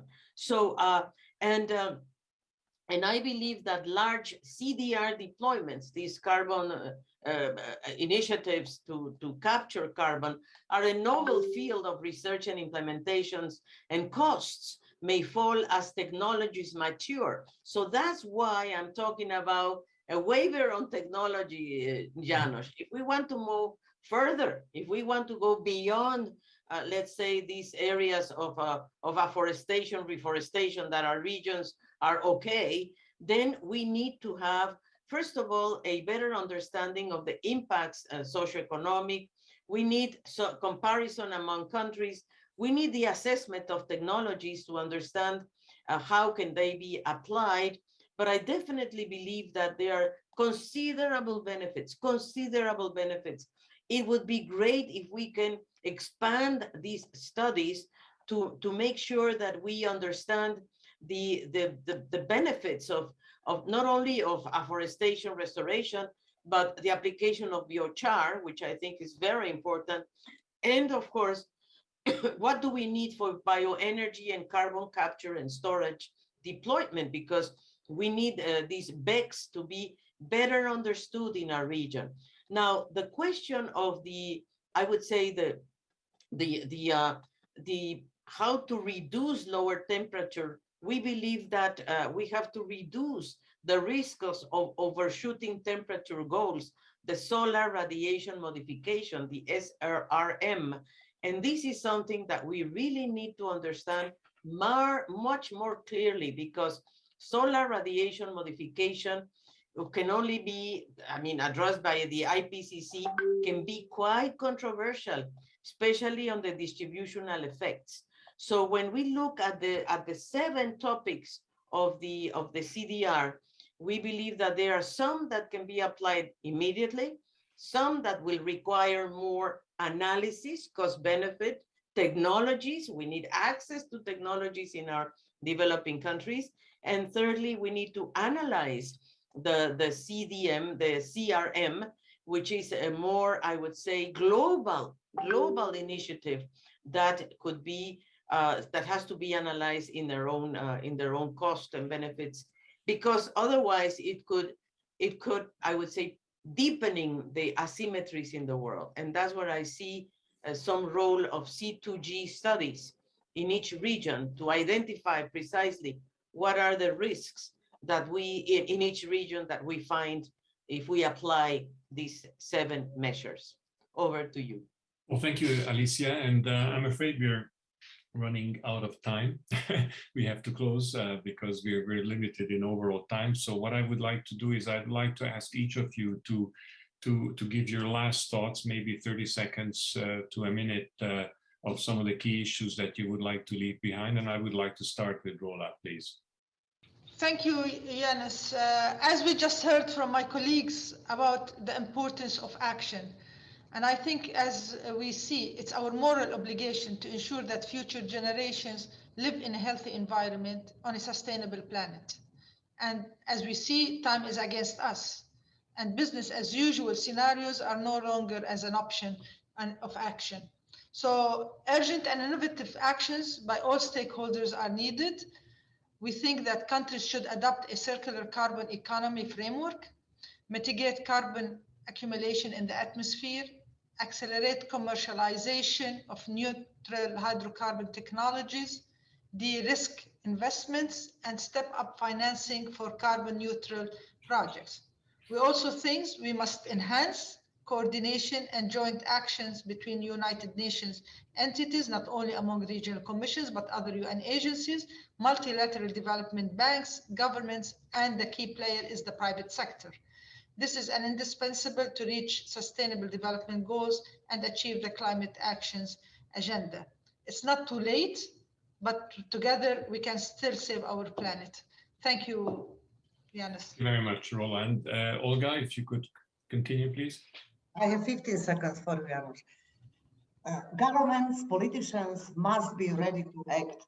We should expect that governments are acting to improve our quality of life.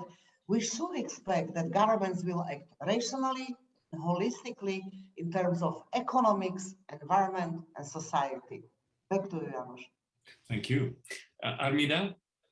Yes, so there are several options that can create co-benefits and mitigation potential in our portfolio to address climate change and SDGs, including, again, nature-based solutions, decarbonization, coal phase out, and green energy. All of these strategies should be thoroughly evaluated when and before we consider engineered CDR options. In addition, we need to exhaust the potential of climate mitigation, decarbonization, and the use of nature-based solutions before we consider additional approaches like solar radiation modification. We urgently need to provide the global and regional space to create a dialogue platform for the use and, in many cases, non-use of such technologies before they create more and potential problems than they try to solve. Over. Thank you very much. Alicia? Thank you very much, Janos. And let me say that I want to thank you because I think you're tapping into the right actors. And that is the regional approaches. You know, although this is a global problem, each region will respond to this problem in a different way. And I believe that we, the regional commissions, can contribute enormously to engage in a discussion in our own regions with different actors that go beyond environment. We need to bring to the table energy ministers, environmental ministers, finance ministers, and I would say civil society as well, because this topic is so unfamiliar to many people. Many people don't understand the globality of the climate change problem. They believe it could be a local solved problem. It's not, but that there are going to be regional costs for this. And therefore, I think we can, certainly the regional commissions can help on this debate, helped by you and other institutions, because I think the UN plays a small role here. We need to also connect the Climate Change Convention with the Biodiversity Convention. I mean, these two conventions do not talk to each other. And you and I, Janos, come from 1992. I mean, I don't want to reveal our ages, but definitely you and I know how difficult it has been to really move ahead, and also the desertification. I mean, we are in a process of desertification in this region as we speak.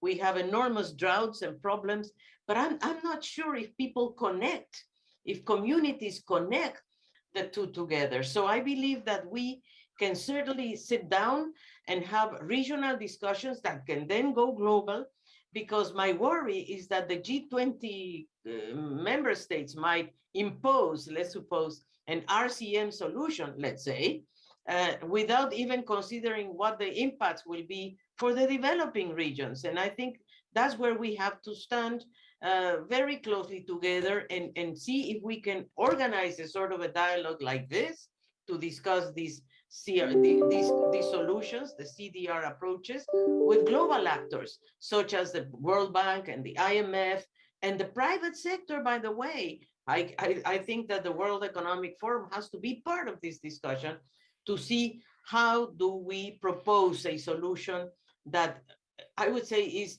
bottom up, not again top down, because that's not going to help. So count on us, Janos. I guess that the regional commissions, and we thank you for that, you tap into the very right actors. Thank you so much. Thank you, Alicia and Vera. Maybe you want to share with us your final thoughts.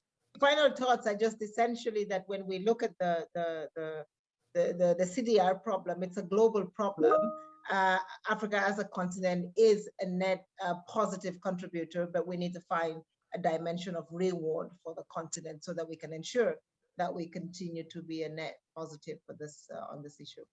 Thank you very much. And thank you to all the guest speakers for this really important dialogue. It is through leadership such as yours and your teams and dialogues like this that new ideas can be explored, learnings can be transferred from one place to another, and ideas for cooperation can be brought up. Now, you've addressed many issues, and I'm not going to try to summarize because that's impossible, but I think we all agree how challenging a situation we're in. And the recent report of the IPCC shows us that, in fact, we are in a more challenging situation than before. And we may have to think about these unthinkable additional options that we've all mentioned before. But they're coming back to CDR. I think there is an understanding around the table here that there is a role for CDR. There are linkages to development. It can be positive, it can be negative, and one has to address them. And I think there's been some really good discussion about how one might be able to do that and how one might actually transfer ideas from one region to another. And I was very encouraged to hear from each of you how you're willing to do more and engage with each other on this. So there is a role for international cooperation, and there is a role for the regional commissions to engage in this. But what is also clear is that to manage all this, there will be some pretty, in a way, to contribute to the implementation of the SDGs and not to hinder them. There needs to be a sort of a multi-level short and long-term governance frameworks that some of which are in place already in part, but some which we need to be strengthened in order for this to happen. And finally, a number of you have raised this, and yes, the situation is such that we might actually need to start talking about these unthinkables. And we would certainly be happy to work with you to engage in further conversations, including having a conversation like this one about the solar radiation modification option at some point, the risks, benefits, the challenges, and how one might decide whether or not to make use of something like that. So with that, I would like to thank you for this conversation, and we look forward to seeing you at the next such discussion at some point in the future. Thank you very much.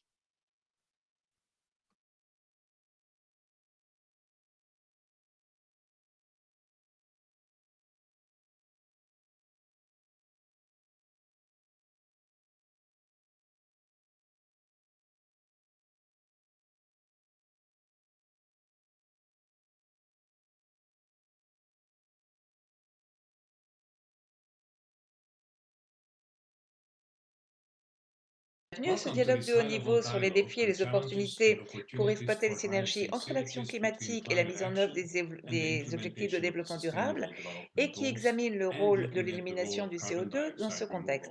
Je suis Janus Pastor, directeur exécutif de l'initiative Carnegie sur la gouvernance du climat, la C2G, et je suis très heureux d'animer cette discussion sur ce sujet avec des secrétaires exécutifs de 5 commissions économiques régionales des Nations Unies.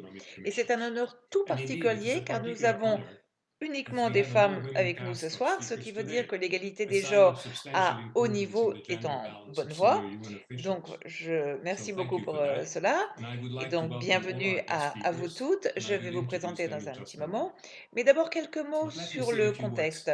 Ceci est donc un dialogue organisé par la C2G en collaboration avec 5 commissions régionales des Nations Unies afin de contribuer au dialogue de haut niveau sur l'énergie. Et ce dialogue va également servir d'ouverture au 11e Forum international de l'énergie pour le développement durable, qui est organisé conjointement par les commissions régionales en partenariat avec un certain nombre d'organisations internationales, dont le Programme des Nations Unies pour l'environnement et le Programme des Nations Unies pour le développement.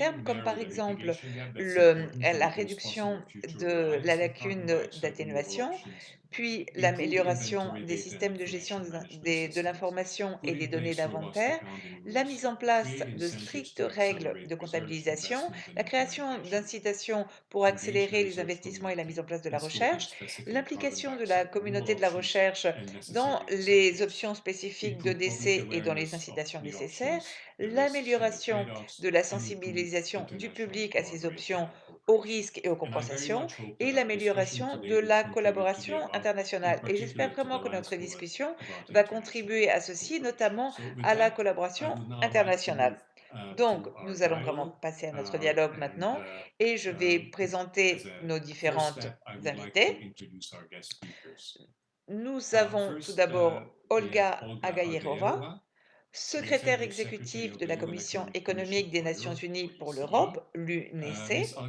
Elle était auparavant représentante permanente de la Slovaquie auprès des organisations internationales à Vienne. Elle a été présidente des objectifs du millénaire pour le développement de la Slovaquie et secrétaire d'État au ministère des Affaires étrangères. Bienvenue, Olga. Nous avons ensuite Armida Alisha Bana, secrétaire exécutive de la Commission économique et sociale des Nations Unies pour l'Asie et le Pacifique, la CESAP. Elle a été ministre de la Planification du Développement National et responsable de l'Agence nationale de planification du développement durable en Indonésie. Elle a été gouverneure suppléante de la Banque mondiale et de la Banque asiatique de développement au nom du gouvernement indonésien et membre de l'équipe indépendante de haut niveau chargée d'appuyer le dialogue du Conseil économique et social sur le positionnement à long terme du système des Nations Unies pour le développement dans le contexte du programme de développement durable 2030. Bienvenue, Armida, à notre discussion. Nous avons ensuite Roland Lachty, secrétaire exécutif de la Commission économique et sociale pour l'Asie occidentale, la CSAO. C'est une économiste koweïtienne de renom et championne confirmée des droits de la femme et de l'égalité entre les sexes. Elle a été membre du Conseil suprême de la planification du Koweït, ministre du Plan et du Développement et ministre d'État pour les affaires du Parlement. Elle a aussi occupé des postes importants dans des instituts de recherche et de développement. Bienvenue, Roland. Nous avons ensuite Alicia Bárcena, secrétaire exécutive de la Commission économique pour l'Amérique latine et les Caraïbes, la CEPALC. Elle a auparavant été sous-secrétaire à la gestion au siège de l'ONU à New York, chef de cabinet de l'ancien secrétaire général Kofi Annan, et elle a également occupé de nombreuses fonctions, notamment au PNUD et au PNUE. Bienvenue, Alicia. Et nous avons enfin Vera Songwe, secrétaire exécutive de la Commission économique pour l'Afrique, la CEA. Elle est la première femme à diriger l'institution en 60 ans d'histoire et la plus haute responsable régionale des Nations Unies. Elle a été récompensée par différents titres prestigieux. Elle a notamment été classée parmi les 50 femmes les plus puissantes d'Afrique par Forbes en 2020 et comme l'une ou l'un des 100 Africains les plus influents par Jeune Afrique en 2019. Elle a occupé plusieurs postes de direction à la Banque mondiale et à la Société financière internationale avant de rejoindre la CEA. Bienvenue, Vera. Et bienvenue à vous toutes. Je pense que nous allons vraiment avoir une discussion très importante où vous allez pouvoir partager votre expérience. Donc, je vais d'abord demander à chacune d'entre vous de dire quelques mots à titre de présentation. Et je vais commencer peut-être avec Rola de la CSAO. Donc, comment la région de l'Asie de l'Ouest voit-elle les synergies et les compensations à l'heure de répondre aux objectifs de changement climatique et des objectifs de développement durable? Merci, Janos. J'aimerais tout d'abord dire que nous sommes dans une région qui est particulièrement vulnérable aux impacts des changements climatiques et certains pays ont d'ailleurs déjà connu une augmentation des températures supérieure à 2 degrés Celsius. Nous avons également des pénuries d'eau et 60% de notre population vit dans des régions qui font face à un stress hydrique. Et par ailleurs, notre région souffre d'une très grande dépendance aux combustibles fossiles, non simplement comme une source d'approvisionnement et de revenus, mais également comme une source de développement dans de nombreux pays de notre région. Et un autre défi est posé par la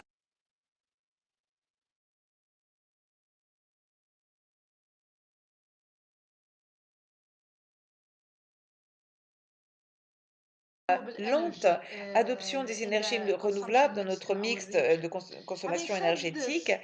Ceci dit, donc nous avons produit en juin dernier un rapport mondial qui offre des recommandations politiques et des options qui permettent d'améliorer les synergies tout en faisant face aux compensations entre les objectifs de développement durable et d'autres objectifs énergétiques afin de garantir l'inclusivité et une juste transition énergétique.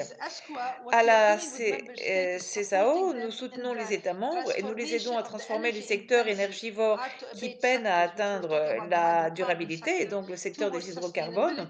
Et pour ceci, il faut adopter des cadres d'économie circulaire du carbone et notamment avoir recours donc au captage, stockage et utilisation du carbone et à la capture directe du carbone dans l'air.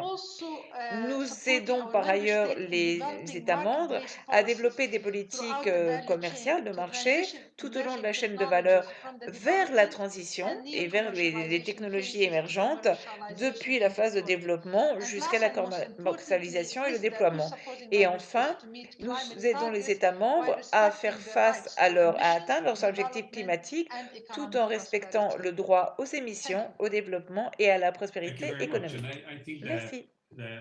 Merci beaucoup. Il est particulièrement intéressant de vous entendre parler de cette combinaison entre le fait d'être une région très vulnérable au changement climatique et être à la fois très dépendant des combustibles fossiles. Et ce doit être un défi énorme. Et je me demandais justement si vous voyez comment les gouvernants et les personnes de cette région réagissent à cette combinaison de facteurs. Si vous prenez les pays du Conseil de coopération du Golfe qui sont subventionnés par les hydrocarbones et les combustibles fossiles, il n'y a pas de doute. Et il y a un véritable engagement de la part de nombreux pays, donc de nos États membres, pour une transition énergétique, mais également pour équilibrer cette transition et le développement économique. Et c'est là où on voit la niche où peut se faire cette diversification économique vers la transition. Et donc, c'est dans ce sens que l'économie circulaire du carbone peut jouer un grand rôle et créer des emplois, des opportunités et des investissements tout au long de cette diversification économique. La deuxième chose, c'est que notre pays affiche les plus faibles prix dans la production d'énergie solaire.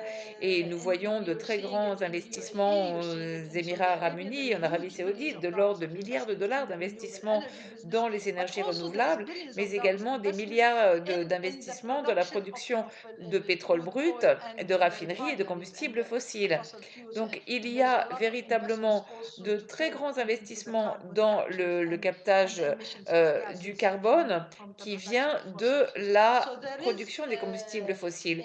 Donc, il y a véritablement un engagement des gouvernants, mais il y a un besoin de fort investissement pour toutes ces choses. Et ceci étant dit, il faut voir également que nous avons d'autres pays qui sont à faible ou à moyen revenu et qui ont été affectés par les conséquences du Covid-19 en raison du déficit fiscal et des impacts budgétaires qui ont frappé notre région. Et notre région a perdu le PIB de l'ordre de 180 milliards de dollars en raison du Covid.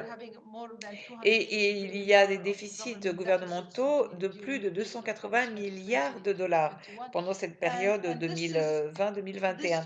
Ceci fait peser un fardeau supplémentaire sur la transition et sur les fonds et investissements nécessaires pour cette transition, car il faut également dédier des fonds pour atténuer les impacts économiques de la Covid sur les personnes et donc sur l'économie elle-même. Pour résumer, donc c'est un engagement, il y en a un, il est lent, nous aimerions qu'il soit plus rapide et c'est pourquoi nous faisons pression sur ceci et nous le prenons, voilà, nous le prenons. Merci, je me tourne maintenant vers Olga de l'UNECE. Qu'est-ce que l'UNECE fait pour aider les pays à mettre en œuvre l'agenda 2030 pour le développement durable et l'accord de Paris?